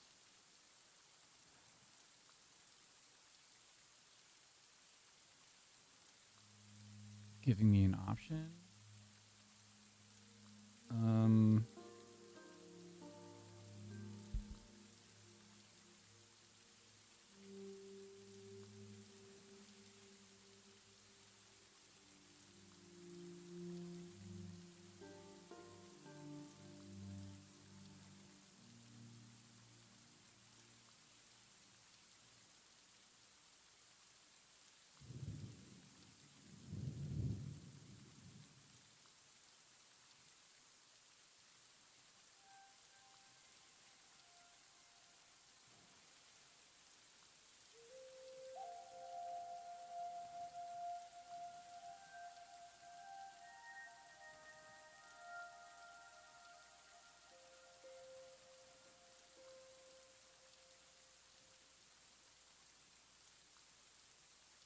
It says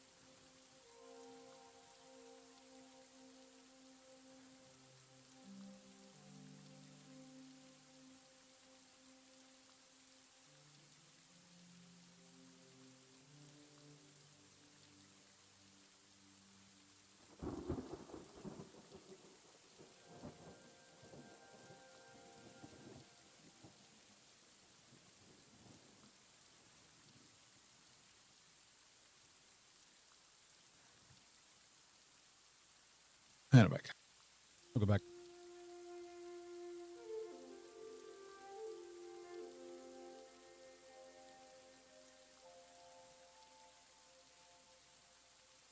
It has to be the number of entities.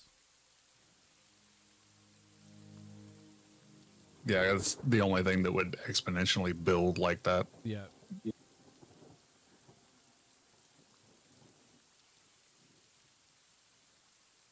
Yes, I asked it about it dropping loot, but even if there was math.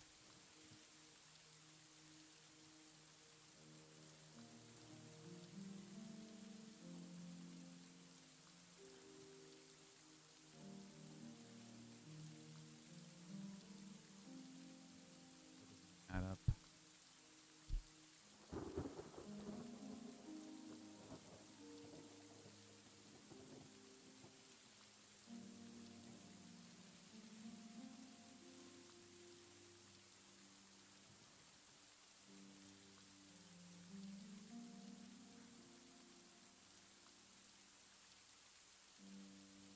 It's okay. I need to see this. Okay.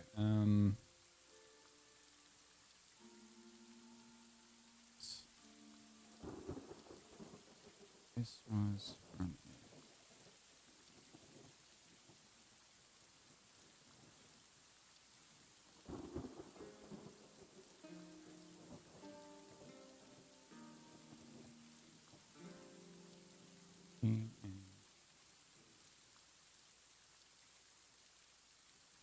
and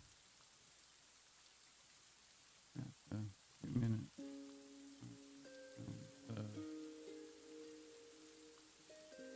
and Is on average, that number matches up.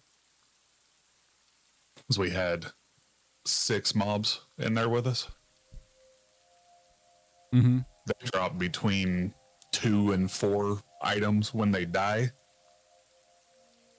Yeah. If they died 10 times within that minute, you're looking at 240 plus entities on the ground. Yep. Yeah.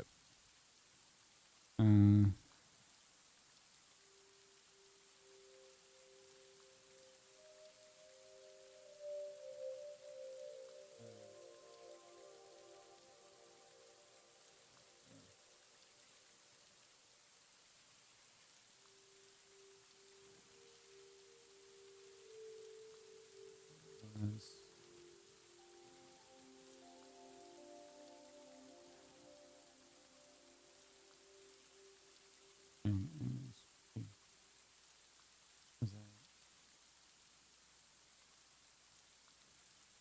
that 3? 1. Can we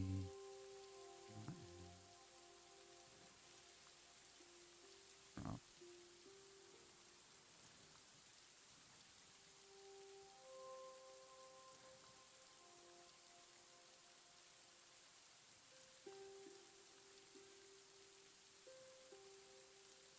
Yeah, I was gonna have it try removing the loot, the drop death loot on death first.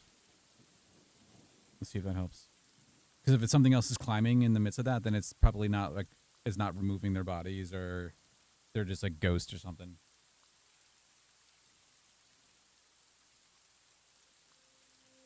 It's interesting though. It's weird why at that point, after 2 minutes, why it just goes whoop.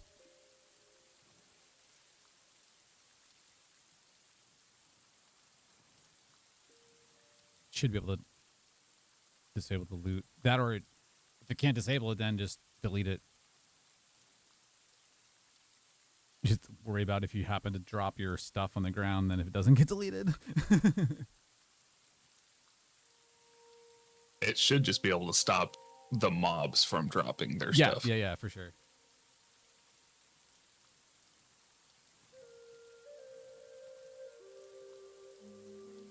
Yep.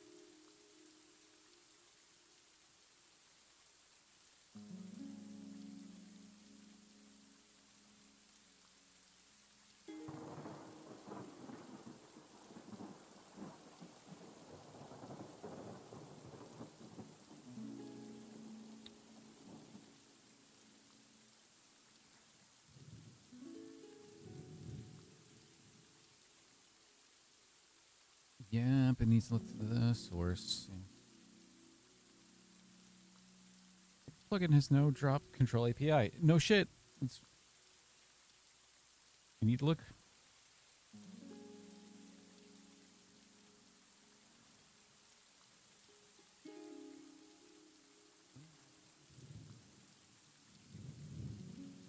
The changes to the map are nice. You can like right click the teleport. Super convenient.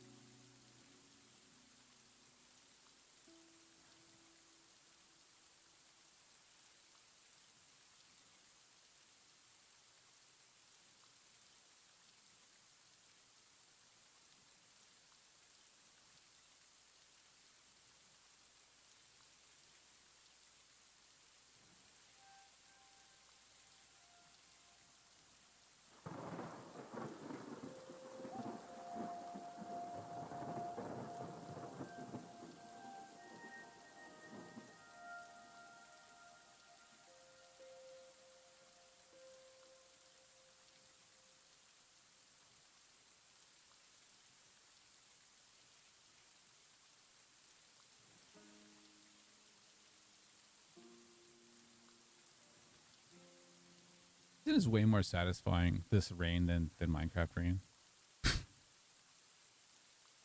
What's that? I said, isn't this like this rain in the thunderstorm? Isn't it like more satisfying than Minecraft's rain? Yeah, Minecraft's rain is just annoying as shit. Yeah, because like this is like wonderful. Like I'm sitting here, I'm like, it's not even like distracting at all. Just thinking about like sitting here, I'm like, yeah, the rain is actually really nice.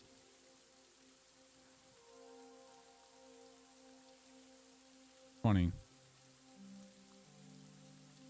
Legit rain. Yep.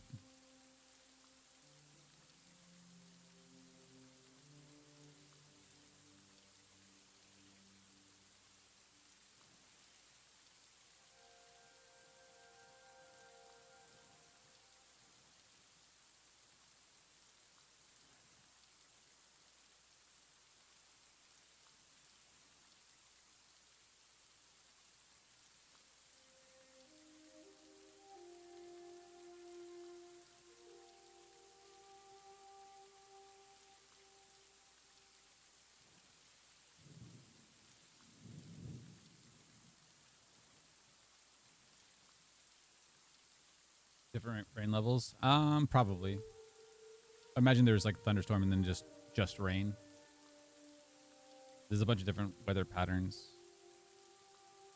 We can set weather patterns for the map for the worlds too on the instances, which is cool. That's a future feature. Right.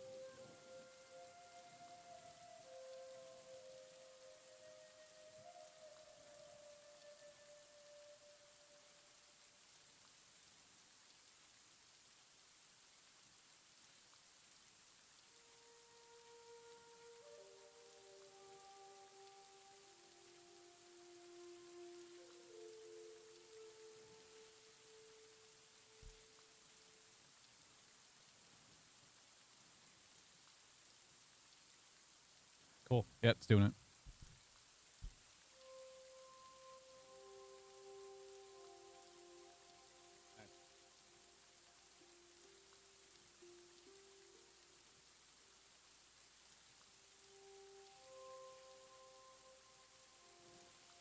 Yep, NPC damage system dot drop death items and engine system. Yep. I was gonna tie that into it. Cool. Arcane Arena? I mean, it could. There's some really cool mods for Minecraft back in the day that it actually added tornadoes into the world, and it actually like physically moved around and actually picked up the blocks and physically moved them in a circle. It was wild. Really freaking cool. Yeah, it was cool as hell. There are some fantastical mods for that. I imagine probably do crazy stuff with that too. Okay, it's done. I just did a copy of the jar. So yeah, we'll try the same setup again. We'll do 4v4, 3 mobs in each team, and then it should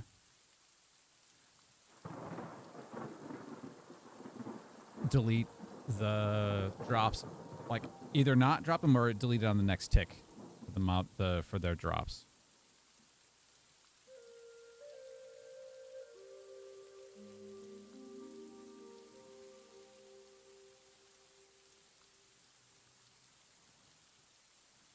Cool. All right. Copy the jar. All right.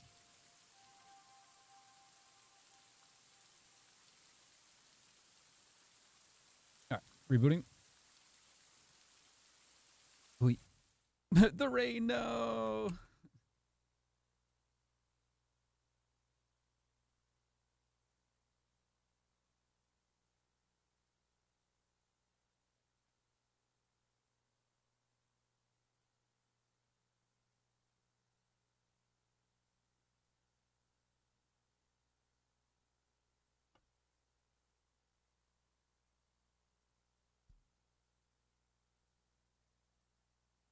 Yeah, that killed the storm. No.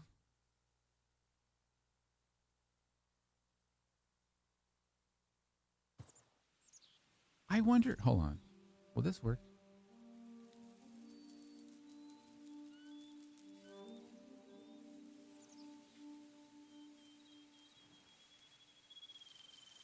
Yeah, it does.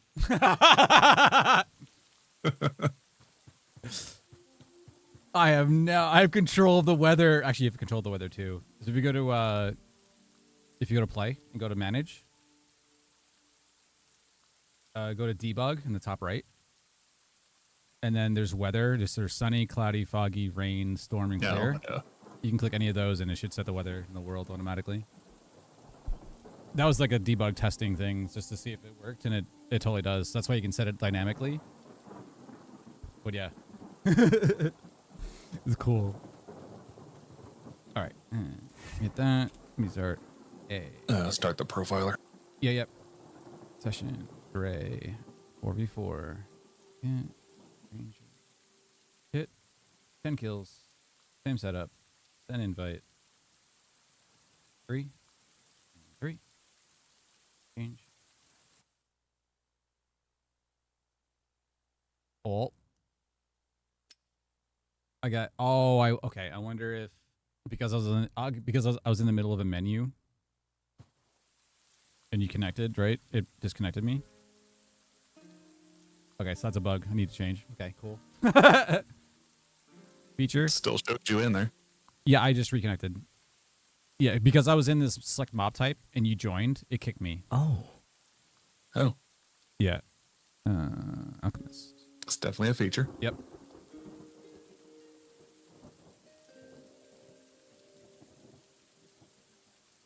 Yeah, absolutely, Chris. Yeah, for sure.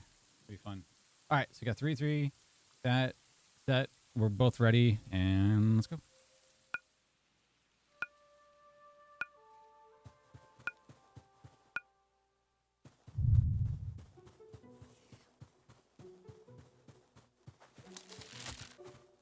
Bitch.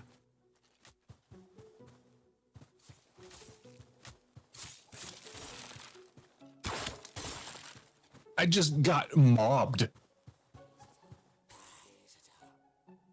Wait. There's unnamed ones. Yeah, there's unnamed ones. And did you die? Because you didn't count. Yeah. Okay, it's not working. Motherfucker.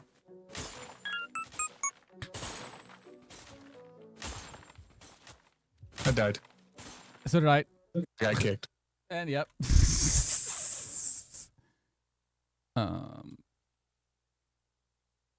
Yeah. So yeah, we need to make sure it despawns the mobs.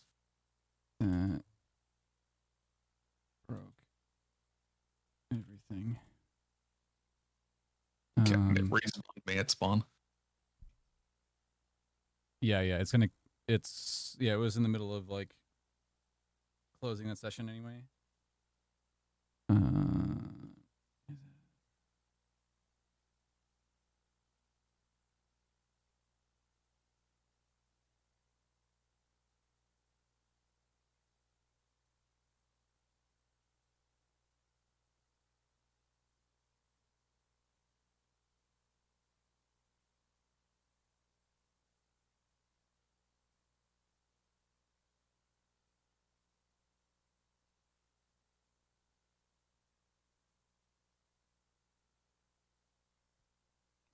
I'm just gonna have it revert it back and then figure out another way to do that. That broke everything.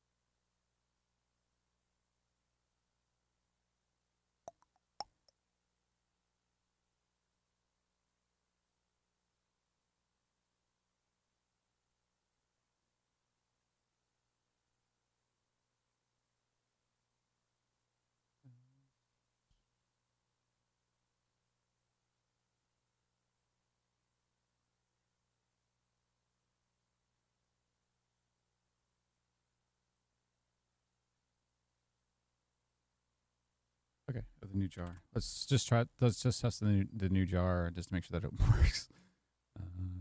Yes.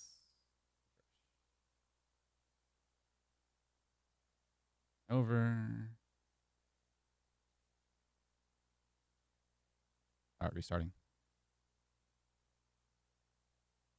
And while that goes, I'll be back in a second. I need to go to the bathroom.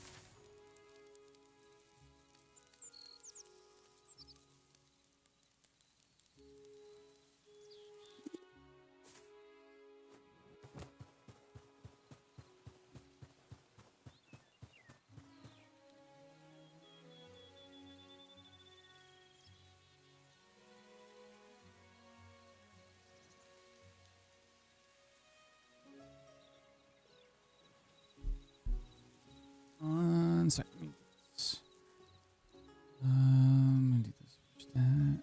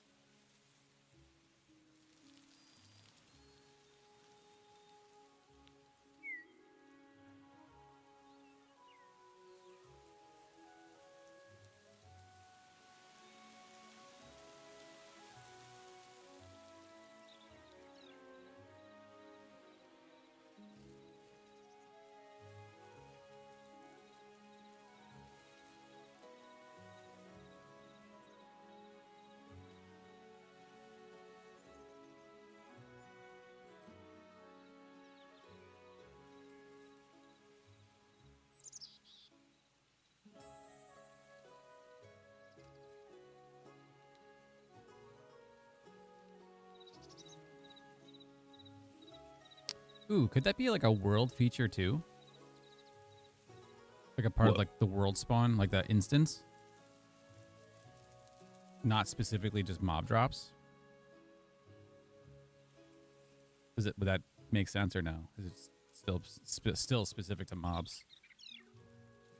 I'm not sure what you're talking about. Like, because we create the worlds and everything, is there like a setting that would make sense that says like nothing can drop loot? I'm not sure if there's a flag for that or not.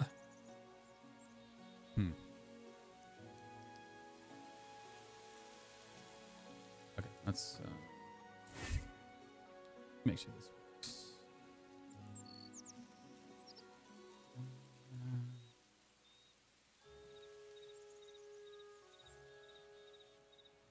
I just spun up another terminal. I'm having an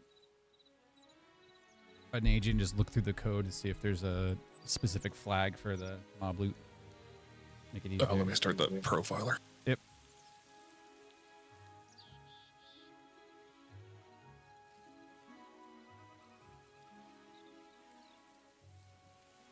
Okay, we should be good. Okay. Ready, and here we go.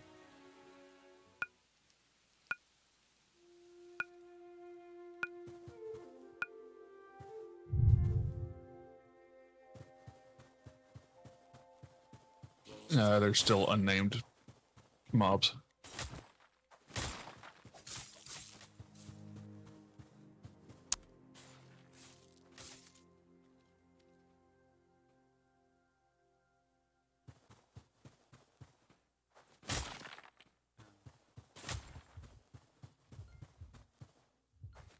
There's 2 unnamed mobs now. Yeah, I've got another one right here. Okay.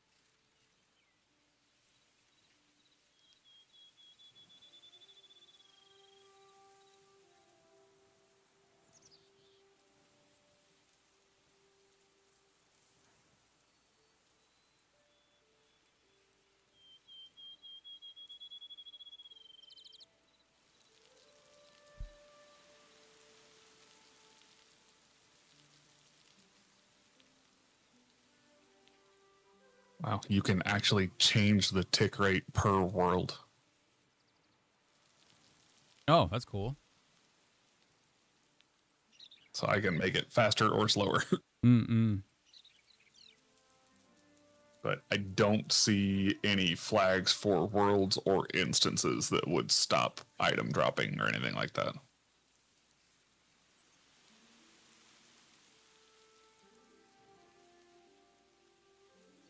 Okay, I'm gonna try this jar. This was right after the HUD fix, so it should work before all the other changes. But well, I hope, because that's what I hopefully I pushed to GitHub.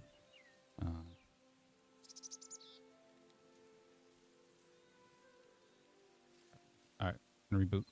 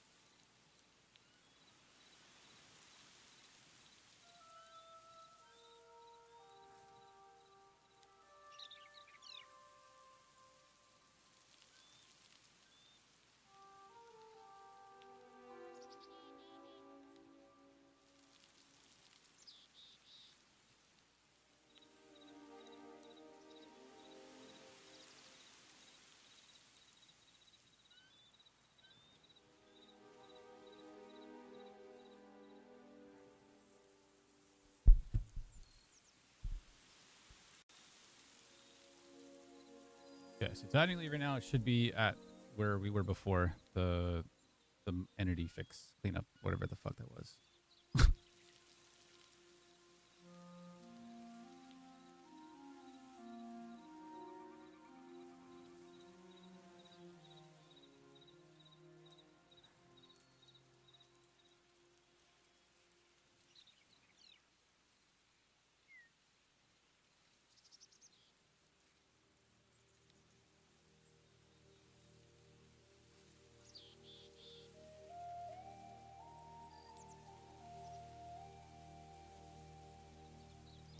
Make sure that the overlay goes away.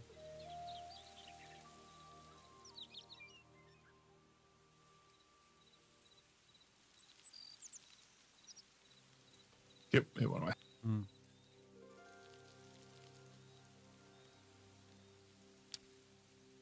right, please work.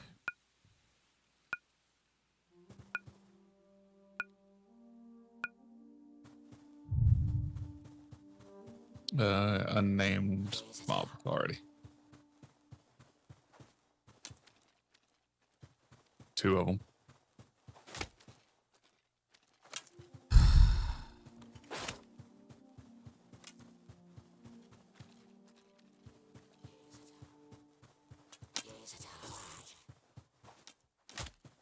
Yeah, it's just 2 of them.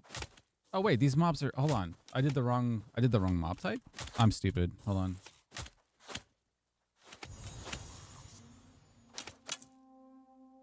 Hold on. Oh, I'll redo it. Hold. I'm like, why are these guys shooting arrows? It doesn't make any sense. Let me redo that again. I'm just dumb. Play. Great. Great. Cordial. Kill. There. Go. Change. Content.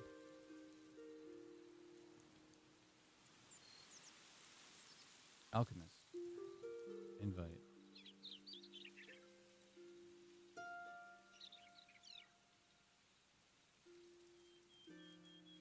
Okay. Now it's on Alchemist. Please. Which then, if that's still the case, then it's still that's another bug. If you can't choose other mobs. Let's see. Okay, green guys. I'll see if they're. I see one unnamed. Yeah. Yeah, I see him. Ow. Looks like it's just the one though.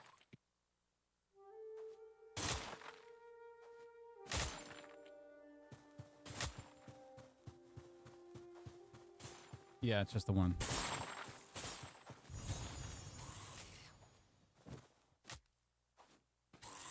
What? That makes no sense.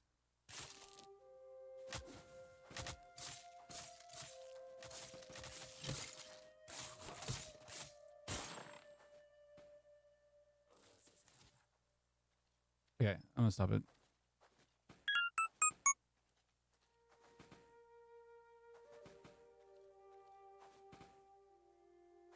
Why all of a sudden now is it break? Oh, this is shit I hate.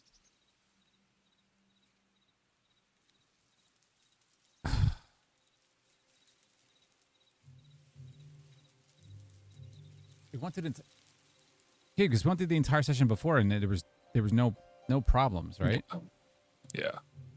Okay. Okay.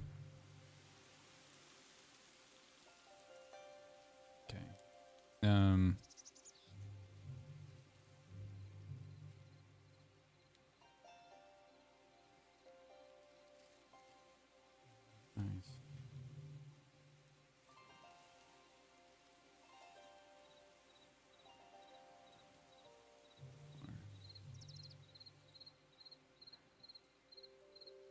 I was on team 1, right?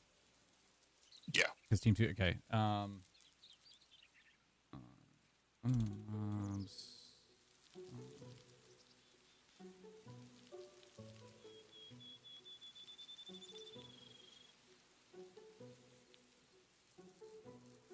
team was fine.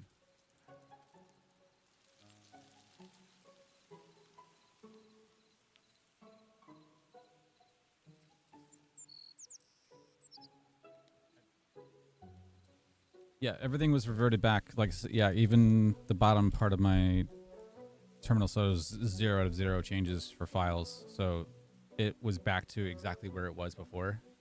After the HUD change, or the HUD fix, and before the entity drop attempt. So that's I don't. Yeah.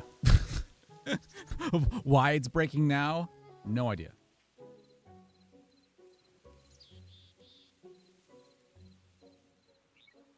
It's like why all of a sudden it would one mob drop.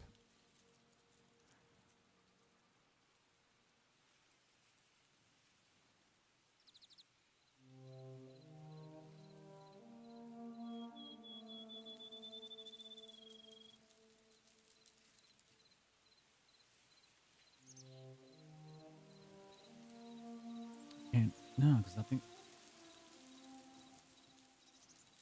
nothing else changed, right?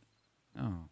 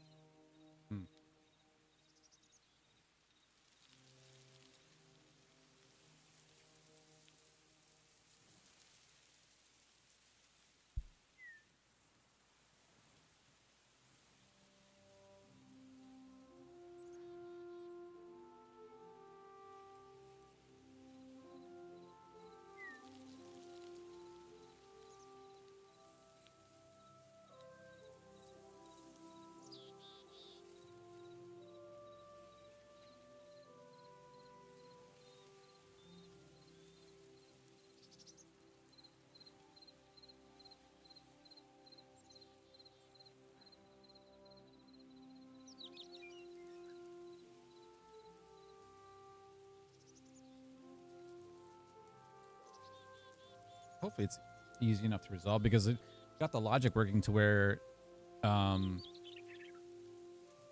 it shows a list of mobs who it targets when the debug panel's up, but whenever a mob would die, it would constantly increment the mob count. Like, so you'd have like mobs like 1 through 4 on team 2, and then when the mob dies, it'll be mob 5 instead of replacing the other one that died. So I had to redo the logic so that it would just reuse the numbers so that it stayed consistent. So hopefully I can figure this out.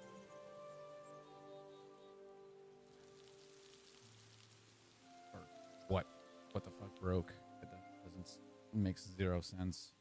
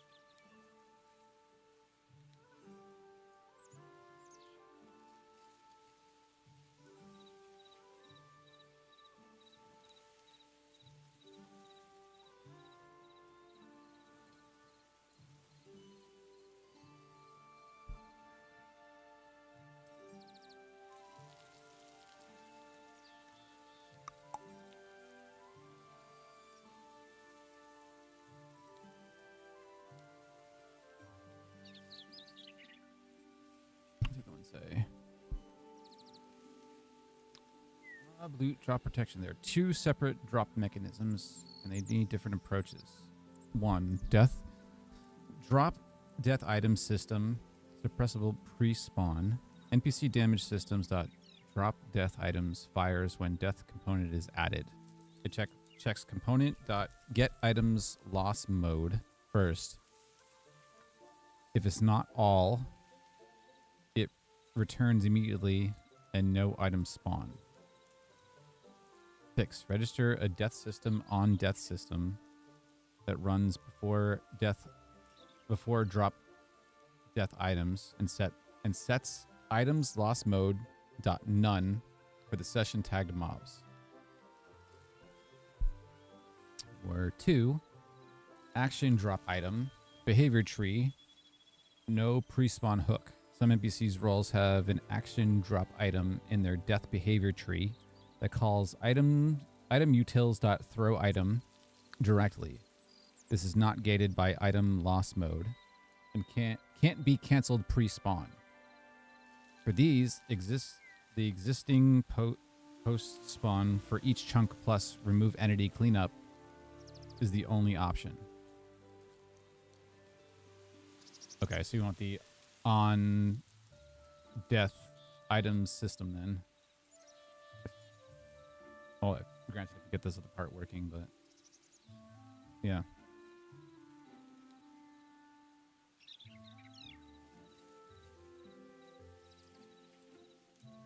Mm-hmm.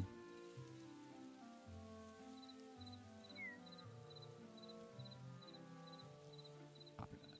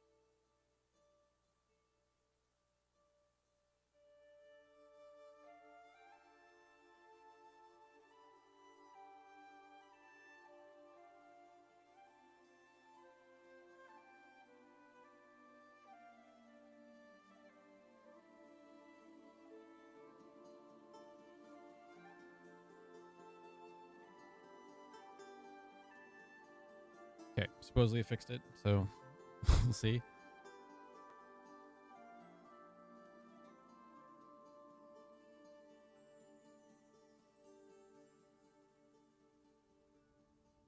The spawning issue? Or? Spawning it.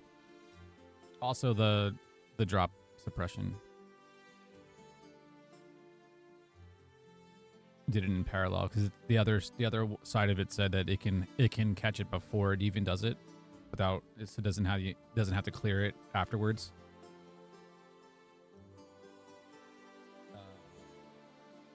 But yeah, the other one's building the jar now. It's supposed to be fixed also. The mob spawning in.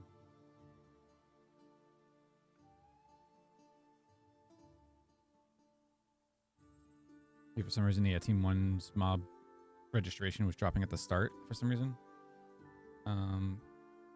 Calls registered team mob ref to session ID. Put builds and adds the arena entity tag component and calls apply mob nameplates all before any target memory work. Wraps the entire target memory plus initial targeting block in a try catch that logs a warning with team ref and message if it fails. This means a target memory failure on the first entity or any other engine assertion can no longer leave a mob unregistered and unnamed. The mob retargeting system will still pick up targeting within 2 seconds as before. All right, they're both in, so I'm going to copy the jar over.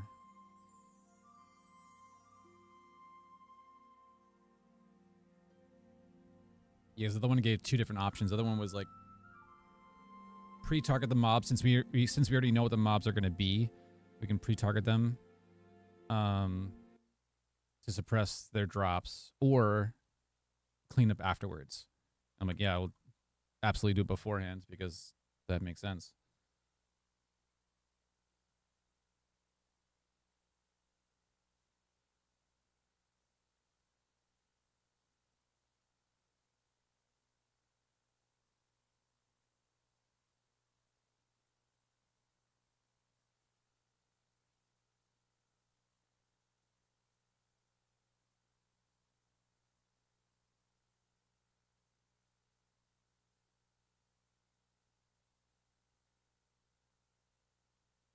One caveat still stands that if the Skeleton Knight's role asset in the action drop item in its death behavior tree, those drops bypass this system entirely. What the fuck's the point of suppressing it in the first place? Like that shit doesn't make sense at all. Why is there a suppression class if it's just gonna be overwritten anyway? Like,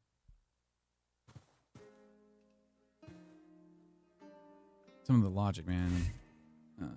Play. Let's try this. Gray. 4. Range. 10. Great.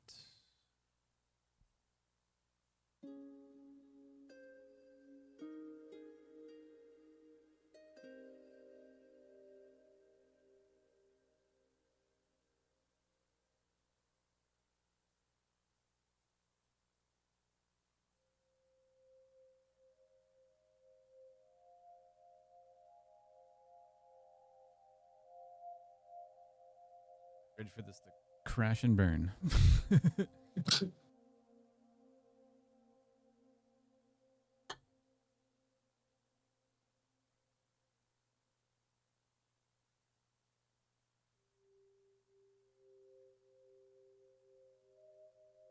Three burnt alchemist.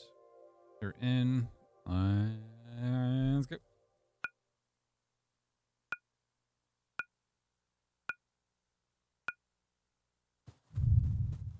I already got one unnamed. Yeah, I see one here.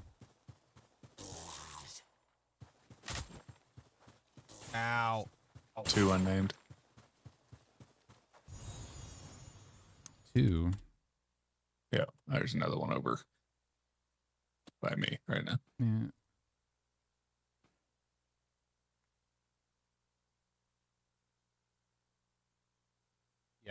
I see that.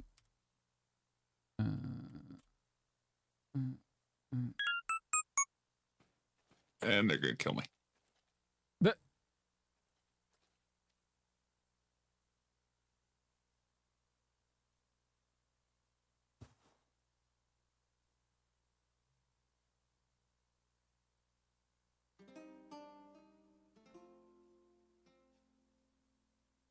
okay.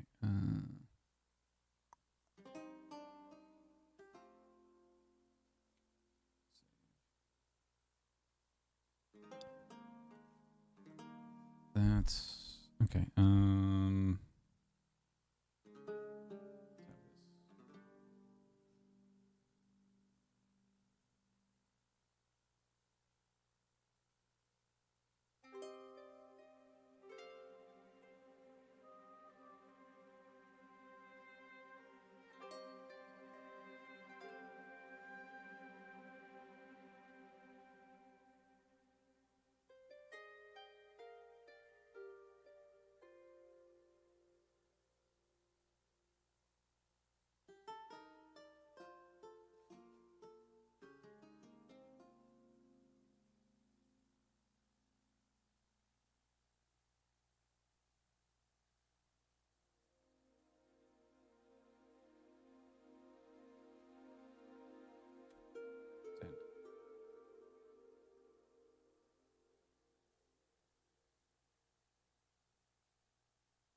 Doesn't make any sense. I'm just gonna have it add logging to whatever it's adding to see where it's failing.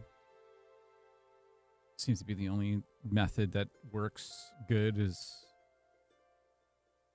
adding the correct logging to figure out where it's failing. It's stupid.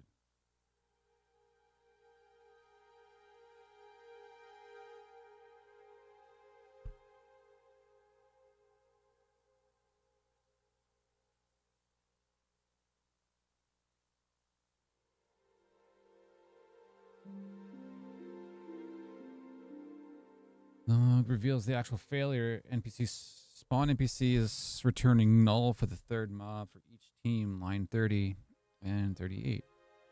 Not a target memory throw. And exists early. Exits early before registration runs at all. Correct directionally, but won't help.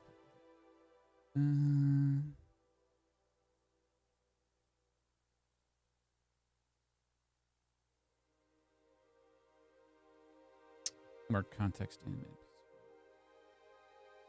So we can investigate why it returns null. Okay.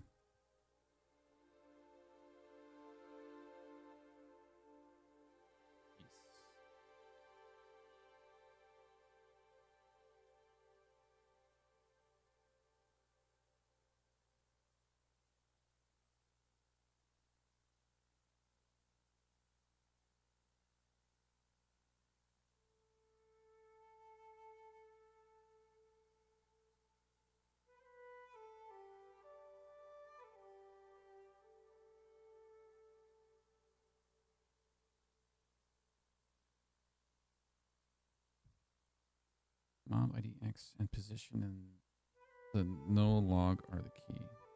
That's whether it's the last mob in the index. Okay, new jar.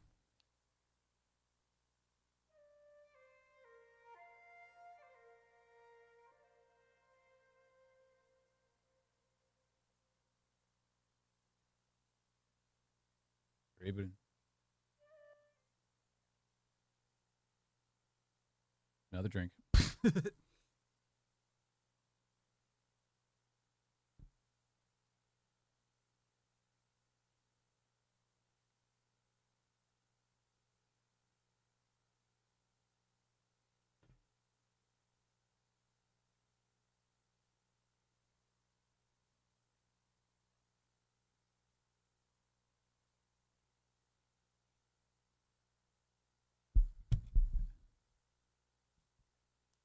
Reconnect.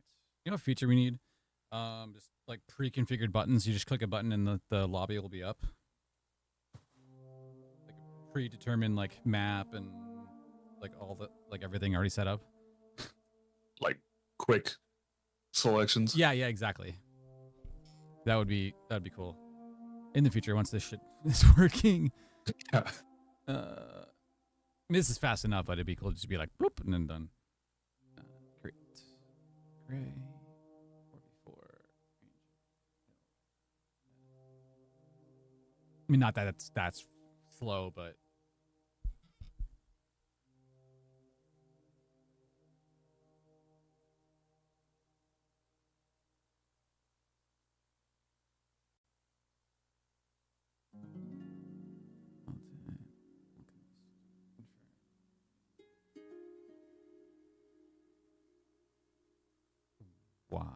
Why did that fail? I didn't get the overlay or a sound with that one. Try it again. Oh. What? Why is that failing now? What the? Hello?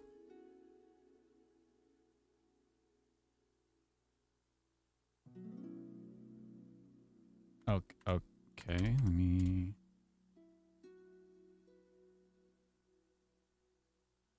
Yeah, Try it again. Yeah, disbanded it.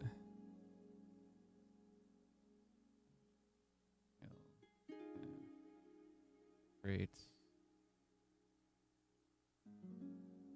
Nope. Why? Let me reboot the server.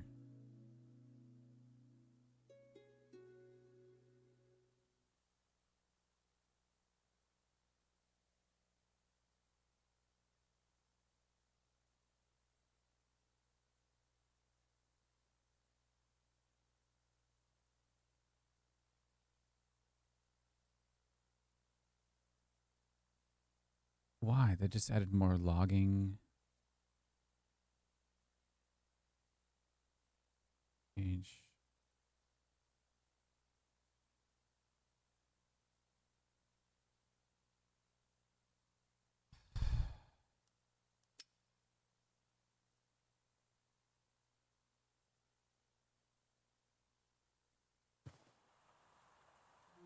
Okay.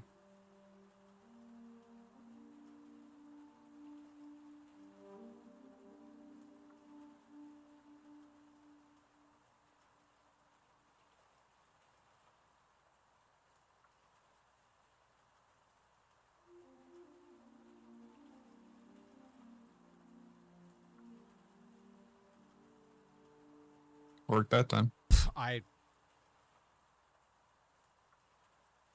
What? Something on boot up not happen? Is that the same shit? Would this be the same issue with the start with the booting up and then the mobs not getting the names correctly? Because I did nothing other than restarting. Like, let's just try it. Wilds. All right. Alchemist. Ready. 3-3. Go.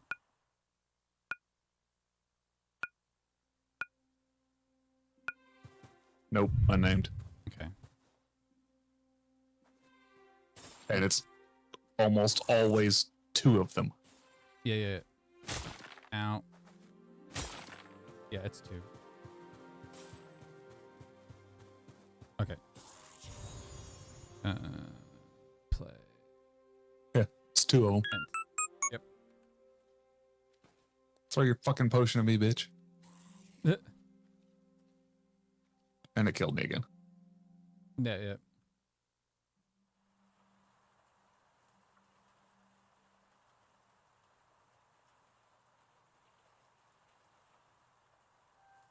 Okay, I got the log. This should be good. Go back over here.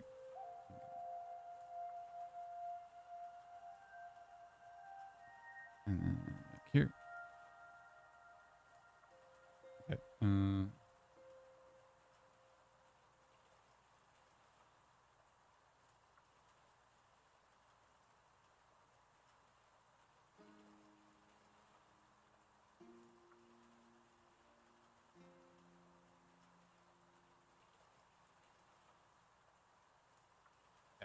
Plugin.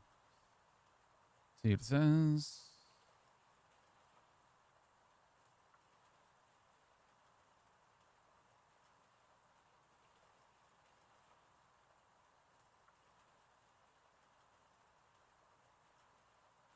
Makes sense why it would work the first time, and now each time afterwards, now it's missing them.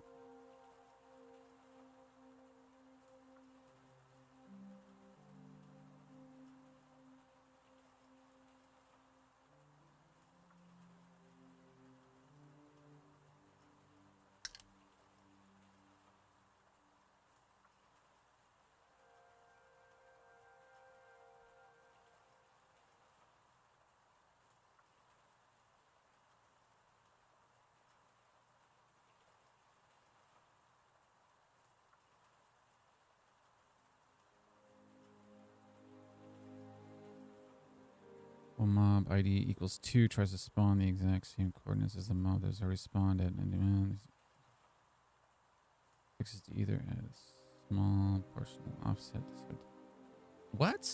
No, it should using.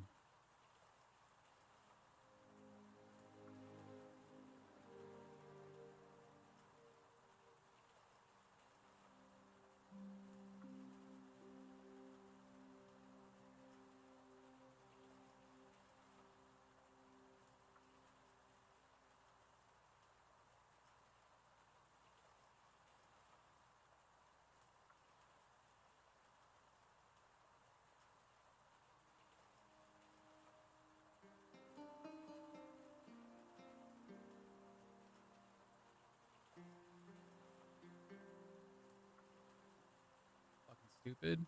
It's like, no, it's like there are already there's for this arena in particular, there's 4 player spawns, which that's what it uses for when it's the team mode or PvP mode. It uses, I told it to use the player spots for those, and there's 4 on each side. So it's like, oh, do an offset for another one. I'm like, no, it should use another. There's another full fucking point to use. What?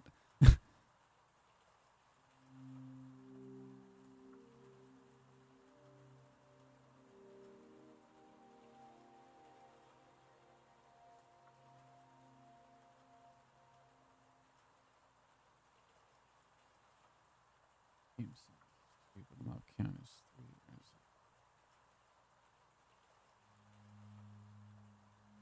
What?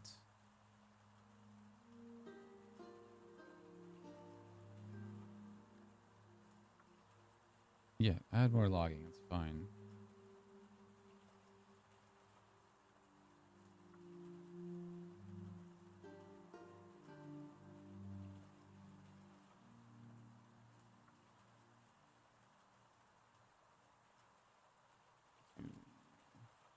You could technically have it log it to your own log file for the mod.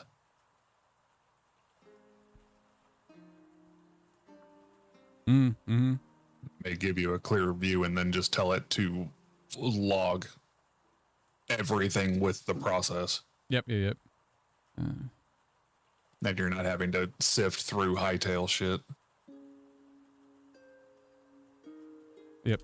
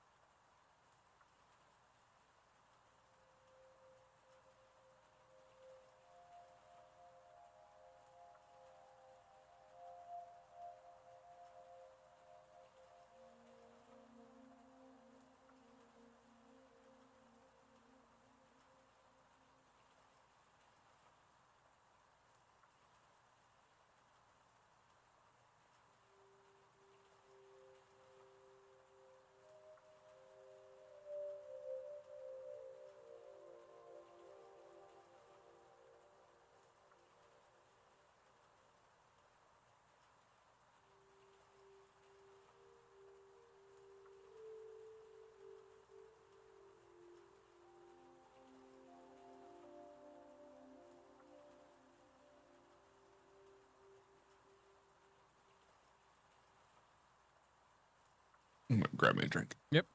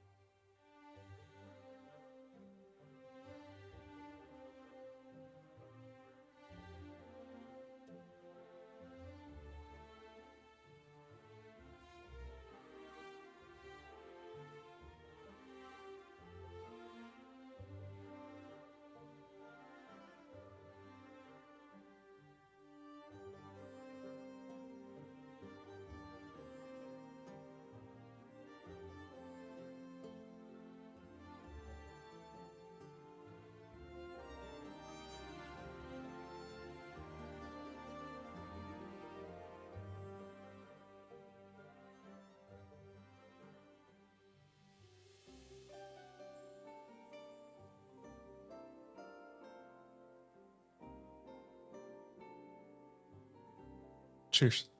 Cheers.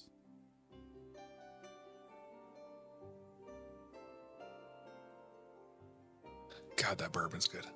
Mm.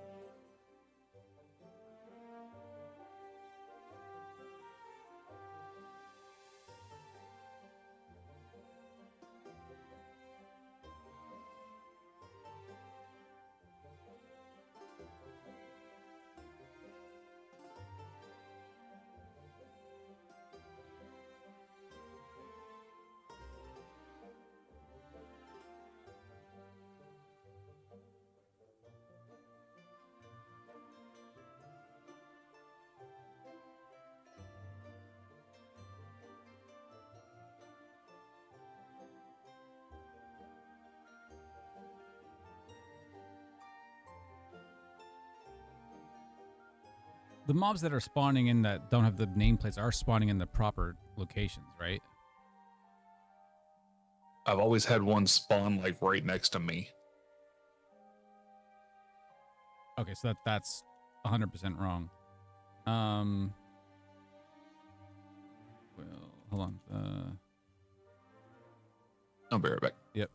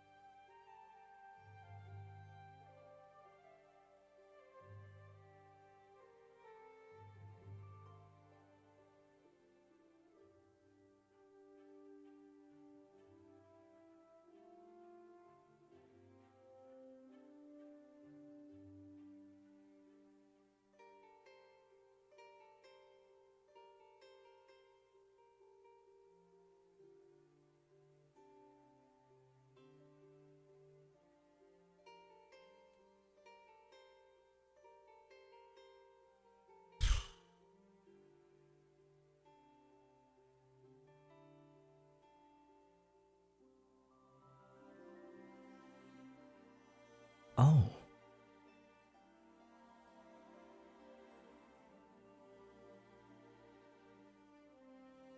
The car. Yeah, go back. Go back.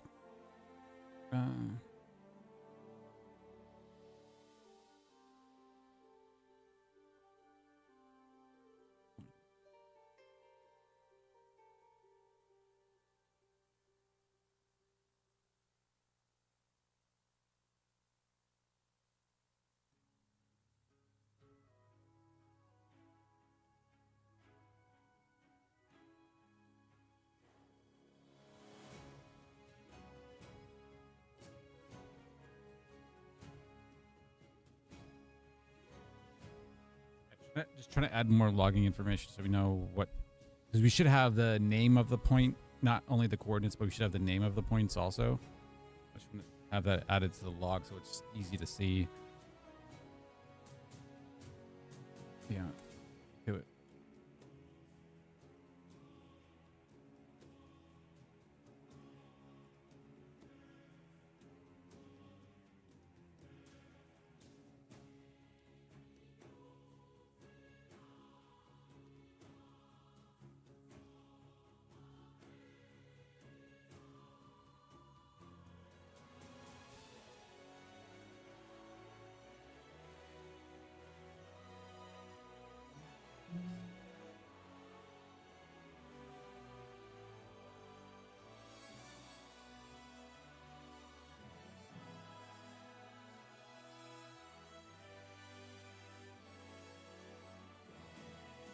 Okay, guard.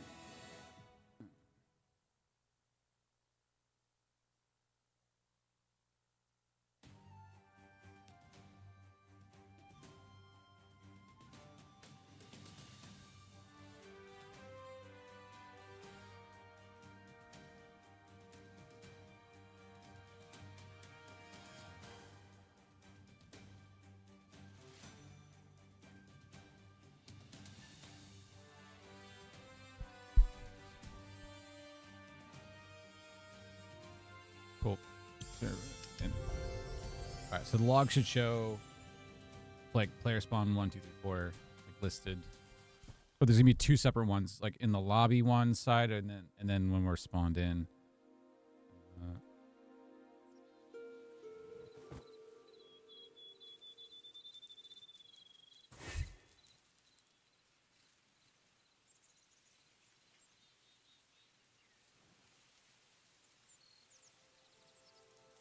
Oh, also the game mode selection for the create session page is completely just, it doesn't matter. You can choose whatever. It doesn't use any information from this page, so I can actually get rid of that game mode. It literally doesn't matter, which doesn't make sense because you should be able to choose. I think the 1v1, 2v2, 3v4 4v4 doesn't matter. I think mob and free for all matter, but the PvP modes doesn't matter. Which is stupid, but yeah. Oh, thank God. All right.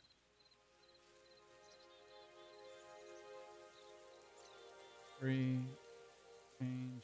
That's skeleton. That one. Good.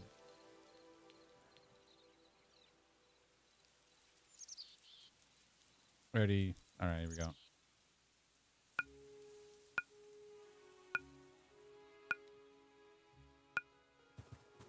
No name. Yep. Immediately right next to me. Yep.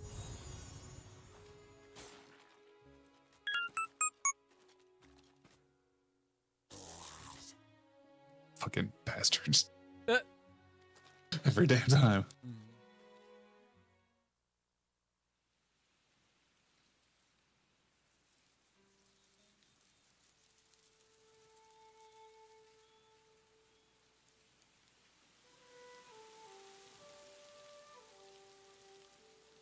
Okay.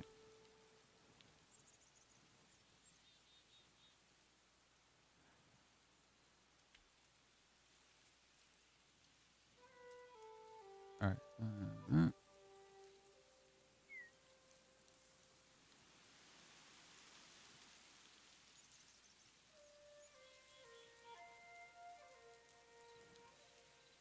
Yeah, it gets the 2 out of 3 mobs, 1 mobs lost to spawn NPC null. Yeah, so it's airing out somewhere. Cool. Yes, more logs so you can figure out what the hell's going on. I guess it was just a fluke. Oh, it worked fine before.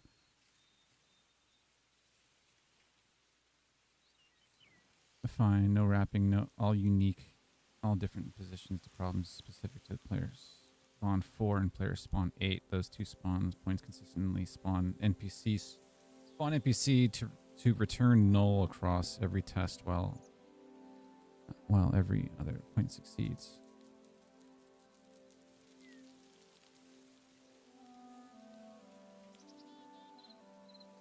Those 2 spawn points are configured at positions in Hytale spawn objects. Inside geometry. A wall, floor, solid. What? Pick those in the arena if they're... Oh, no. What? Really? Okay, hold on. Play, manage, arena, gray, show dummies.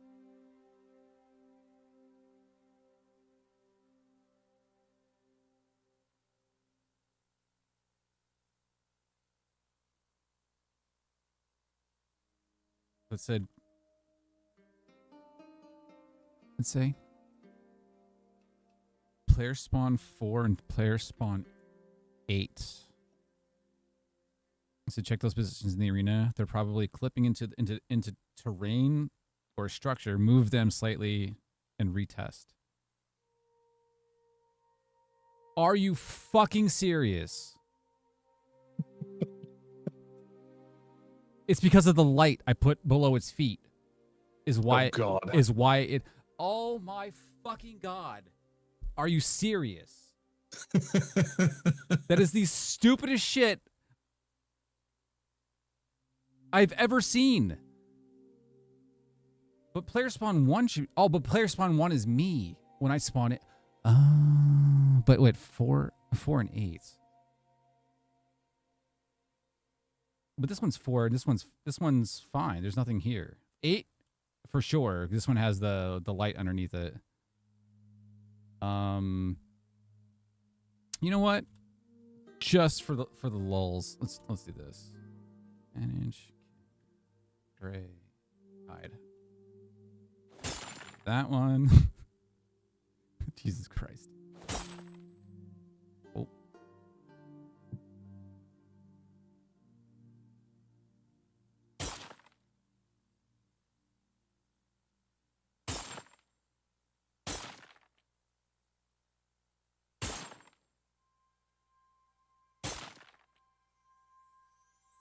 Okay, so we gotta be careful with those. Yeah. That is incredibly dumb if that's what it is. And it makes sense, but goddamn. All right, out we go. Just have to make sure you don't put them at a spawn point. Yeah. That. Manage arena. Great. Selection. Recreate prefab. Okay, done. All right, let's try it again. I swear to God. Play. Great. Great.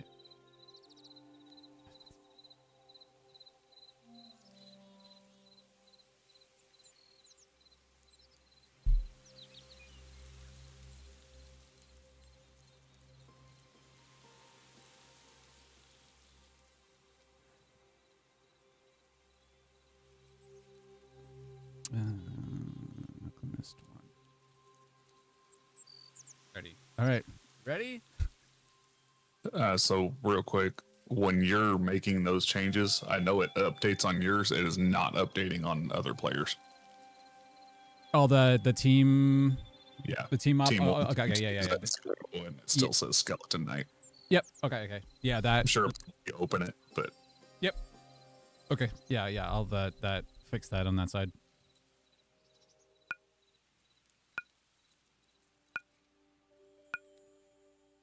Nope, already got none named.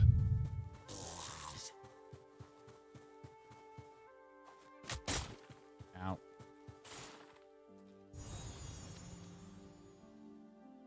and he spawns like right here every time. Okay. Yeah, okay.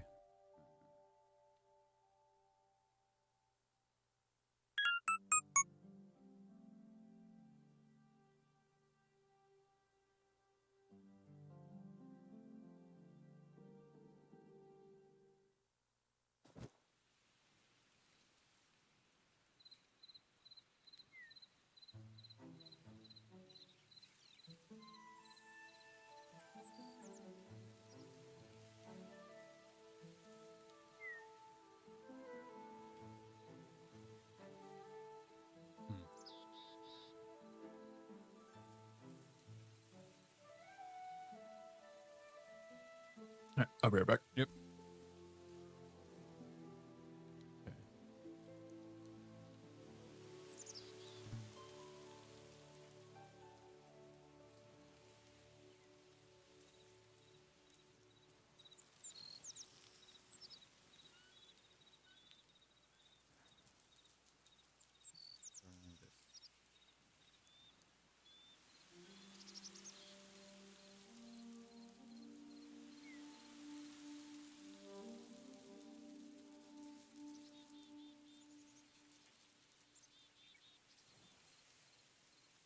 Okay.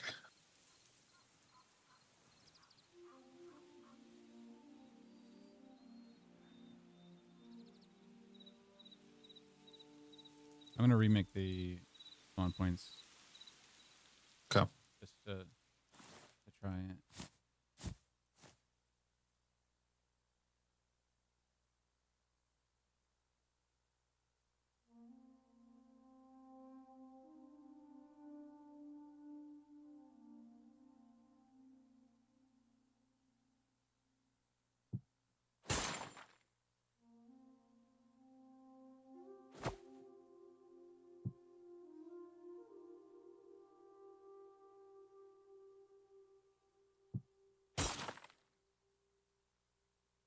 Wait, what? Why can't I place it on the...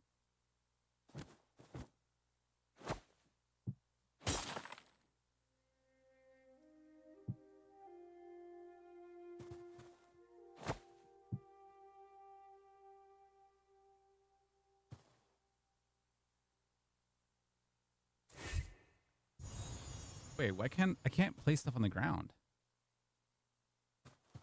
Like what? Like Is it protected? this neon light? No, look, I can't. What the shit? That doesn't make sense. Wait, what? Put it down so I can grab it.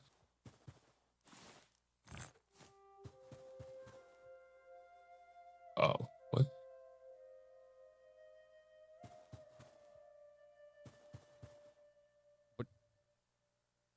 What? That's because it's a neon wall light.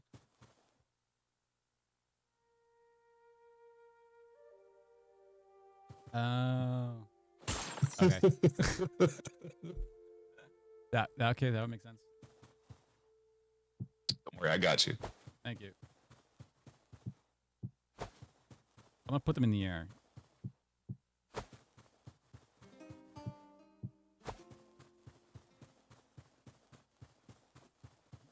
Be my lights. All right.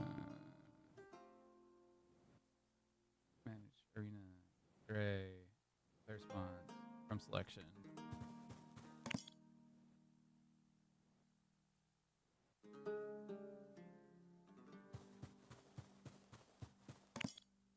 Hopefully things can spawn in the middle of the fucking air. Shouldn't matter. Honestly. Oh.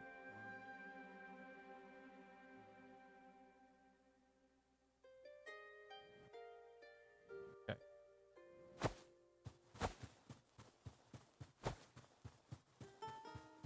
Okay. Team one.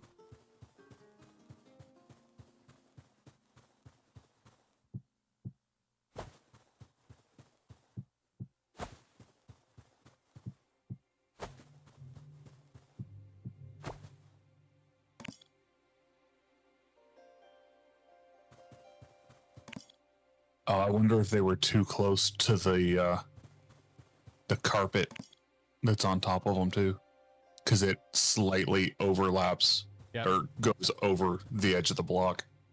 Yeah, maybe.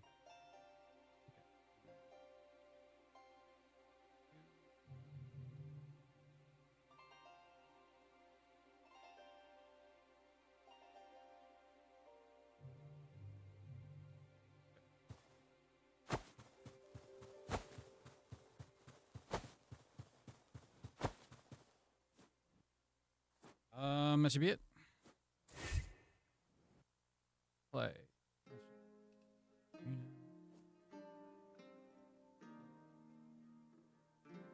Did you update the prefab? Shouldn't matter. It does nothing to do with if the physical arena changes, then you need to update the prefab. If the locations are if the locations are updated and the prefab doesn't change, then Gotcha. Yeah, that's the only like difference. But because we didn't add any structures in here, then we don't need to update that side of it.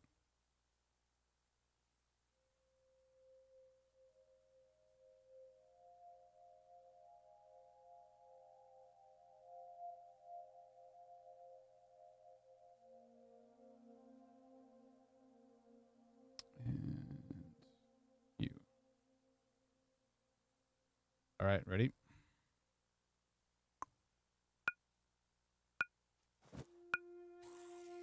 Oh, yep. Drop down for sure.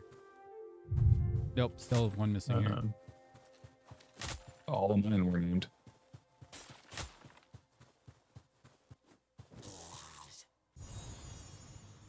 So it's just the one now.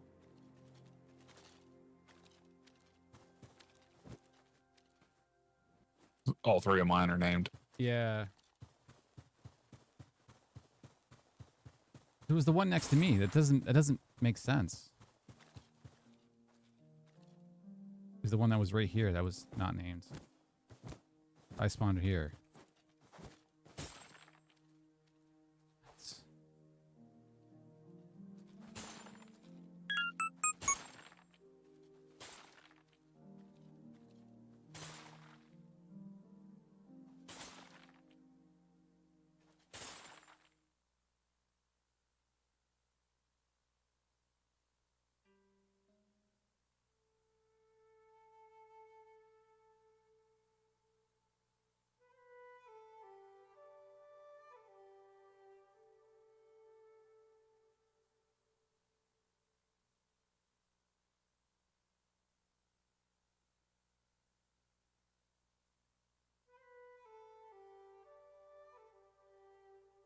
I think I got the whole log. Let me see.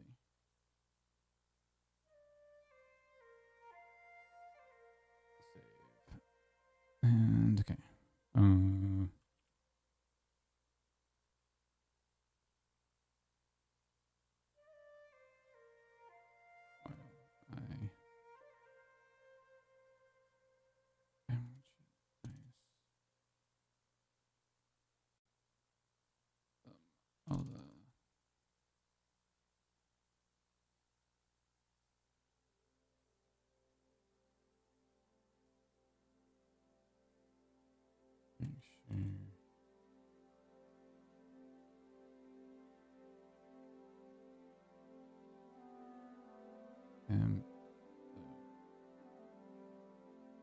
me.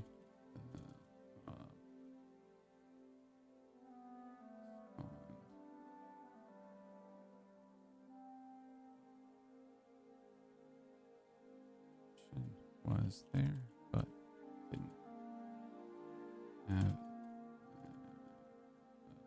name.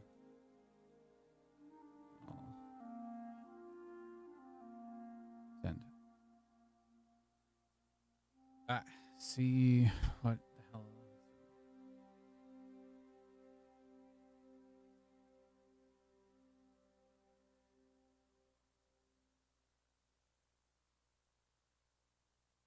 Yeah, because we definitely still spawned in and dropped down the one block, so that works. Yeah, it was the mob directly, the one directly next to me was the one that didn't have a name.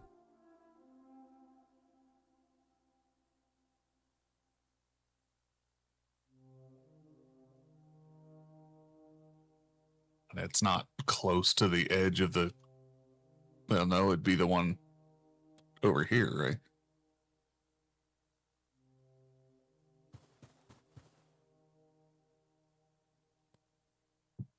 Yeah, let's do this. Oh.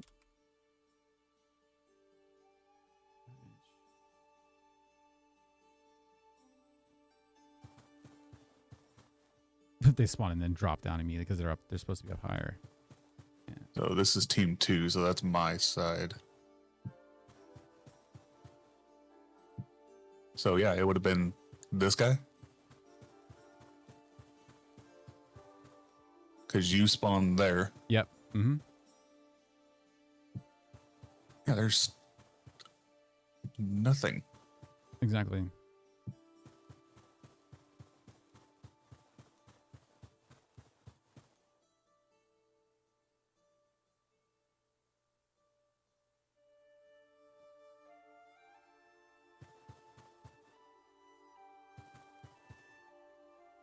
Yeah, it doesn't make sense.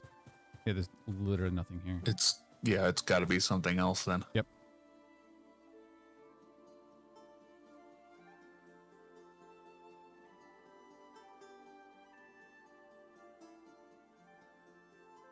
The new logs tell a different story. Line 124 is the key.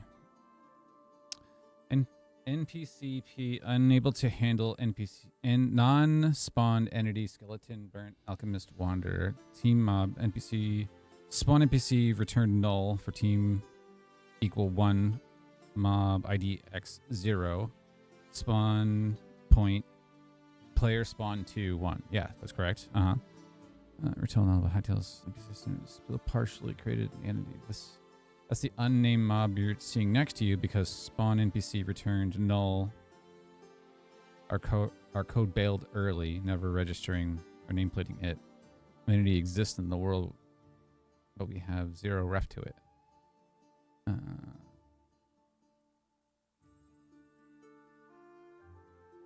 Also, no, Team 2 is now registered 3 to 3 mobs. Okay, so that site is fixed. Problem now exclusive V1.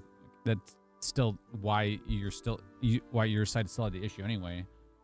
Yeah, no, it needs to work in a failsafe for that. Yeah. Us expecting basic administrators and players setting this shit up to be able to troubleshoot the precise placement of a spawn location so the system doesn't lose track of the entity. That's Mm-hmm.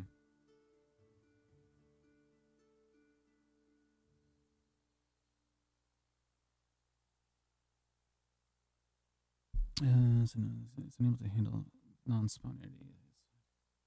Not explosive creation too. It still doesn't make sense of why it's failing to begin with.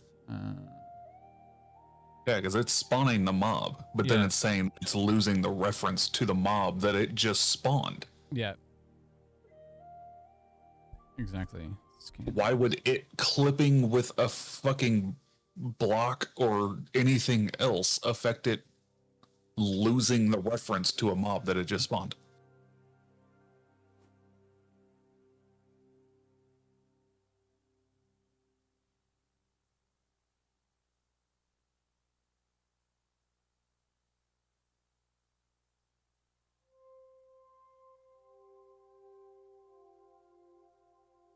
That makes less than 0 cents. Mm-hmm.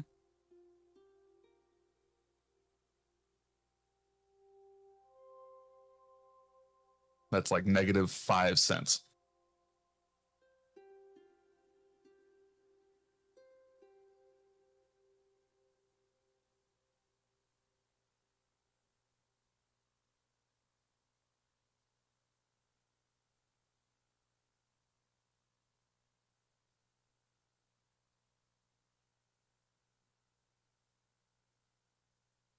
Yeah, and I looked at buying some more memory for the little Optiplex that's running this server.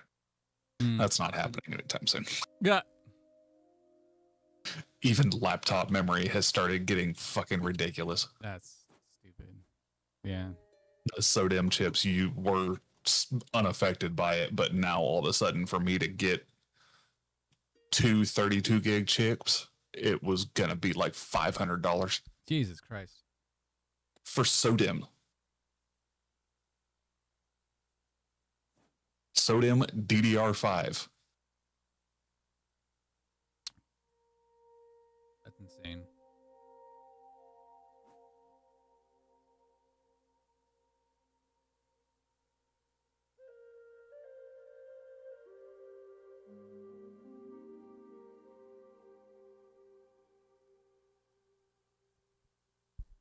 Can't wait till the whole bubble pops and everything just comes crashing down.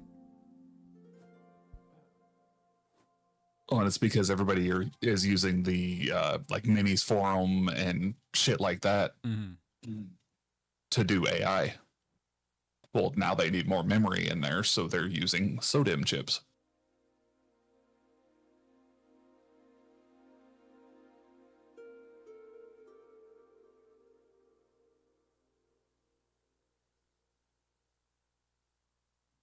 No, that makes no fucking sense.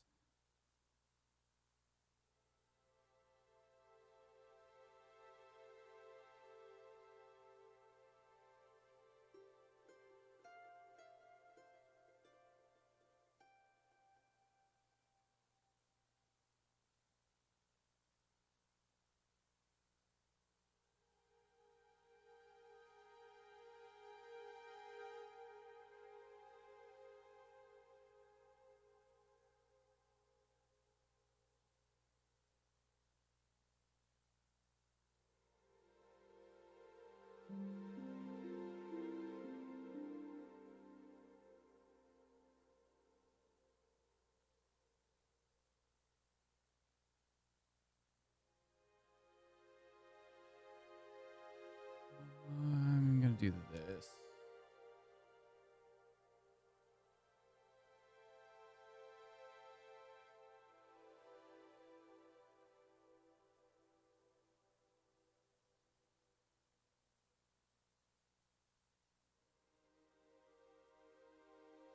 New chassis has shipped. Nice.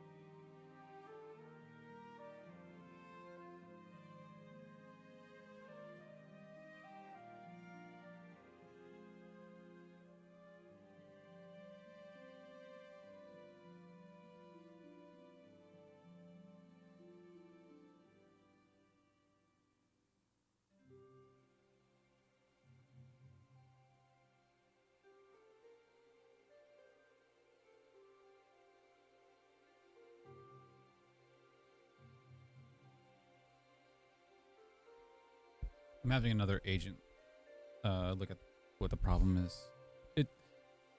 it seems to be more times than not that if you're having a conversation with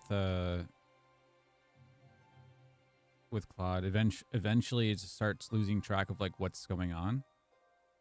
Like some information somewhere just gets completely lost. And when I spin up another terminal or ask a specific agent the question again, it just nails it like right away. Unfortunately, the delirium and hallucinations are not getting better with any of the AIs. Yeah. They actually are getting worse. Mm-hmm. Yeah, that seems to be the biggest problem I've seen. So whenever I see it like getting like really off track or just making like literally no sense, I'm like, let me just spin up another terminal and I'll ask a specific agent I have and be like, hey, look at this. Report back. It's like, yeah, it's crazy of how like stupid it can get.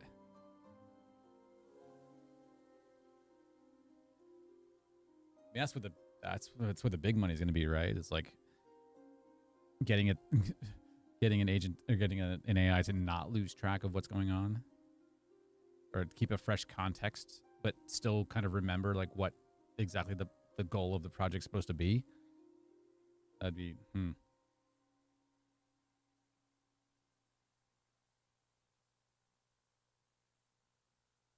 Can't store everything in MD files and to know where everything is. Just that.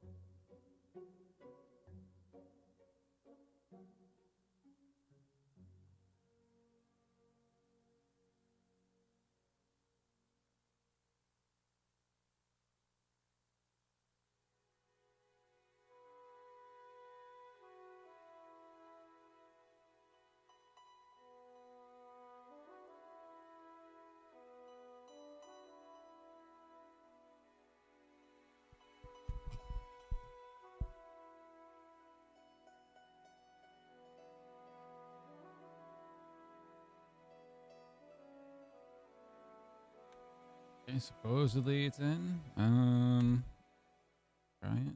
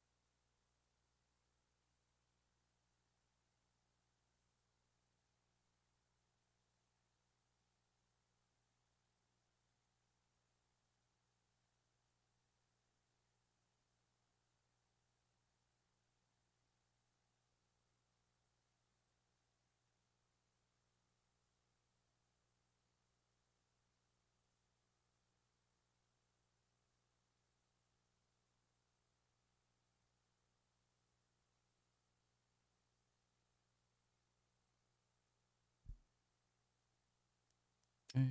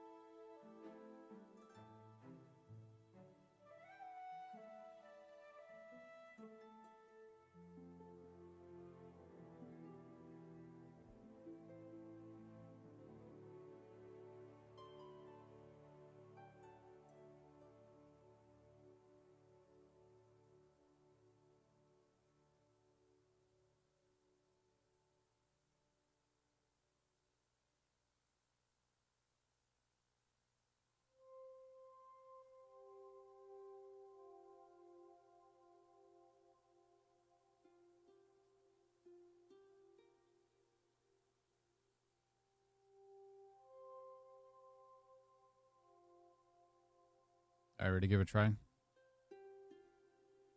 Yeah, yeah.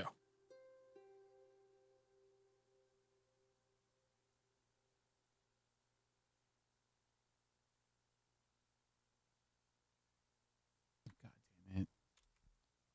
So it's like, yeah, when Did the join again? yeah, it's when it's Session is no longer available. yeah, I cancel out of it because Okay. if it's up and you join the world and I refresh and I if I send a request to you, it fails on my side. Huh. I got the request, but Yeah, I get the loading like thing and I have to exit out of it and then it completely kicks me out. And now it's gonna work fine. Yeah, it's stupid. For some reason, like when you join the world after I've already created the lobby and I refresh and then I invite you is when it crashes out on my side.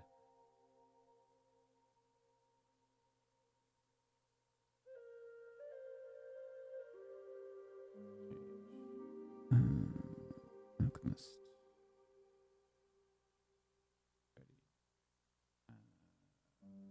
Yeah.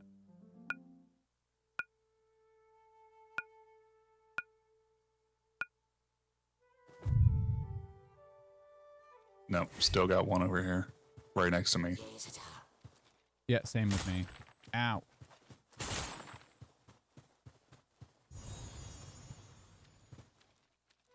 Okay, so both of us have.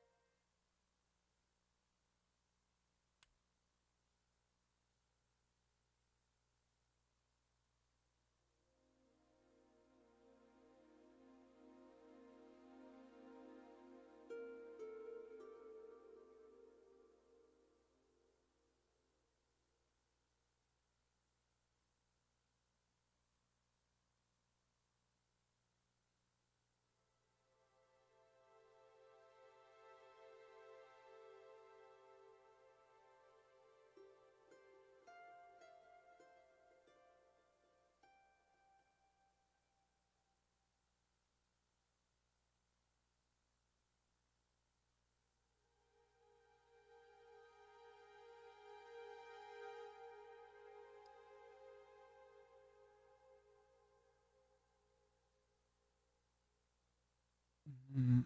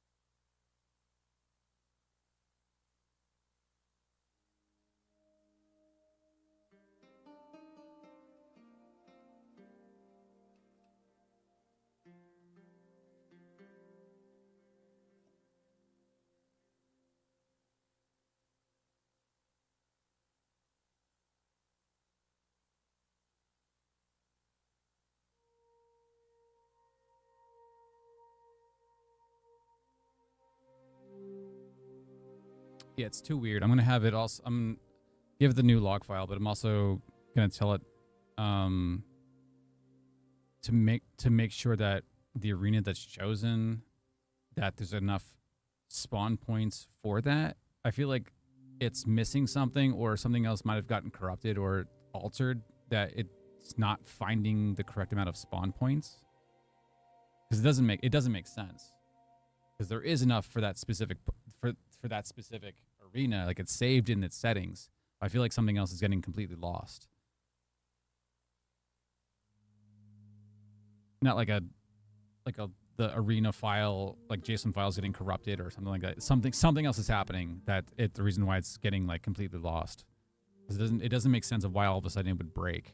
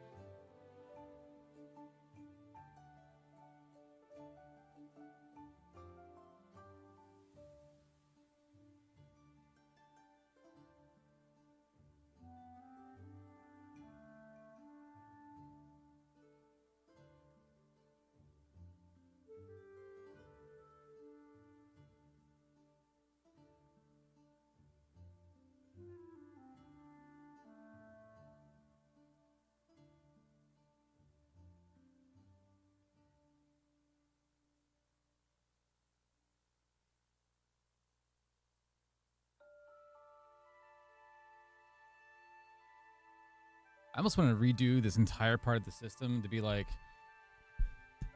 after you teleport the players to the arena and after the countdown is finished, then spawn the mobs and then name them and put them on the teams and then they can fight. Like I almost want to like systematically go through it step by step so it doesn't just it doesn't fuck things up, because somewhere along the way it's fucking things up and it's making no sense. Like I understand like the whole like instancing issue, and it's like the lobby's created in one world but then you get teleported to another world to have the fight or the session. I understand that being confusing, but it's fucking up so much shit. And it's so frustrating. I'm just like, I kind of just want to like, just since to know like the basic flow of it, I just kind of just want to do it from scratch and be like, so it doesn't fuck it up.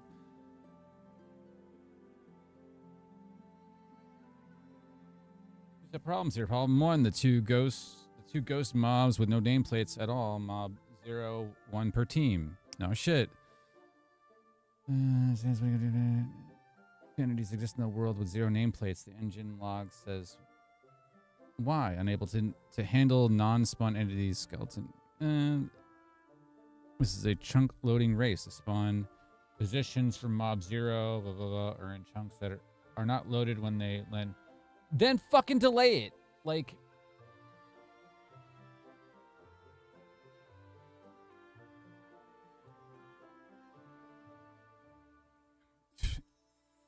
Can you just all the from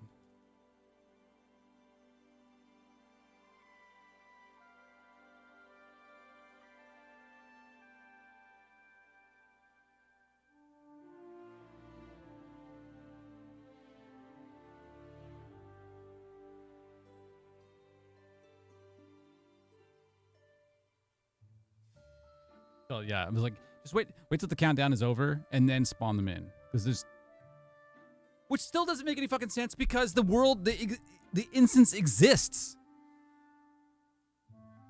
right? It's already spun up. How doesn't the chunk exist? Unless it's something fundamentally with Hytale that it doesn't. Like, are we finding like random ass bugs that just, because we're doing this, it just the world doesn't exist, but the instance is spun up, so technically it does exist? Like, it's fucking weird.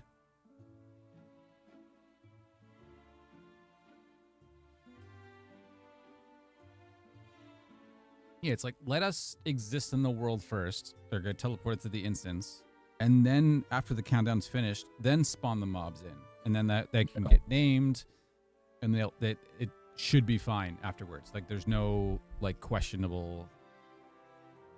nothing questionable after that. It doesn't make sense.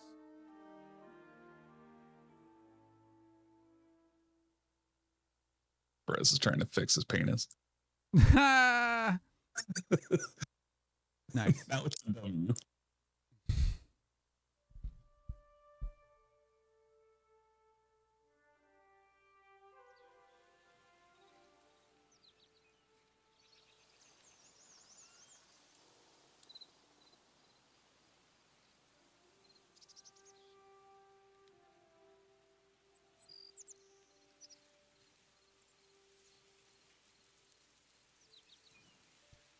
The lighting is cool.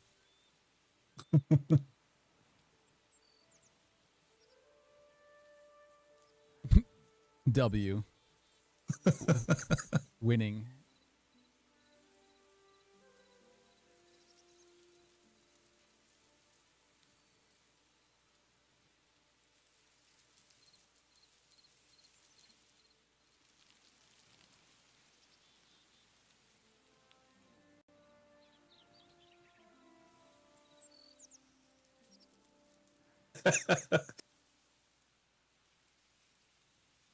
Oh, those are slabs.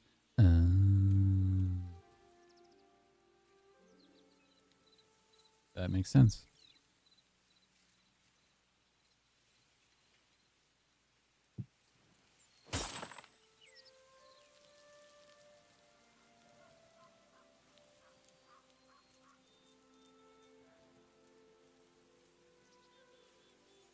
Clear plan. Extract the mob spawn block. Runnable pan. Runnable? Pass it in to start countdown, then call it at the end. Set. Yep. Extra fluid landed for yes. Do that. Jesus Christ, do that.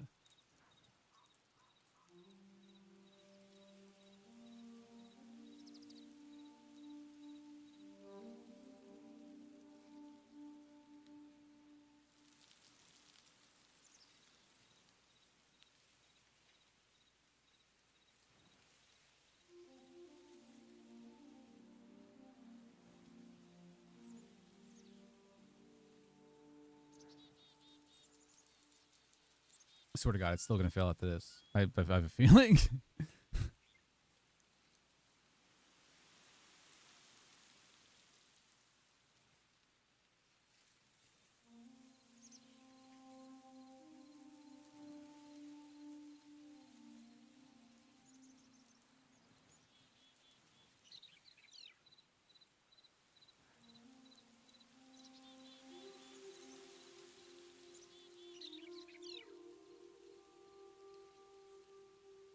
jar.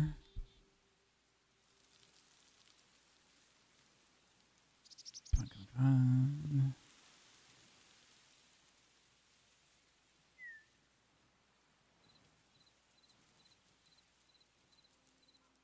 Clean. Okay.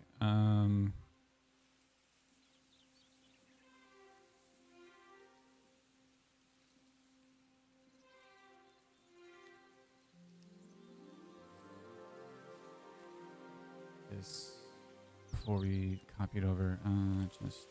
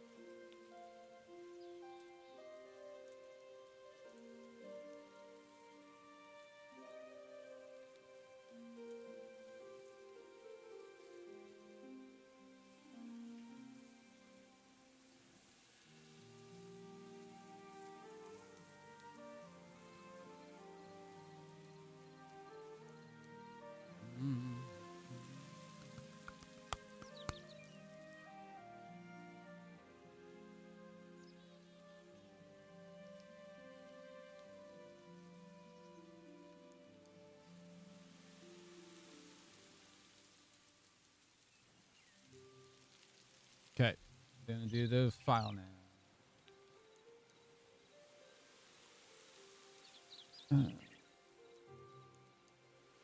Quit.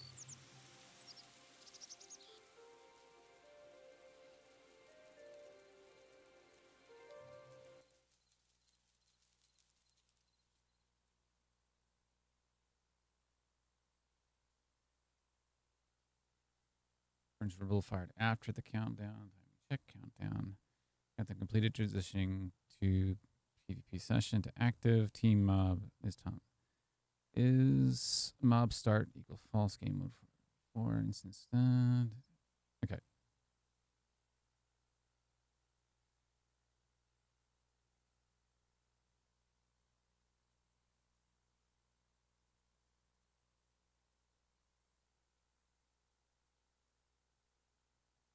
Any mismatch will show a warn with the count of lost mobs.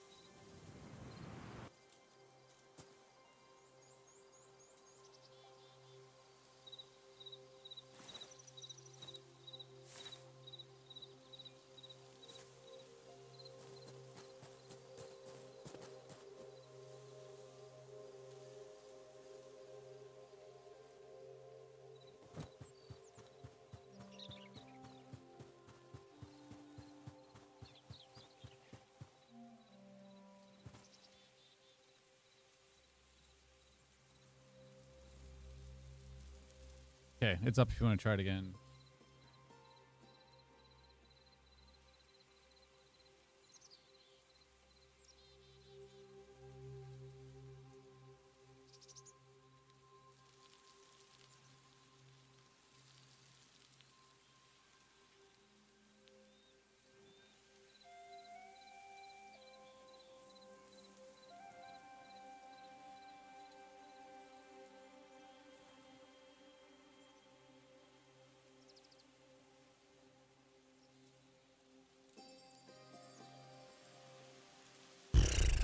All right, here we go. Oh. Exception error.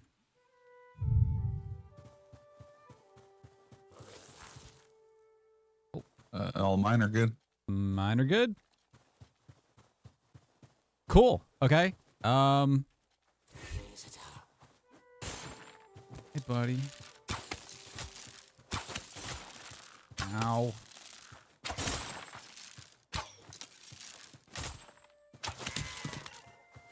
Okay. This, yeah, go kill stuff. Make sure that it works.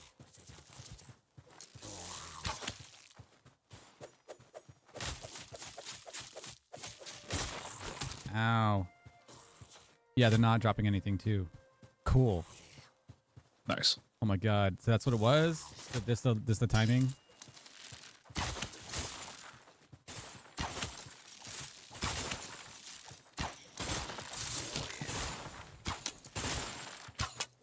No. Ah!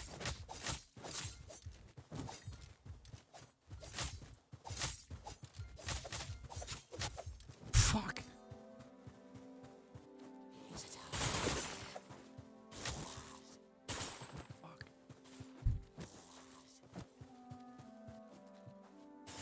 Nice try. Thanks. What? What the? What? I can hit my.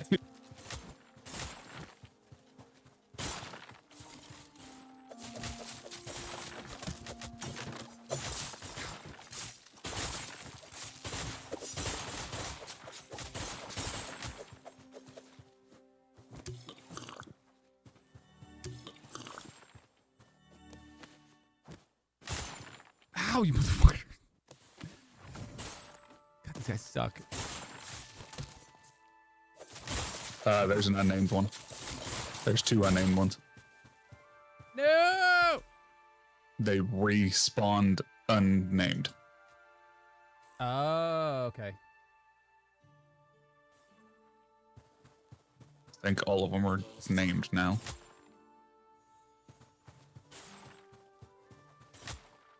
Yeah, the list shows 1, 2, 3. They're named now, or they were they named? Not named at one point? That I killed. Hmm. Okay, let's try killing. Oh, it's almost over.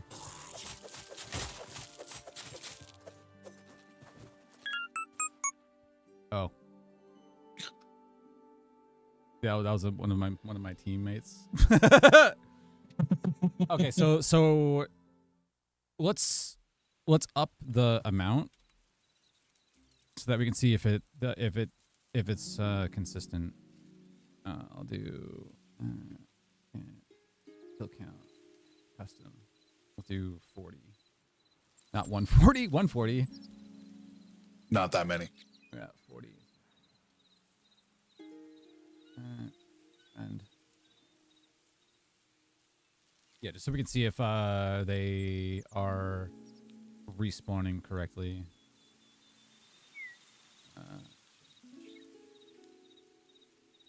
Skeleton. Alchemist 1. Oh! Hello? Should make it mad? Yeah, apparently. The hell was that?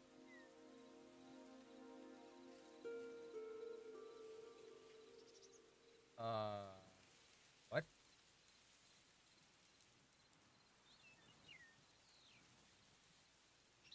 That happened so fast. I had to look back to my VOD. I don't even know what happened.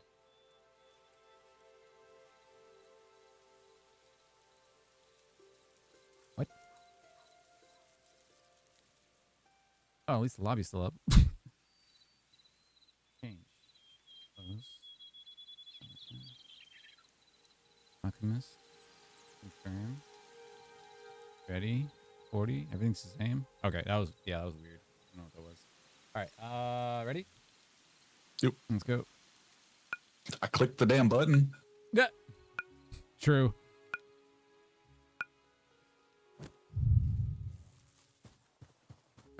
All 3 of mine are good. Okay. Everything's here is good. Do you see the mob debug thing on the bottom right? No. Your screen. Here, try going to When you go to manage, or you go to play, you go to manage, you go to the gear in the top right. There's an option to show the debug.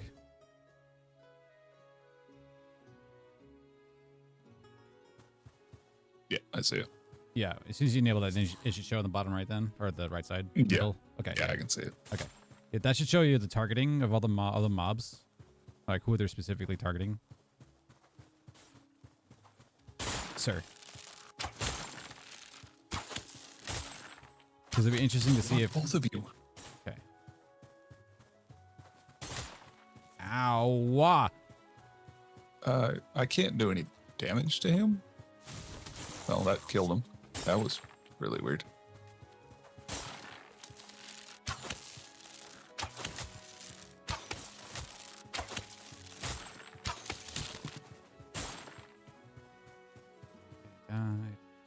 One, two, three. Name. Oh, that's something with this staff. The right click doesn't damage all mobs. Oh.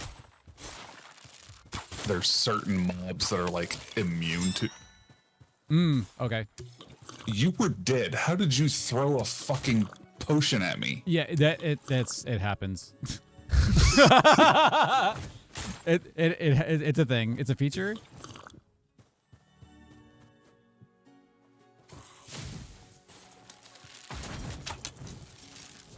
Ow, motherfucker. Dude, these guys suck. Yes, very much so. There's a nameless one. Nope. Yep.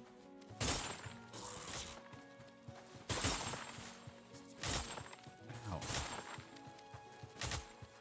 So yeah, occasionally when it's Respawning them. Yeah, okay. Okay. Play. Oh! I got hit and bounced up top. That was great. Okay. That's cool. So yeah, it's not doing it on initial spawn, but occasionally when it respawns them. Yep. So that has nothing to do with the chunks being loaded. Yep. It's like It's fucking up the process of spawning the mob. Yep. It's like, I wonder if it's trying to apply the name before it's actually spawned the entity. Yeah. That's probably what it is.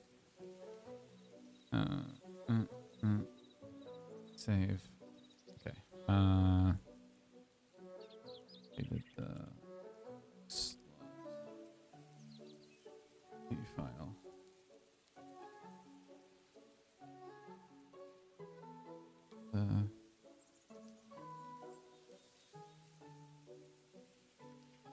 The mobs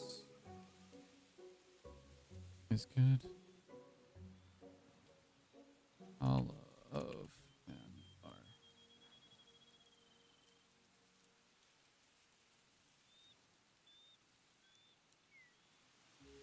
Now when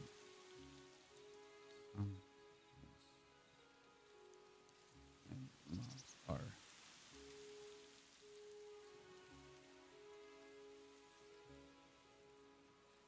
side.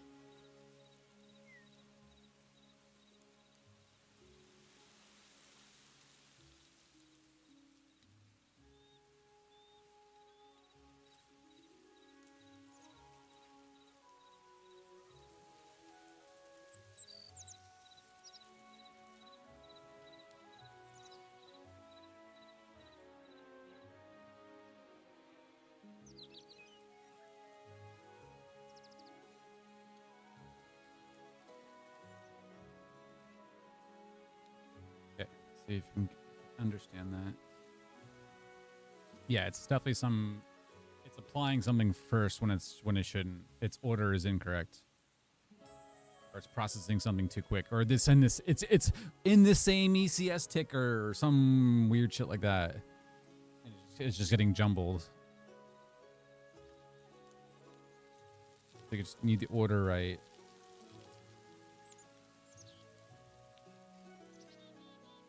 It's like a mob dies, it waits 5 seconds before respawning the next one. It's probably during the respawn phase when they're coming out of the ground or whatever the fuck happens is when it's not getting applied.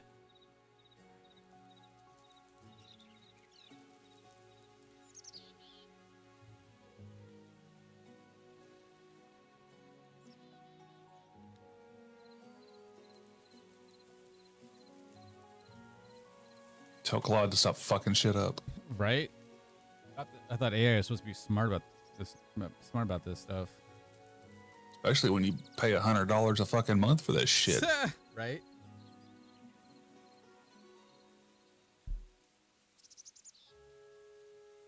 I mean, it's still cheaper than paying for a fucking software engineer, but True. much cheaper. Yeah. Yeah, you just need a person to guide it correct, and then you can do a lot of shit. Found it. Let me look at the unregistered team mob and the death tracking to see the full picture. Yes. Yeah, just come on, just tell us what we already know, and then fix it. But that's the thing, though. It's like you have to guide it. Like, Yeah. if you're not smart enough to guide it, then you're just going to be completely lost. That's the difficult part. It's like you have to have. It's just gonna keep fucking shit up and reiterating on the fuck up and keep fucking it up to the point that you're not gonna fix it. Yeah. Exactly. Like, kind of glad to someone have somewhat of a logical mind to be like, this process doesn't make sense. Like, this should happen first. Yeah. Check this, and they're like, oh yeah, this should happen first. No shit. So I'm not a software engineer, but I can look at what you're doing and figure out that you're fucking it up. Yep, exactly. Yeah, it doesn't. Not rocket science. Not for that, at least.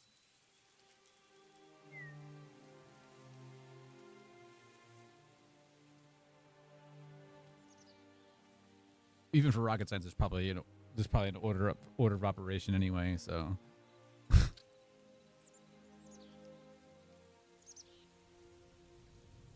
Okay, load the fuel. We don't have a rocket. Got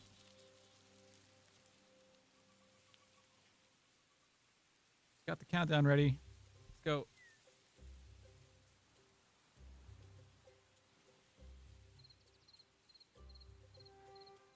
Yeah, it's probably like, oh yeah, we didn't unregister the mobs as they're in the process of them dying, so then when they respawned, the timer didn't finish yet, so that we weren't able to apply it. Like that. Then slow the fuck down. You don't need to do shit instantaneously all the damn time. Yeah. There's no reason that a mob needs to die and respawn in the same fucking tick. Yeah. Exactly. Technically, there should be a delay. Yep. We're not doing quantum mechanics here. You can't do stuff simultaneously. Okay, the issue is clear. After add component arena entity tag component type at line 1495, new ref undergoes an archetype transition. The entity moves to a new chunk, then apply mob nameplate is called with that same new ref, which may now be stale. When the entity hasn't been fully cleared yet, dead mob It's moving to a new chunk. Maybe from when it died, where it died to its new spawn location. If it means like physical, does it mean physical chunk? I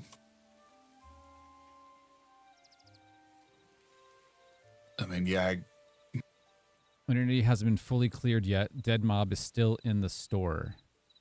The slot mapping gets confused and the nameplate lands on nothing or the wrong entity. He says, let me check the imports to confirm for each chunk is usable here, then apply the fix. Yeah, so it's probably, even if it's not, it's still a timing issue. It's not letting it die and clear first. The store isn't clearing yet before it does the new one, and that's why the new one doesn't get the name.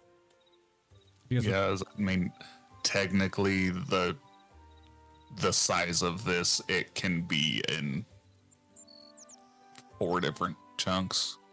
Yeah. From what I'm seeing. But it's depends on where it's spawning it, but still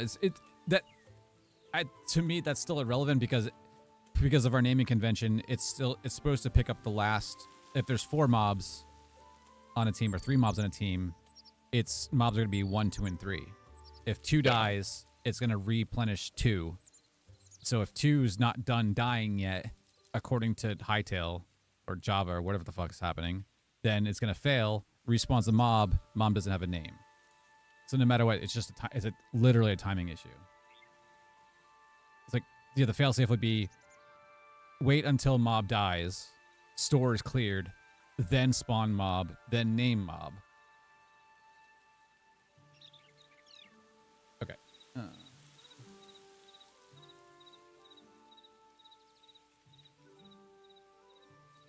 I'm just gonna, after it does its fix right here, I'm gonna tell it that. But can we just make sure this happens? Like have a condition or like a fallback of, hey, wait until it's done, because then the system should notify you of when it is finished, and then do the next one.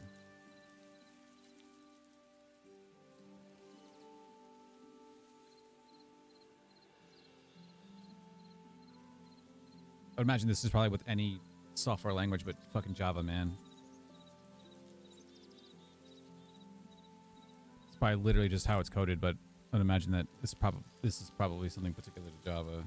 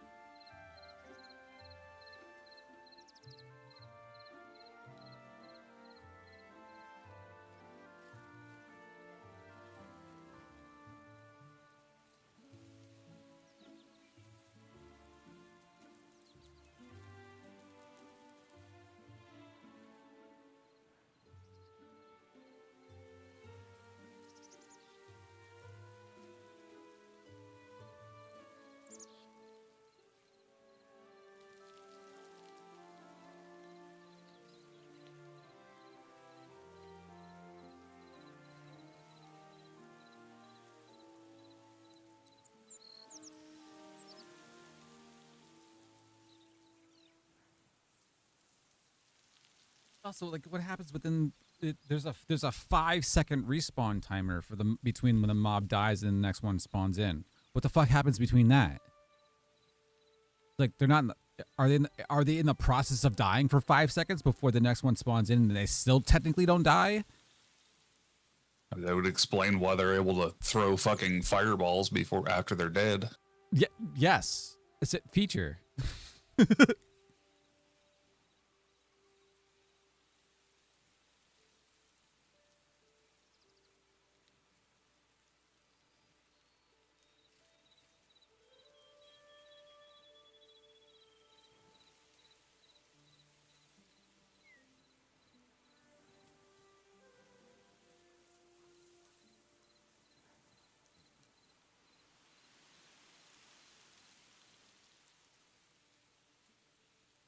In practice, 5 seconds is a long time. The engine.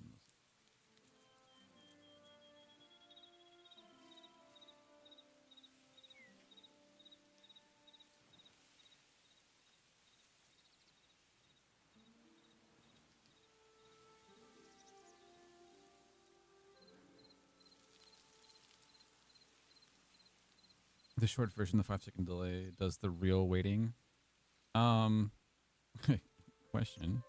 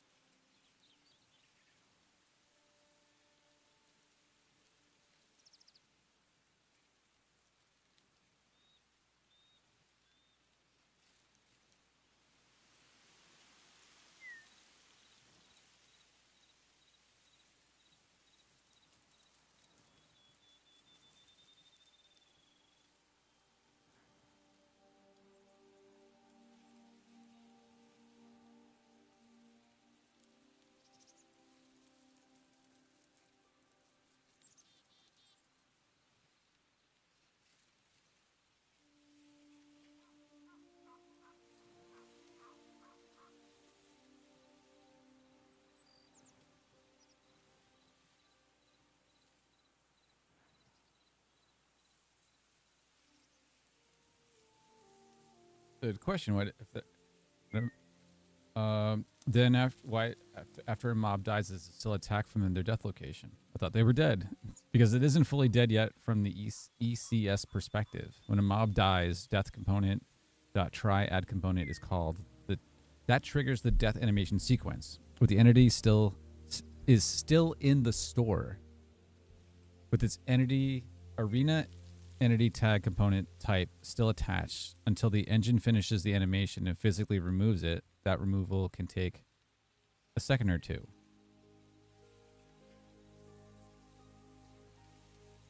So why doesn't that happen in the game? Yeah, exactly. Yeah. Never been attacked by, well, skeletons, yes, but I haven't been attacked by a corpse of a skeleton. Yeah.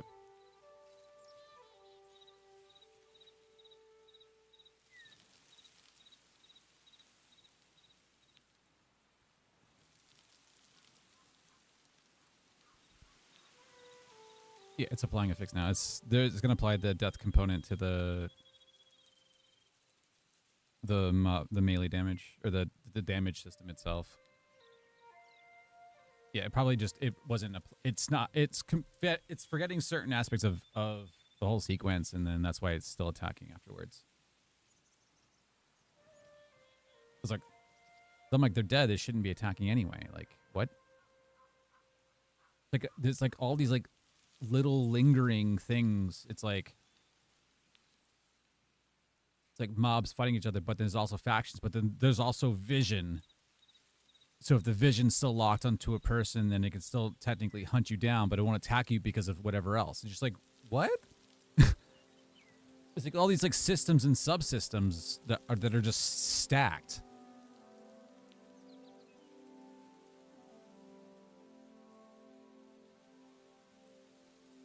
Now I can see just from not even just programming a freaking game, just doing a mod. It's just like I can see the spaghetti code or cascading it. Like you change one thing, it breaks fucking 20 things.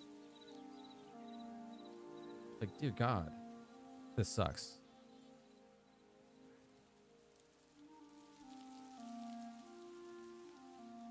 Yes, build it.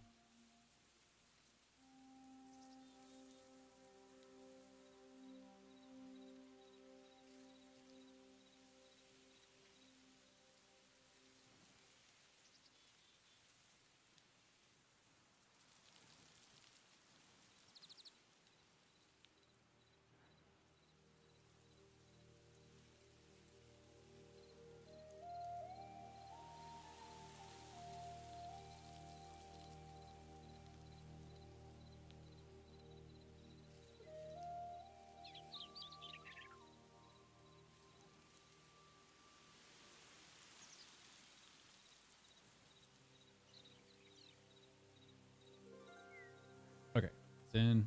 Copy it.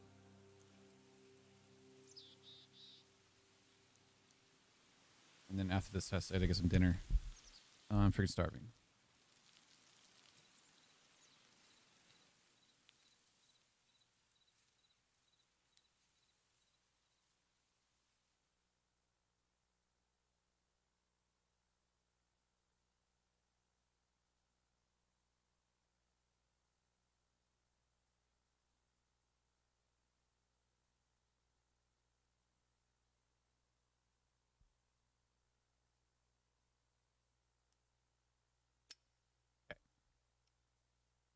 In.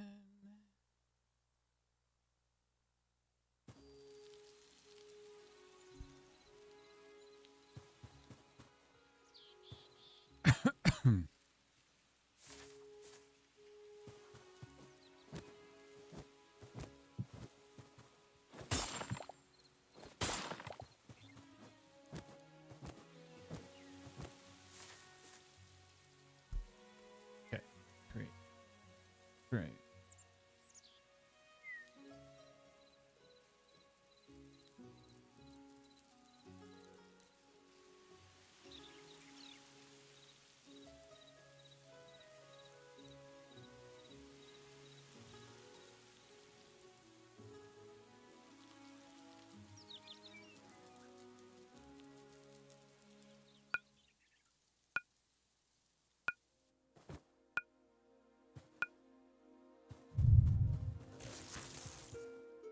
Three of mine are good. Yep, same. Gonna load up the debug thing. There we go. Ow.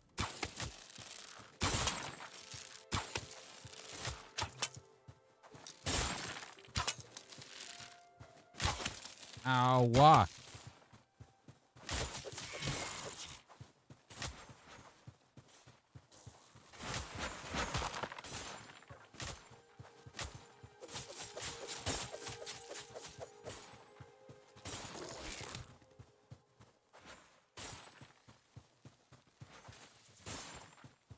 Okay, it's still throwing after death. Oh, you don't have a name tag, but you have a... He has a box above his head. Yep, it's doing the same thing. Ow. Oh, that's my guy. I'm dumb. Yeah, you.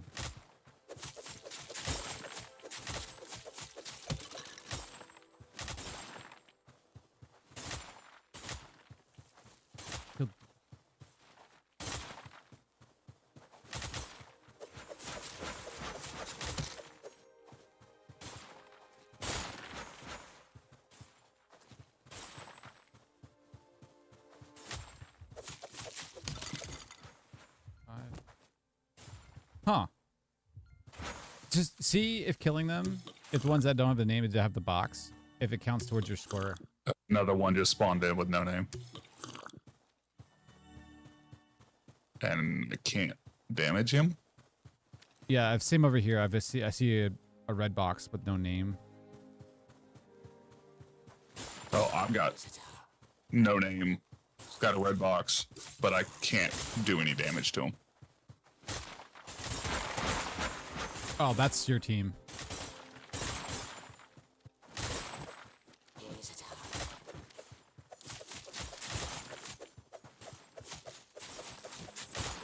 So at this point, none of well, one of them has a name.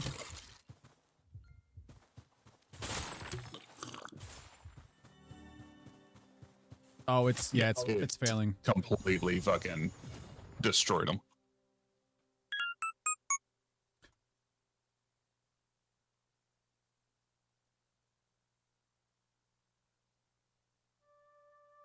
Yeah, it's getting It's control everything. It's getting exception errors.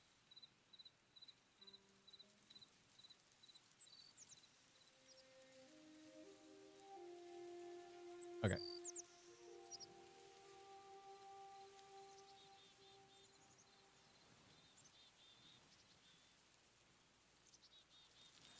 Okay.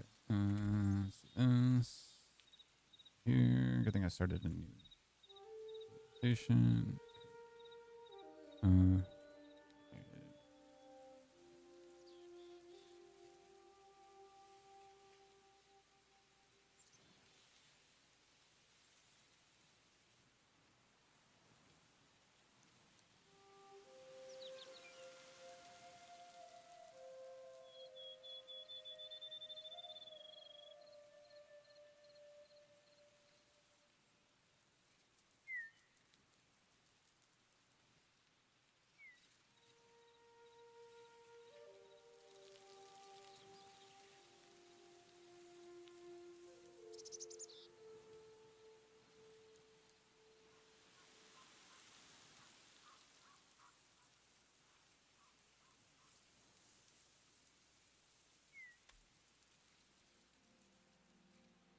Okay, I just give it that whole log, and it's gonna search into that. But I need to get some dinner. It's freaking late. Yep. Thanks for testing. I will message you of whatever the fuck this comes up with. I might just redo it just because it was like almost working, but it's still fucking up way too much. Yeah. I think just logically it's better just to redo it again. I might, chat to it to be like, hey, would it be easier just to redo it? Since we know the flow. But yeah, I'll let you know. Sounds good. All right, I'll talk to you later. See you. All right, ladies and gents, gonna go. It's been fun. It was cool testing though. Some cool rounds.